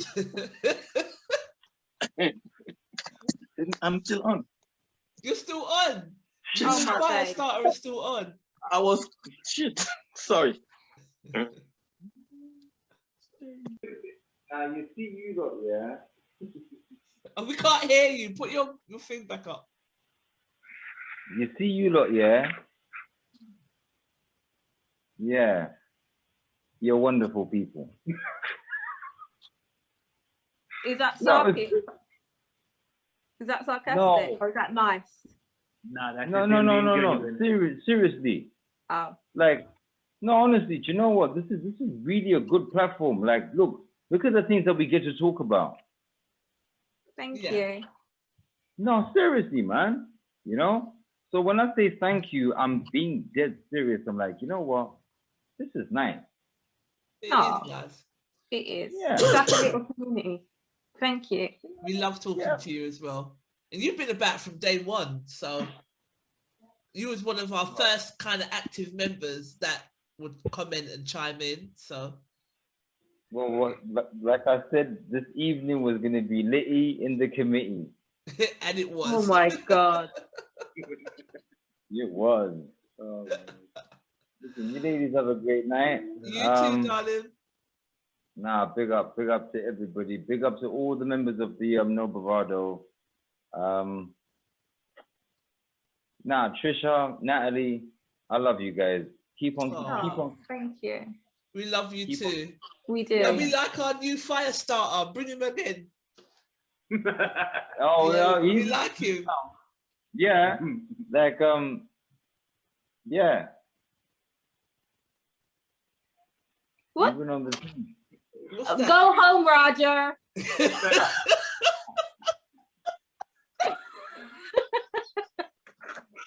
Bye, Roger. It was when he put up the tablet, I tapped out. Like,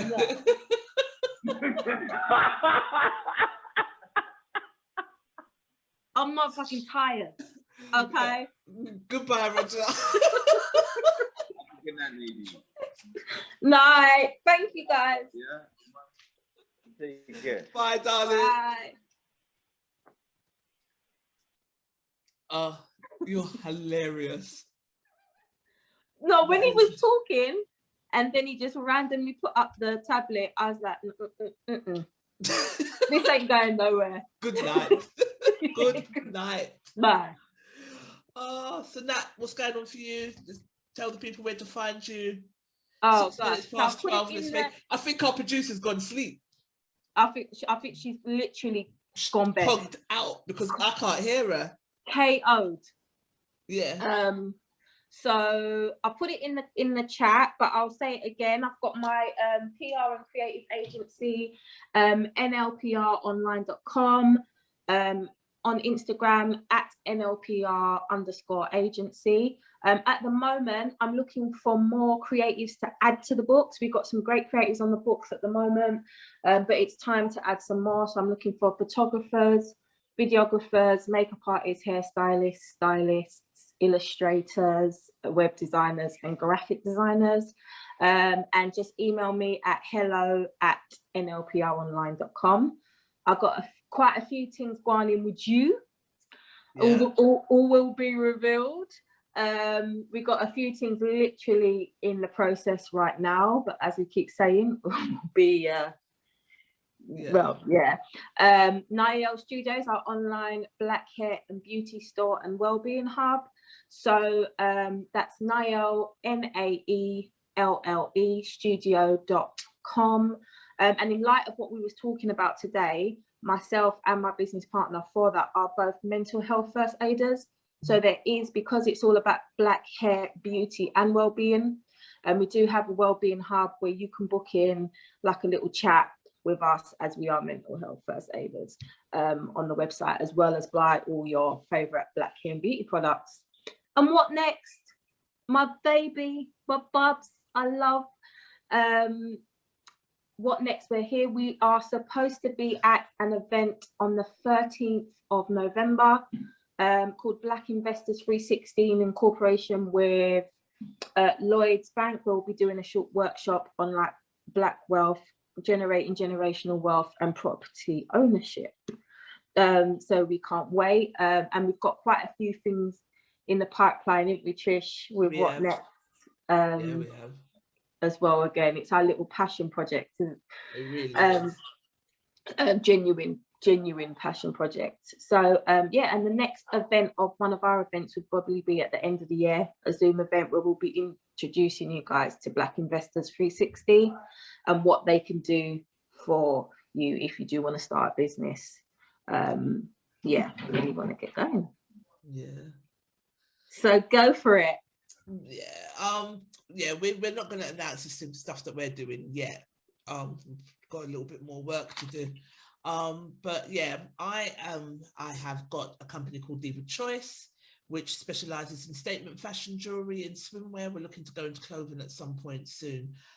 We adjust to fit our jewelry, as well as our swimwear goes up from sizes 8 to 22, because we believe everybody deserves a choice.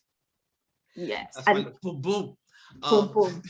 And your stuff's everywhere at the moment. Yeah. Billboards, on everything. Yeah, we're getting there. You're getting there. We're growing. We're definitely growing. Save the date. The 18th of December, is it? Yeah. 18th of December, we're going to do another cupcakes and cocktails. We're literally working on new additions to the Cultural Elegance collection, so you'd be able to find those at Cupcakes and Cocktails on the 18th of December. So save the date. And yeah, that's it for me. Oh, all right, my darling. All right, lovely. I always come onto this, and I wasn't in the best of moods today. Just bits and pieces, but it always lightens my mood. So being on here and having a laugh with you and that, it always lightens my mood. It really does. But yes, my darling, I'll probably give you a call for 5 minutes anyway. Okay. Let's it's after 12. Like, this is ridiculous. Yeah. We're through this. Let's get up of bed now. But yeah, love you to bits, Chit. Okay. Chat soon. Chat soon. Bye, guys. Listen, I said love you to bits, Chit, and you said okay. Oh no! That's one of the worst responses to I love you, by the way. No. On God, I didn't hear that. I did not hear that. No, I'm joking. One of the worst responses. Let me just say that. I love you to pieces. Yeah, I love you. I love you too. Yeah, but you do say a thanks and oh. I know, I'm the worst. You're the worst. But this time it's because I genuinely didn't hear. It wasn't one of my bad, terrible Natalie responses to emotion.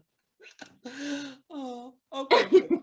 And thank you, Ian. Ian says all the best with your business ventures and great show, Ian Burnett. Thank you, very, very much. And thank you for your perspective, your commentary stuff. Definitely. Yeah. All right, my darling. Thanks, catch you. Bye. Bye.